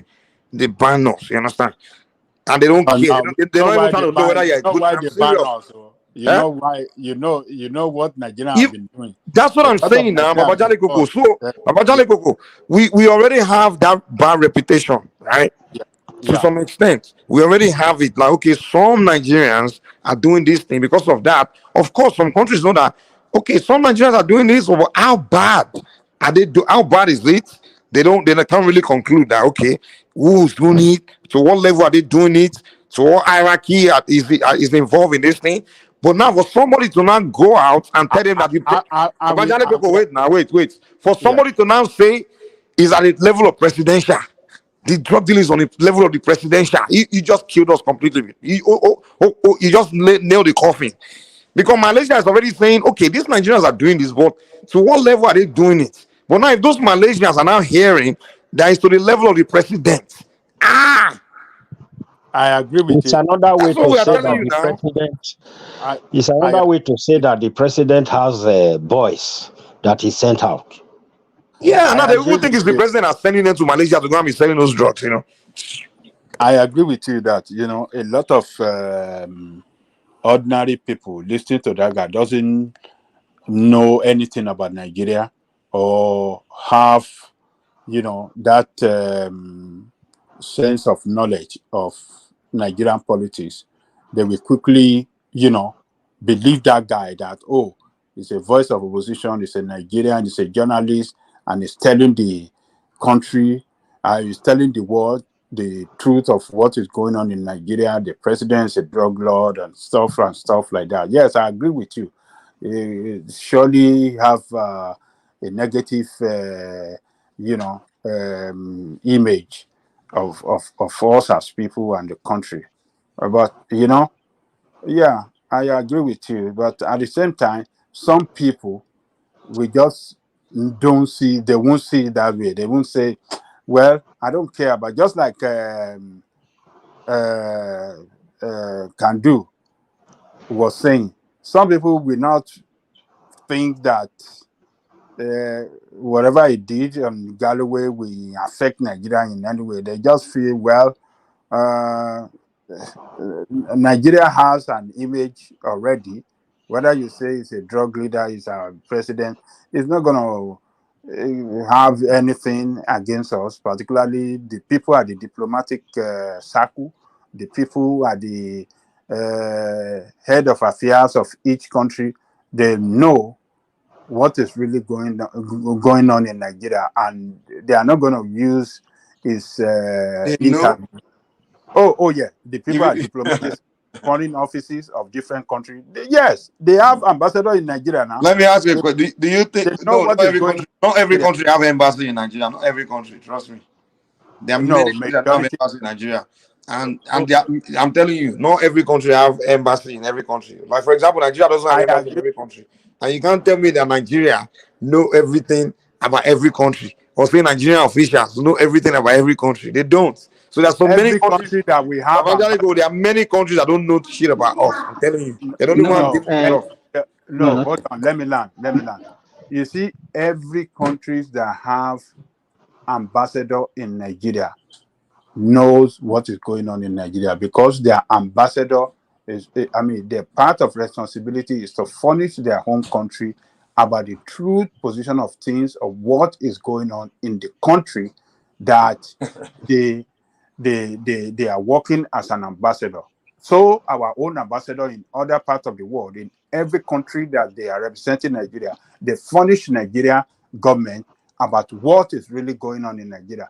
And the issue of Tinubu that went through court in United States, that defeated them in the United States, went through court in Nigeria, defeated them with all these atrocities, all these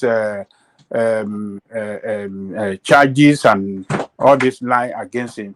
They will report back home to their home countries, and they won't believe all this noise that this guy is making on the Galloway. But ordinary people that doesn't know anything about Nigeria, listening to him as a journalist and reporting that, they are after him, he has to run away, they will think that he's telling them the truth.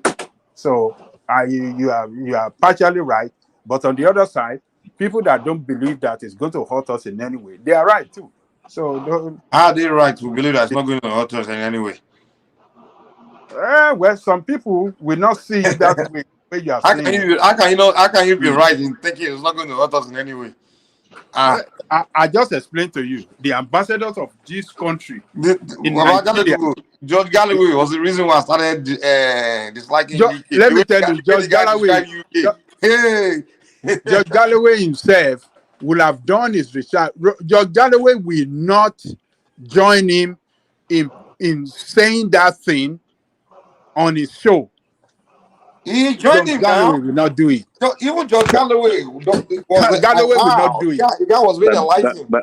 Babaja Ekulakai.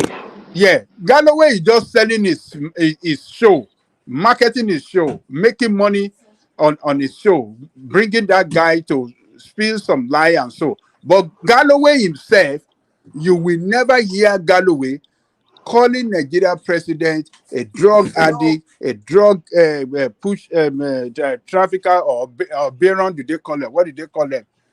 Drug baron. Or so. George Galloway will never say nothing like that, because George Galloway speak on fact.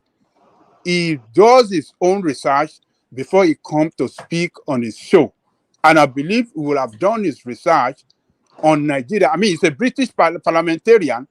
He's well-read guy. He's well-versed in many, topics and current affairs, political affairs around the world. And John Galloway will never call President Tinubu a drug baron, because he knows much about Nigerian politics and what is going on in Nigeria. Babaja, let me add to what you said. You see, what I was trying to say at the end of the day is, you see, a lot of these countries, especially the European Union countries, America, they get security reports. They get security reports about other presidents of other countries, prime ministers of other countries. These people are not stupid. They are if Tinubu enters price like somebody going to Igbo every time, you think they don't know what they have dossier. They know what he eats for breakfast. Yes. They know his activities in Chicago. They know what school he went to. This is not news to these people. This is information that they use to make determinations about what they do. Do they give you a loan? Do they give your country a loan? Do their bank of whatever provide loans for their companies that will operate in your country? This is a different level. So do you think hold on, do you think people that ministers of those countries, let's say the people that work at the airports, a president is hired as a minister to work at the airport and things like that, as create policy in the airport, do you think those ones go and dig into to go and dig facts about that president or that country and things like that? Why do you think some of these countries they literally ban Nigerians from coming to their countries? Wait. Oh, I thought you were done. Sorry. Hold on. So those people, if they are so digging so deep into Nigeria, studying the fact about Nigeria, would they not have known that the percentage of Nigerians doing these things is just a tiny few people? But to them, wow, these people are a bunch of freaking criminals. They say, you go there, people, Nigeria went to Malaysia, say, even there wasn't a Thomas came here and said, dude, him and his wife just want to take vacation to that country. And they said, no, you Nigerians are a bunch of freaking criminals. We can't let you in. You're drug law. You're bringing drugs. Once they flip green passports. So are you saying, they done some diplomatic this thing, they study everything about Nigeria? People are not stupid. Whether it's Malaysia, whether it's Heathrow Airport, you see, the people that work at the airport, they're not stupid people either. They have meetings in the morning. They have meetings. So why would they ban all Nigerians? Hold on. Anybody that will ban Thomas. When somebody is coming from Jamaica to Heathrow, I've seen numerous videos of these things. They have meetings. They already know that people coming from Taiwan or coming from whatever Asian country, they bring opium into Heathrow. So they tell their people, look out for this, look out for that.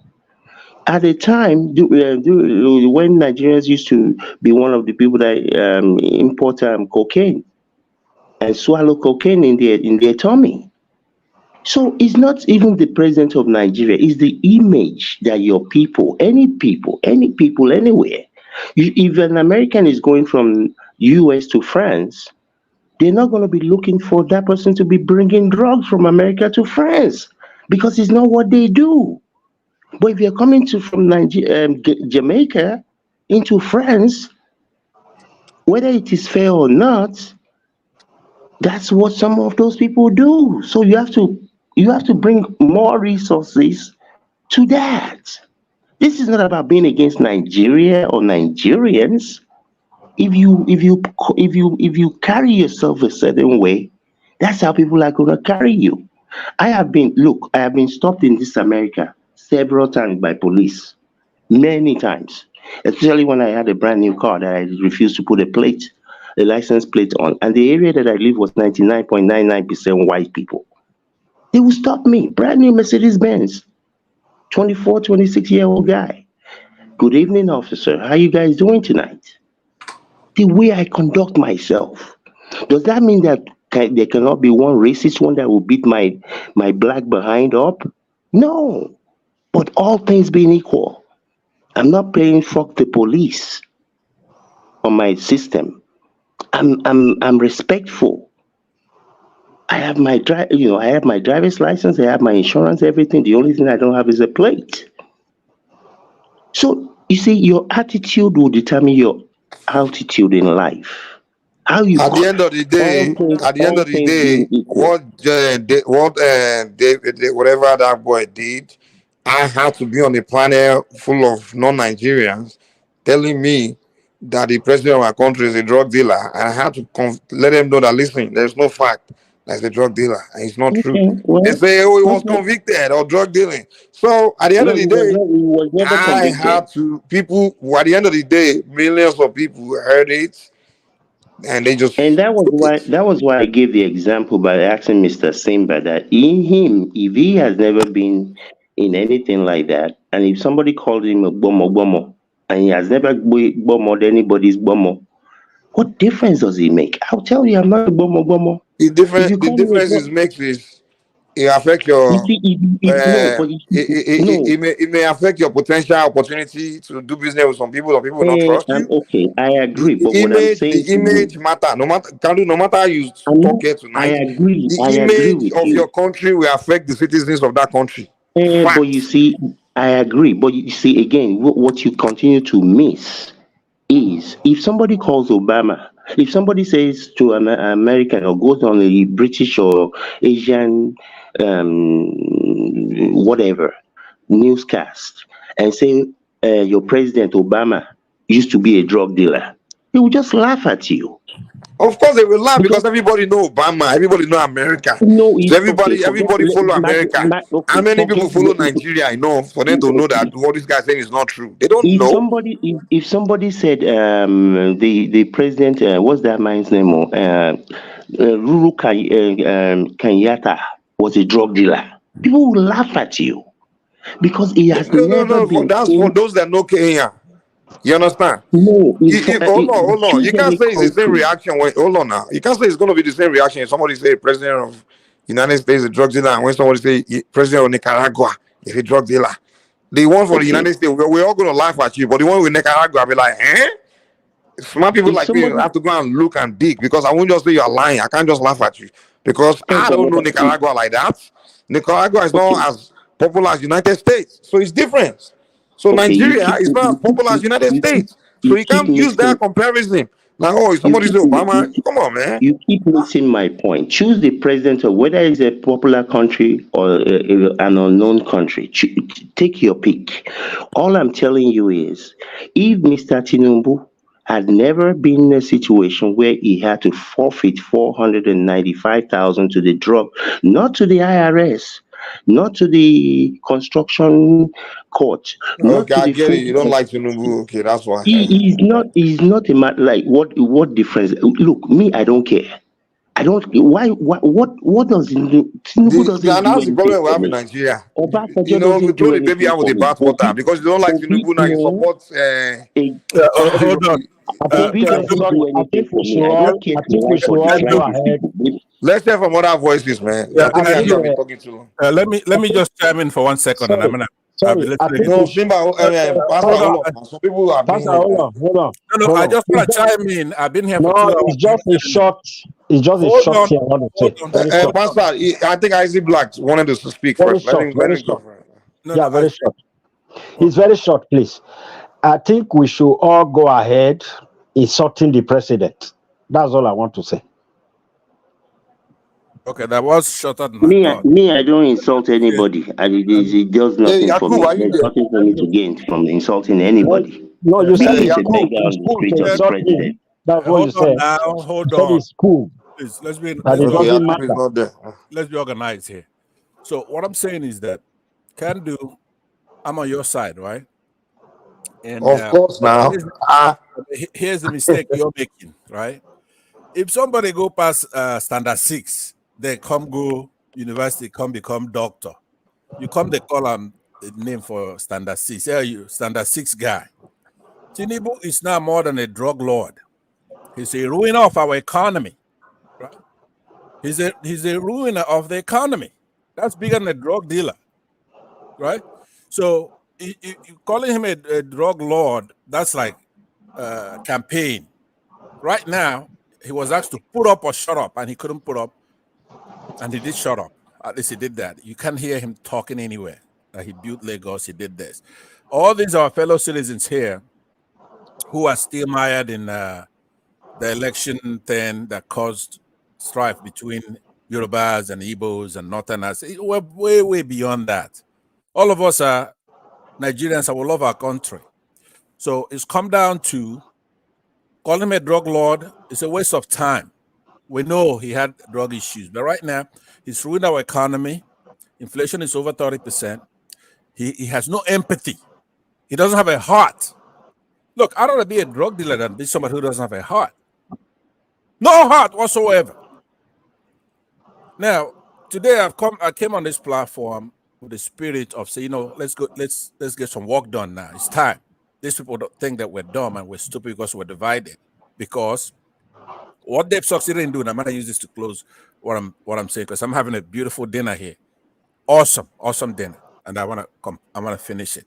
So what I'm saying is that right now, there is a link between Showore, Nnamdi Kanu, Igboho, all of us. So a lot of Nigerians don't like revolutionary stuff. So they don't want anybody being revolutionary like Nnamdi Kanu or even Showore. But at some point, if you unite us, we're going to be united. And we're going to kick some ass. Let them have some respect, negotiating good faith here. Quickly bring that country to where the economy is at least working. If they don't do that, they're going to be out of there. I can assure you that. So please don't refer to us as a drug dealer. He is worse than that. He ruined the country. Thank you.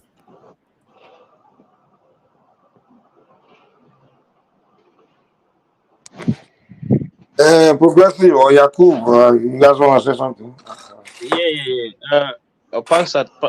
I don't know if Pansat have been on the shows because I just came in now. I think Pansat have come back is coming with his trash talk again this morning. He's talking nonsense all the time as usual. I making comment about Nnamdi. Listen, I don't support Nnamdi Kanu being locked up. I wish they can release him whichever way. But please, it's not that we all forgot his incident when he was out there. Okay, so to be comparing him with the works that Showore is doing, I think it's almost like I don't know what language to use because I wouldn't want to be that rude. Showore, with all his activism, still he knew that the way to go is to be involved in the political system and try to change the system using the legal means. Compared to somebody who has been calling for other cities to be yanked off, calling for people to buy and stuff like that, calling the nation a zoo and stuff like that. Look, for me, those things he did for me, if I was the government, I would not arrest him. But you cannot compare his actions with that of what Shogore is doing. Is there light? I think that is just. It's just I was not doing a comparative analysis. Maybe you didn't hear what I said, right? Yeah, but and you're let me putting tell them. you You're something. putting them on the same. You're putting them on the same platform. Let's know what I'm saying now. This is going to offend some others, but it's directed at you, and it's not because of what you just said here. It's the spirit that you come online, right? Listen to me very carefully. I want you to wax your ears. In that Nigeria, we have what we call Wazobia, right? Hausas, very close to Fulanis up there, Yorubas, and Igbos, right? And everybody else come under those three. As a contrast, Nigeria, when we're not being clannish, we're looking at national issues. We've got an issue to handle now. That includes our Wazobia. A small guy like you from a small state, Edo State, maybe electorally about 300,000 or 400,000 people that's divided among 2 or 3 or 4 major parties. So the lion's share, probably somebody get 100 or something thousand. Are you what the trouble? I've argued, and there are a lot of Mike, good morning, Mike. Good morning. A lot of people they get mad at me when I make that argument. You're not what the trouble. We're gonna move on. We don't want somebody pitting the Yorubas against the Igbos. These minorities, that's the habit you have. You want the Igbos to be fighting the Yorubas and the Hausas while you sit on the side pointing fingers. Since the inception of that country, it's been you minorities that are the problem. Mike. When we went to Aburi here, we had a deal. Mike, good morning. Came home. Mike. Hey, good morning, Yaku.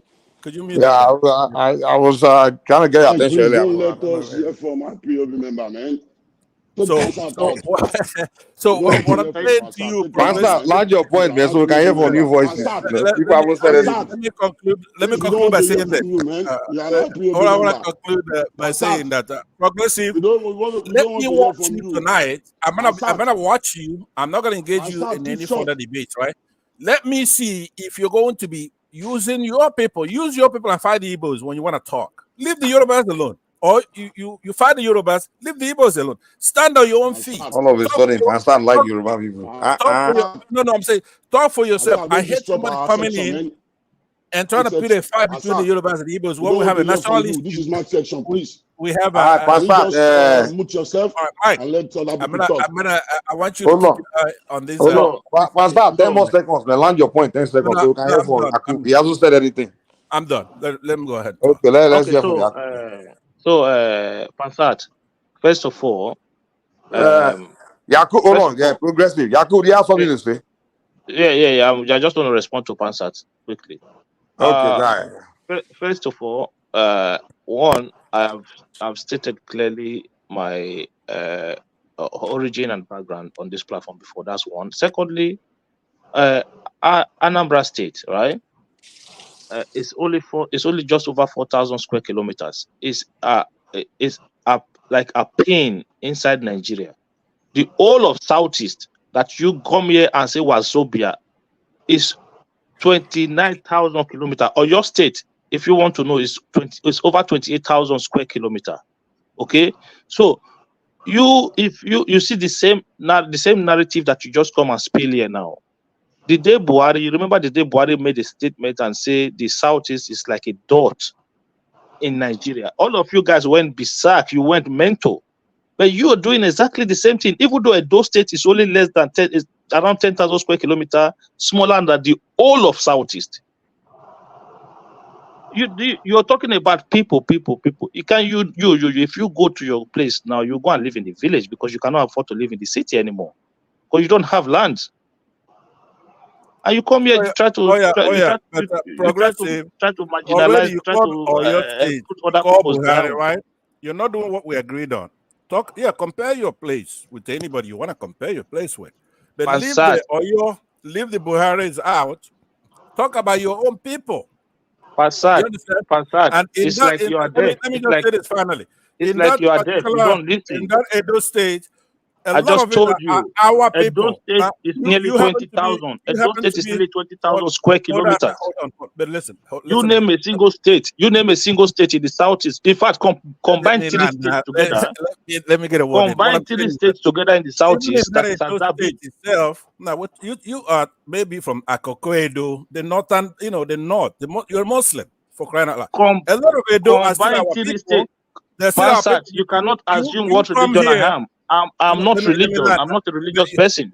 You're a Muslim, admit it. I'm a Christian. I'm not a religious person. You don't feed me, so I have no reason to lie. Are you a Muslim? I'm not a religious person. All right, so you're hiding yourself. I'm a proud Christian. Igbo That's man. good for you. Biafra, that's me. That's good. That's good for you. Come here and you want to hide under the Yorubas. You stick out like a sore thumb because you're Muslim. Are you dumb or something? Are you dumb? Do you even listen to me? A lot of 80% of Edo is our people. But you have this Muslim Edo that try to pit fights among the Wazobia, right? And you wanna be running your mouth on the Igbos that could take you over in hours. So you keep your mouth shut and let's talk about national stuff. The people who took your property in River State. Mike, I'm done. The people who took your property in River State, you haven't taken them over. Okay. Don't worry now. Just talk for your people. Forget about all that. Talk about Edo. Period. How come you haven't collect your property back, man? What's going on? The ones that took your property in River State, bullying you, took your property. The one that bullies you and took your property in River State, you haven't taken them over. Kando, I'm really sorry that I have you guys are full of cowards, man. Cowards everywhere. No, nothing to be sorry about, though. I'm just listening. Yeah, no. You're full of cowards. You're full of cowards everywhere, man. You only fight your wars from outside Nigeria. Right? You take over Nigeria from outside Nigeria. Joining forces to make the country good. They want to pit fights between the Igbos and the Yorubas and the Hausas. Who is picking fights? You are the one. You are the one who came here this morning. Right? You are the one who came here this morning. You were talking about Nnamdi Kanu and Showore as if they were fighting the same cause. If you're coming to highlight our differences, God damn it, identify yours so we could know. You're from Akoko Edo, you're a Muslim. When did I identify any differences? When did I identify differences between the Igbos or any other tribe? I talked about Nnamdi Kanu and Showore, how you compare both of their struggles. Oyo is bigger than the South. It's your grandfather. That is after you make your stupid. That is after you made your stupid comment. Your own business, goddamn it. That was after you made your stupid comment. I have to let you know. I have to let you know that you came from a place where you don't have land. Is that much smarter than progressive? They're one and the same. Listen, which state are you from in the southeast? Because I told you, no, there is not a single state in the southeast that is more than 9,000 square kilometers. Not a single one. Look, Einstein. There's only one Einstein from a small minority group in Germany, right? But he ended up. Now we are going to Einstein. More than everybody else. You do understand? So I just told you. I think. Well, you're from. Are you from Anambra State? Anambra State is less than. It's just over 4,000 square kilometers. That's Anambra State. We don't measure humanity by land mass. Do something. You measure it by what? Produce some Einstein from your land. Since you guys, you keep saying you want to relocate to. You keep asking your people to relocate to southeast. Where are you going to stay? You have no land. Where are you going to live? Those are Lagos Igbos like Ekene. Where are you going to live? Where are they going to live? You have no land like that. You have no land. There are more Igbos than the other entire tribes combined, and I can prove it, right? So I want you to know that. That's how big. Okay. When you come running your mouth at Igbos, you have to know how awesome that tribe is, right? A lot of us, we're in diaspora, and, we're doing our thing. But when we come down there, somebody like you, I'm going to whack you with the butt of a gun that you can't even look at my eyes even now. I'm 6'4". Right? Let me tell you something. As a minority, right? I don't want to saw the rest of the do because of you. You're like a Muslim. You don't belong here. Okay? If I own this platform, I won't let you in, right? Because you come here to cause trouble all the time, even though you do it. If you own a platform, do you think I will go to that platform? Am I that? Do you think I just came out of the psychiatric hospital? No, I don't think so. You're still in so Nigeria. Why do you think I will come to your own platform? Listen to what I'm saying. By the way, Why do you think I will come to a platform that you own? The progressive, here's what I want to tell you. Whenever you see me, when I run to me, as if you're gonna match weights with me, you can't match weights with me. You know what I'm saying? You can't. Who the hell are you, man? Who the hell are you? Listen, look let me tell you something finally. We're in a different gear now. The election is over. I made some speeches here on this program earlier, and the spirit is that we have to have our people get paid, right?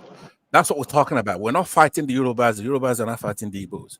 In that labor, right, NLC, there are Nigerians from all hues, from all tribes, from all religion. And in that government, there are people from all tribes, all hues, all religion. So we want to do the right thing. That's the spirit.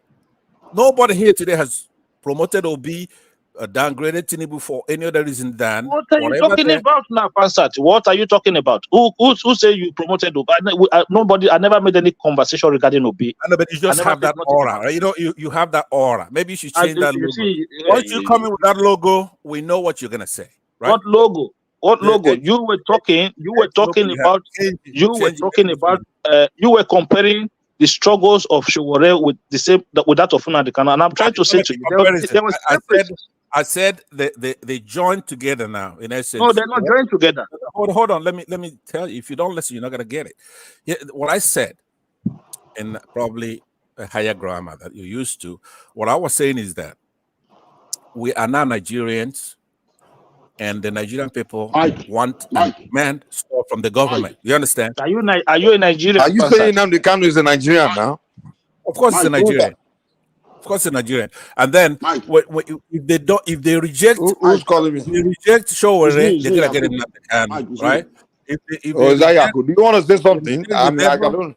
If they reject the labor, they're gonna get Showore. If they reject Showore, they're gonna get Nnamdi Kanu.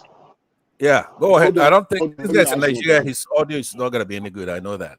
Yakubu is in Nigeria. Mute the guy. Let him go and protest. Remove the son of a gun from the platform. Go and protest. Don't come here without a visa. Robbing shoulders in the United States. What did you say? What did you say? What's wrong with you, man? Are you just stupid? Are you stupid? What's the problem, man? Go and get a visa. Go and get a visa. If you want to talk to me, you have to go get a visa. Right? Go and get a visa. Mike, take it over. Give somebody a chance. Canadian citizen. Keep your fucking mouth shut, man. Oh, Canada, you live off of us, and Prince Charles is your head of state. So get the hell out of here. I mean, gentlemen, we cannot be gentlemen.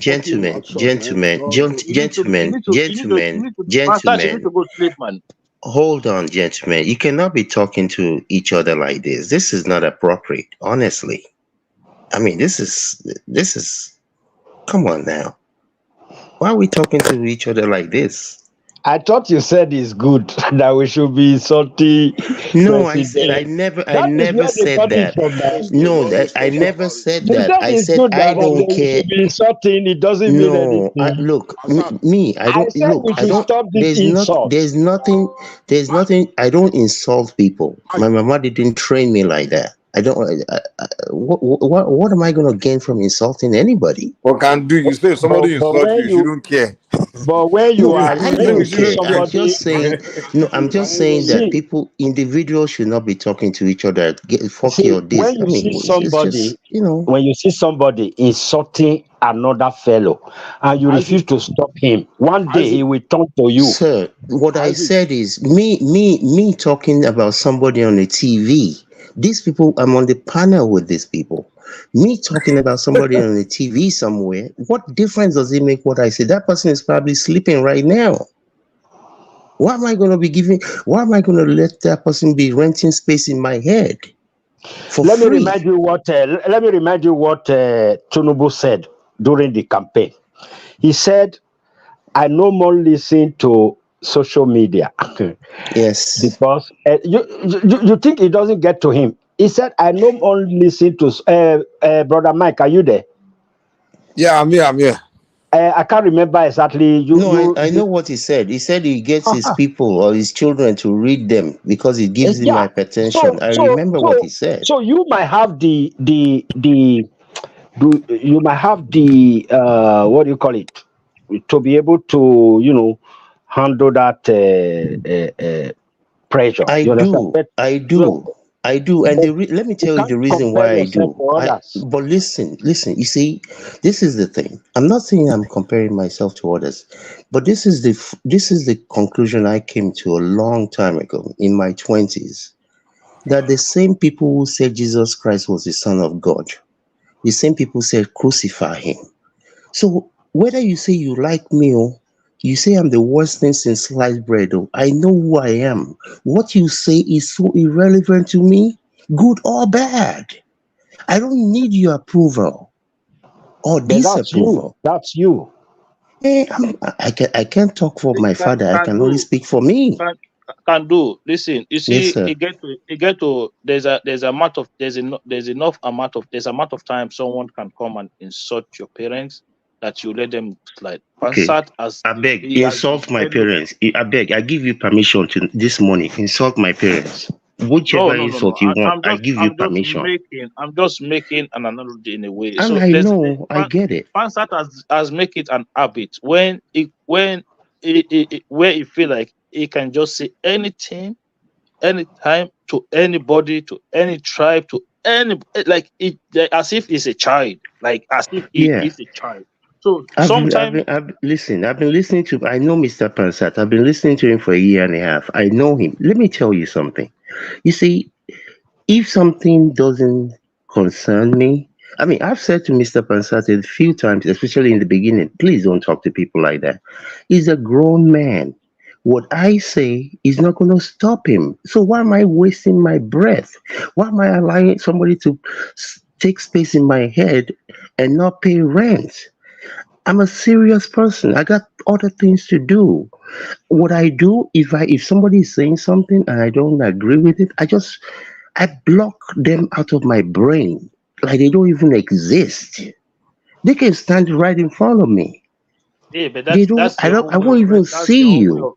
that's your own way of responding to issues like that. But in my own case, I would not let him go. Like I would not let him go. But if it Look, was, this is, you see, if it this is was a not one-off, about if it was a whether one-off it's me. issue, Yeah, if it was a whether it's one-off Mr. issue, Pansat, okay, but fine. my brother, whether it's Mr. Pansat or somebody at your job or somebody in your neighborhood, you see, people, if you allow people to get to you, they will get to you. I've used that. I've made that statement here. When I used to play fullback, if we have a striker on the other team that is so good, that is so difficult to stop, I will start telling him about how I slept with his mama last night to get in his head.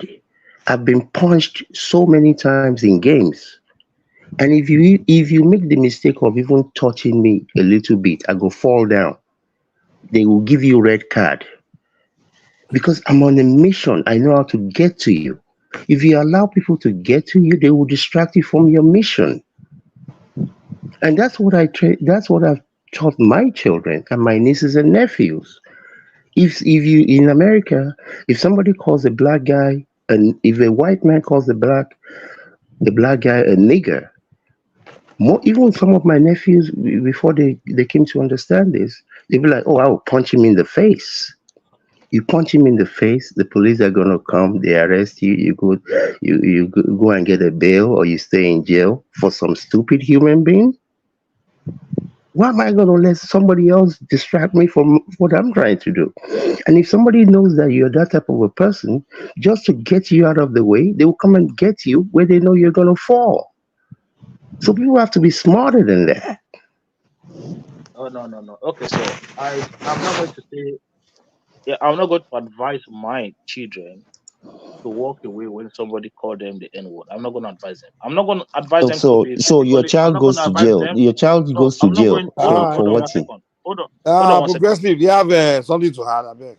Yeah, I'm not going to advise them as well to be physically aggressive towards that person, but I'm going to teach them to the point whereby that person will also realize that he made a mistake talking to the wrong person that day. So How are they? How are you gonna? What are you gonna teach them to do if somebody calls them that? oh, I will teach them to have mouth, to talk back, to know what to say, to know how to put that person where they belong.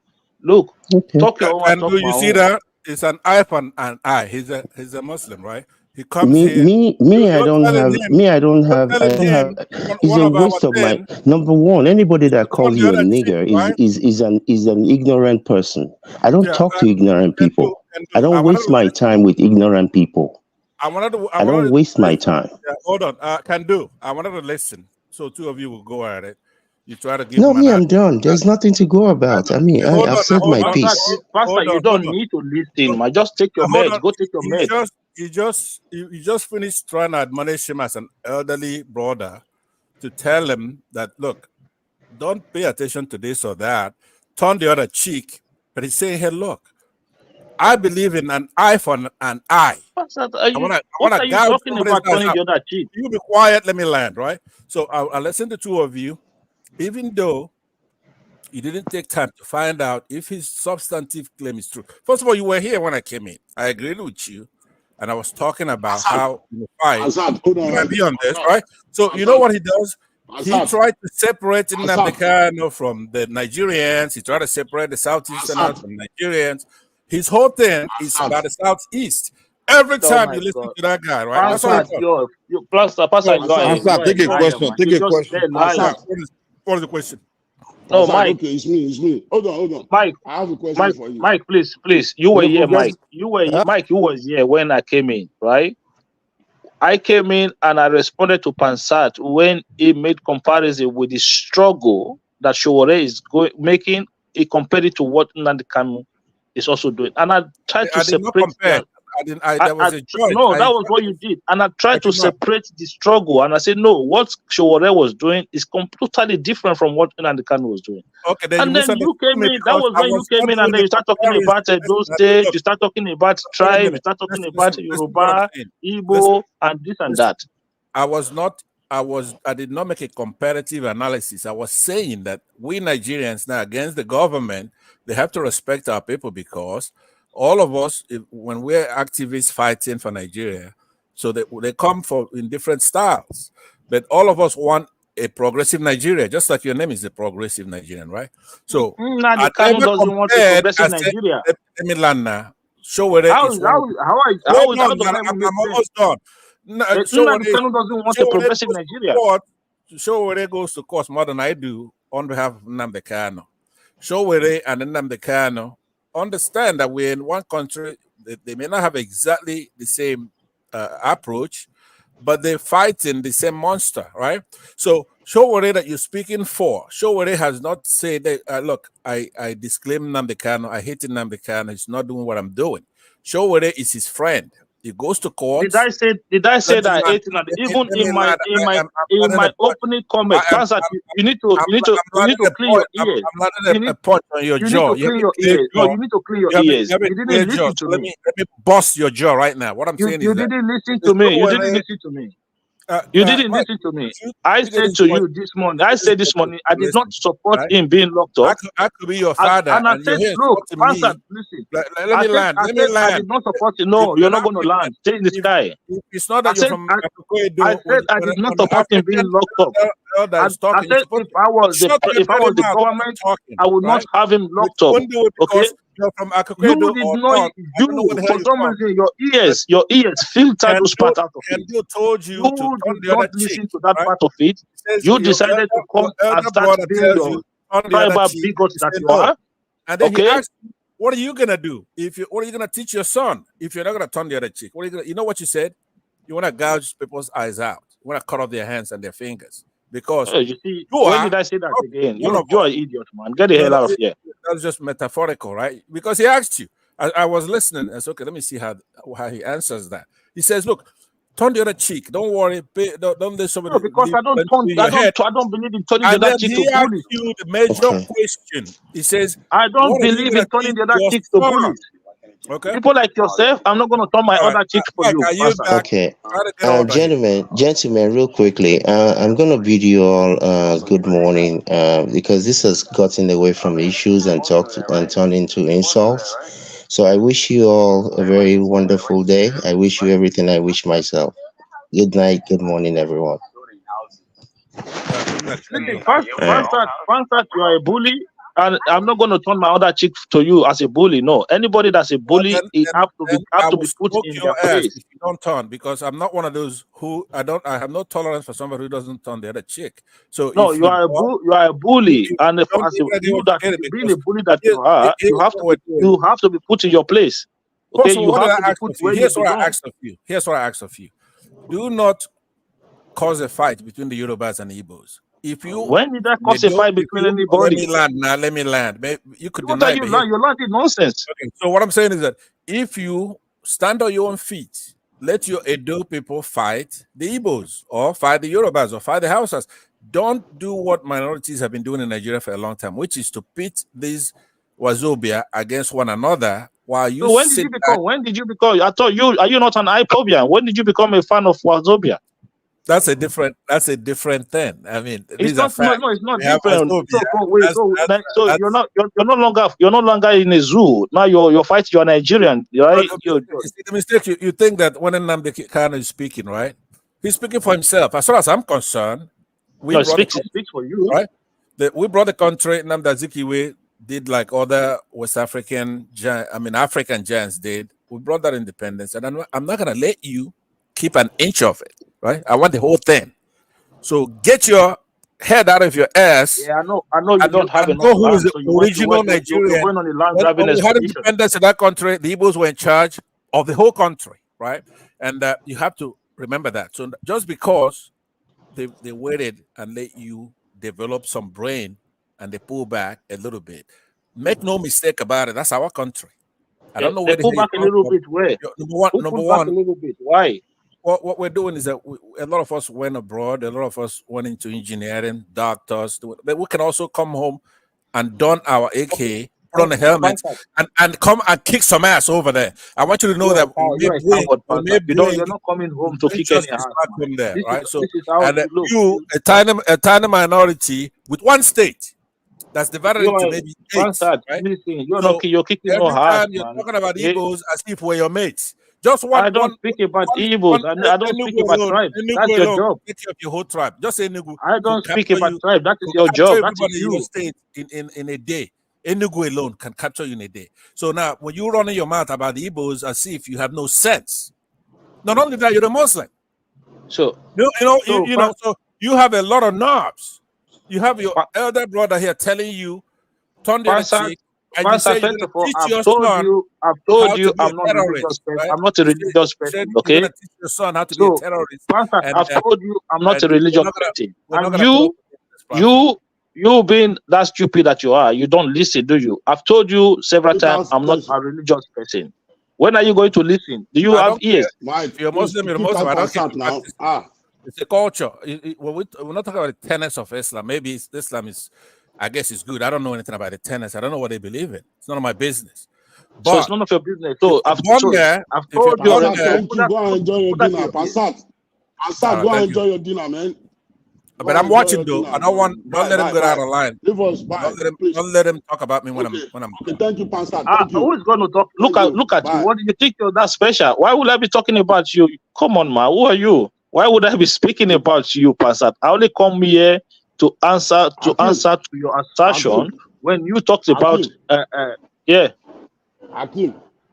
Yeah. Akim. Good morning. Yeah, good morning. You see, this is the consequence of what you guys did in that election. That's why Passat is abusing the people now. You guys support them during the election. You abuse everybody for them. Now look at what Passat is talking about you people. Look, I think you're getting all of this wrong. I think you're getting all of this wrong. In a democratic society, right, people have the free will to support anybody they want to support. And if people from Edo State majority supported Peter Obi, they did not support an Igbo man. Okay, they support a candidate that they feel in their own way would be a better person. Hakim, that's your own belief.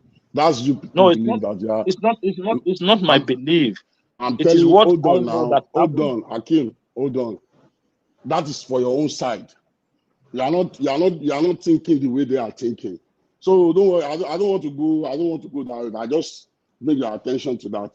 No, I know, but the way you put it is, it looks as if they supported the Igbos. That is not. It was not a tribal support. It was a personal support for Mr. Peter Oh, Obi. what? Okay, Hakeem. Yeah.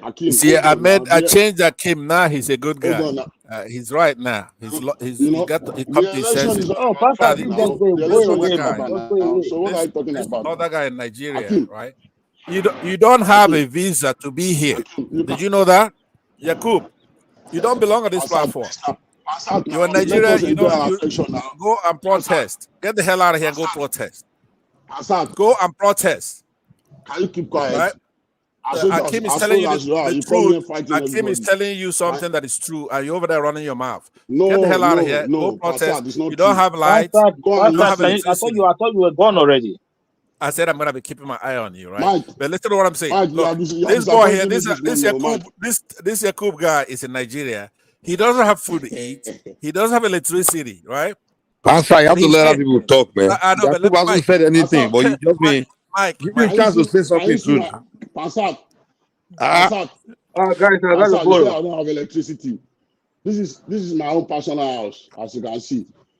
This is my own personal house. You're a house boy. Nobody shows up with their house unless you're a house boy. No, it's because of what you are saying now. Look, this is my own personal house. So I just want to. You know here that we are in the United States, something like that's like a shack. That doesn't mean anything. So you don't know that because you're Nigerian. You know that house is bigger than your house in US. What is so special about your United States, Passat? Yeah, okay, Mike, tell him. Go ahead. I used to live in New Jersey before now, so you can't tell me anything special. Yeah, I live in Newark. I work in New York City.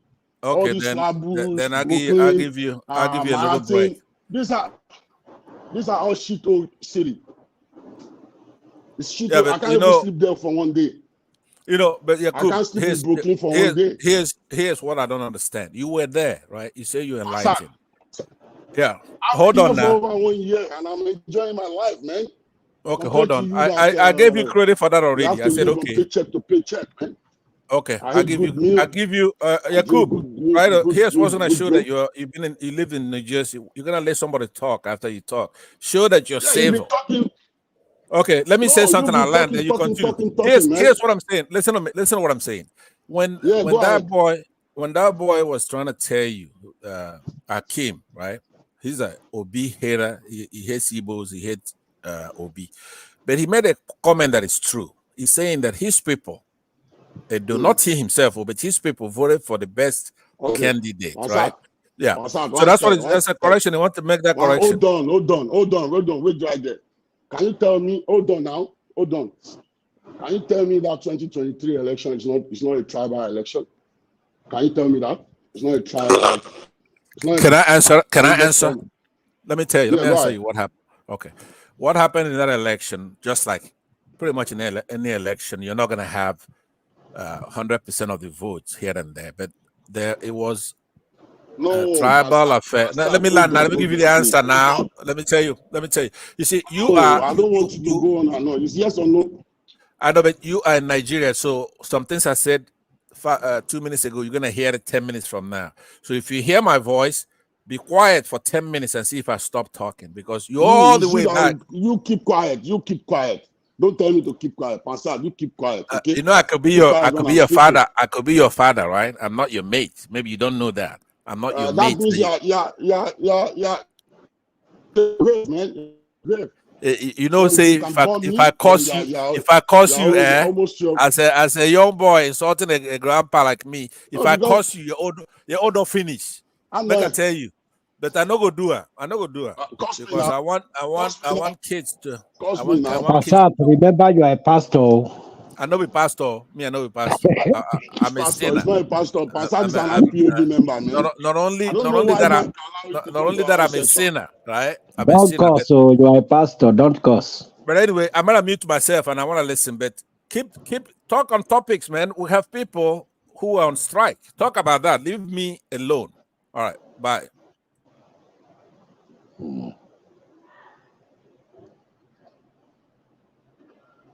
Mike, good morning. Good morning, everyone. Good morning, my brother.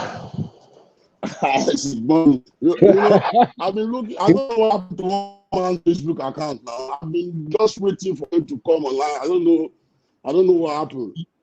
Yeah. I just say let me try YouTube this morning. You know, I've been waiting for the section for like 2 days. I said, what is going on now? My man is not coming online. I don't know. Does his Facebook account have problem? Because that's where I usually get alerts when it comes online. Anyway, good morning.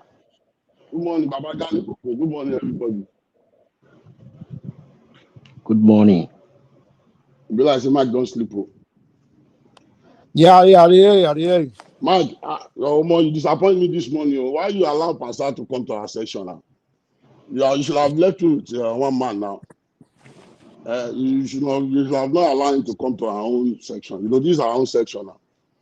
We don't want. No, what happened is that the session all through the night has been so interesting. So that's why Passat has been there, enjoying the conversation. Only that he just came in out. I know now. Passat will be talking about America like America is an heaven or so.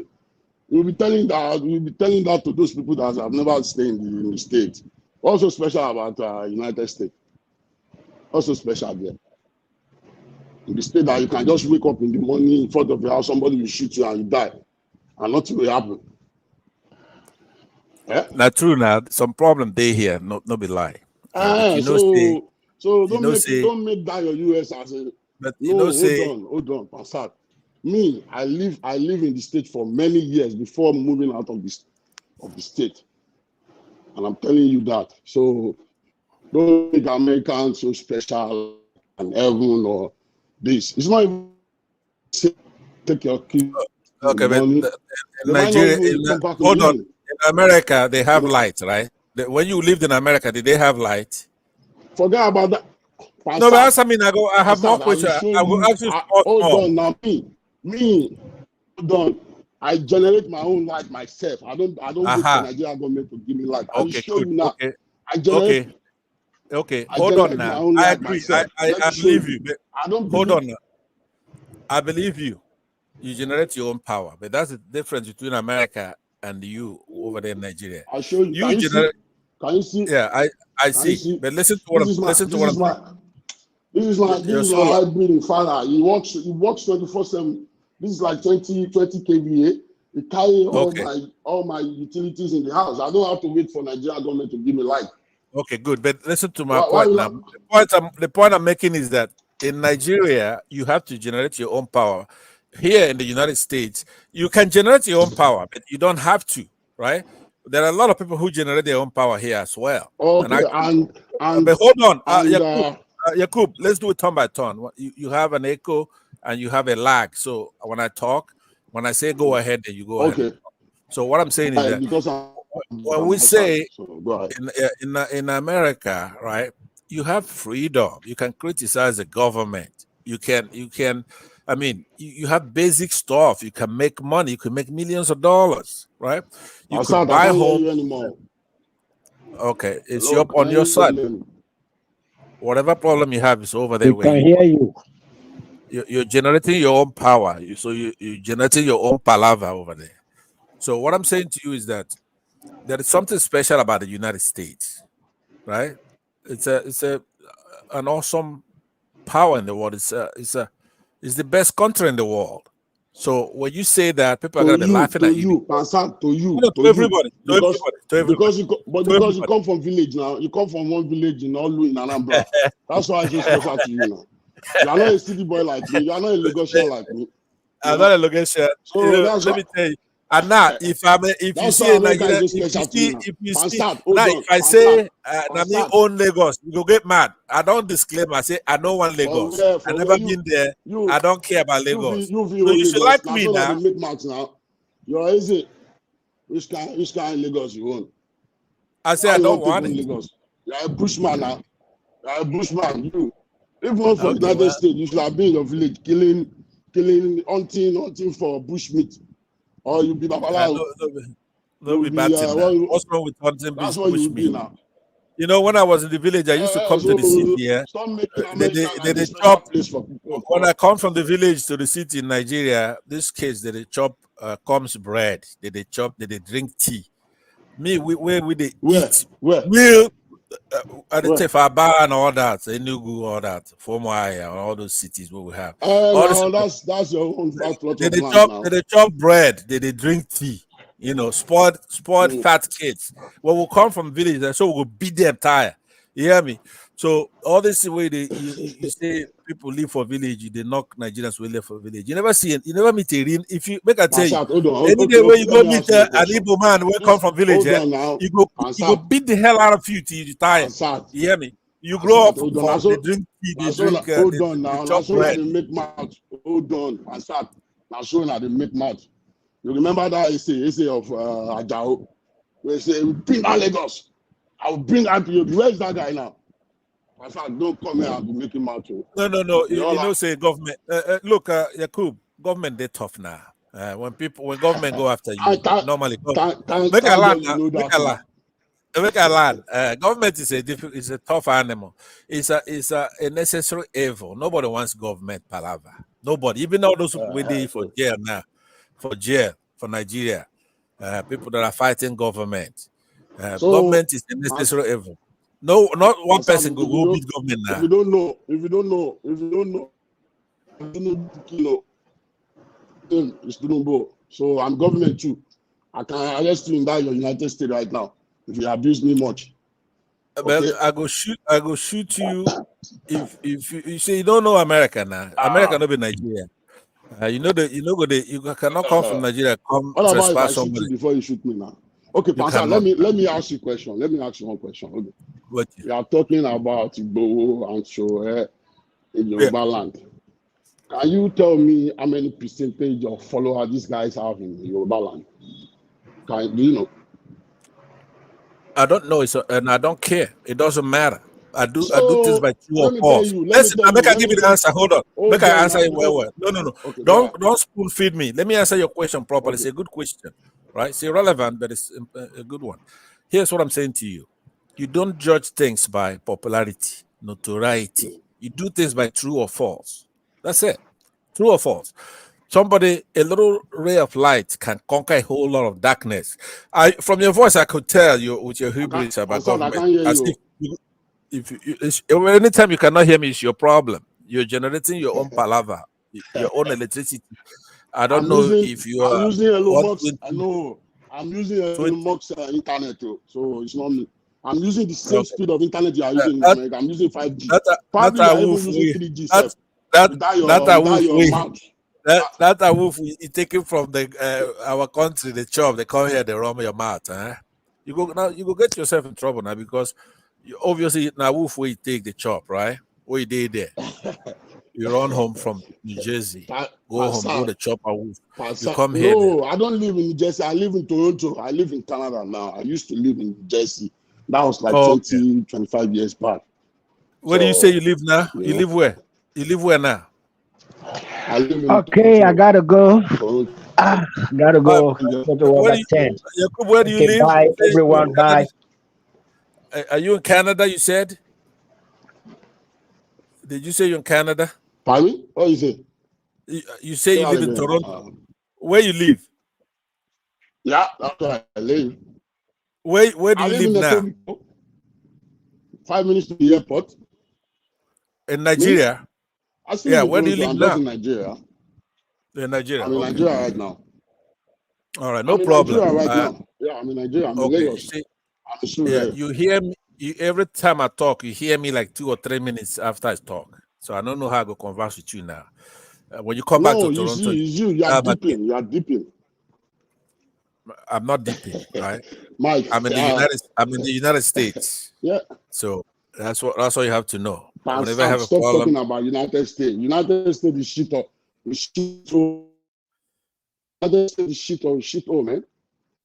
Look, I tell you, you see this platform where you did this YouTube. Now YouTube you did now. Do you know who owns that YouTube? Go ahead. Not one Not be one man country. They don't have anything. Anytime where you want to go on social media, it's an American social media. That's how America is. It's number one. Somebody like Simba right here is in Saudi Arabia. They don't have a social media. Hold on. Hold on. Mansad, hold on right there. Hold on right there. Elon Musk Internet. Is that an American? Now our own too. Now America Elon Musk own. An American man. It's an American man. Just because he born for South Africa. Now why born for South Africa?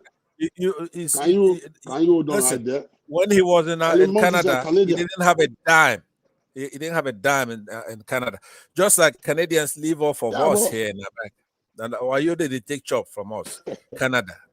Now the wolf, what did he do us? 419. Go and check it out now. They have a king, right? You know who's their head of state? King Charles. You hear me? That's their king. They don't elect their own head of state. Yes. Their population, what they do for one state here is bigger. One city here is bigger than their whole country. Same as Australia. Same too. That's what I'm saying now. So America is number one. You hear me? Australia, what you're talking about. Canada, is bigger than the whole United States. What are you talking about? King Charles is their head of state. King. For this 21st century. I know. Okay, so shut up then. If you know that, shut your mouth. Hold on. Over here with democracy. Hold on now. We elect our own head of state. Hold on now. Don't tell me to shut up. I debate you for the debate now. What do you want? No, are you surrendering? You want surrender? No way. Why will I surrender for an IPOB member? Like that's why I'm pommeling you. You don't say wait. Me and no one wait. I pommel you. First of all, your internet no they reach. Your internet no reach to do a live chat with me. How can you debate with me when you are 2 or 3 minutes behind me? I'm sorry to pommel you now. By the time I hear this one where they talk, I don't talk another one. You see, you never hear the last one I talk. So now let me put some more. As you hear that. Oh boy, I can tell you something. I no go hold. Okay, I'll go ahead. You're 2 minutes behind me. So when you hear that, you're not making sense. Let me say I no go hold again. You can answer that one. I no go hold. Yeah, go ahead. Go ahead. You see? I no go hold. You go hear this one again in 2 minutes. That's why I could just take bitter.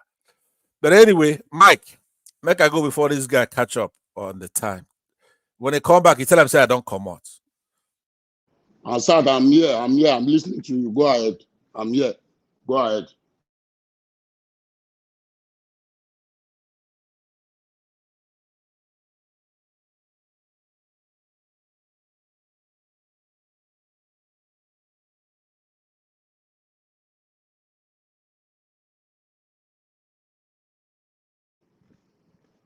Hello, Mike. Hello.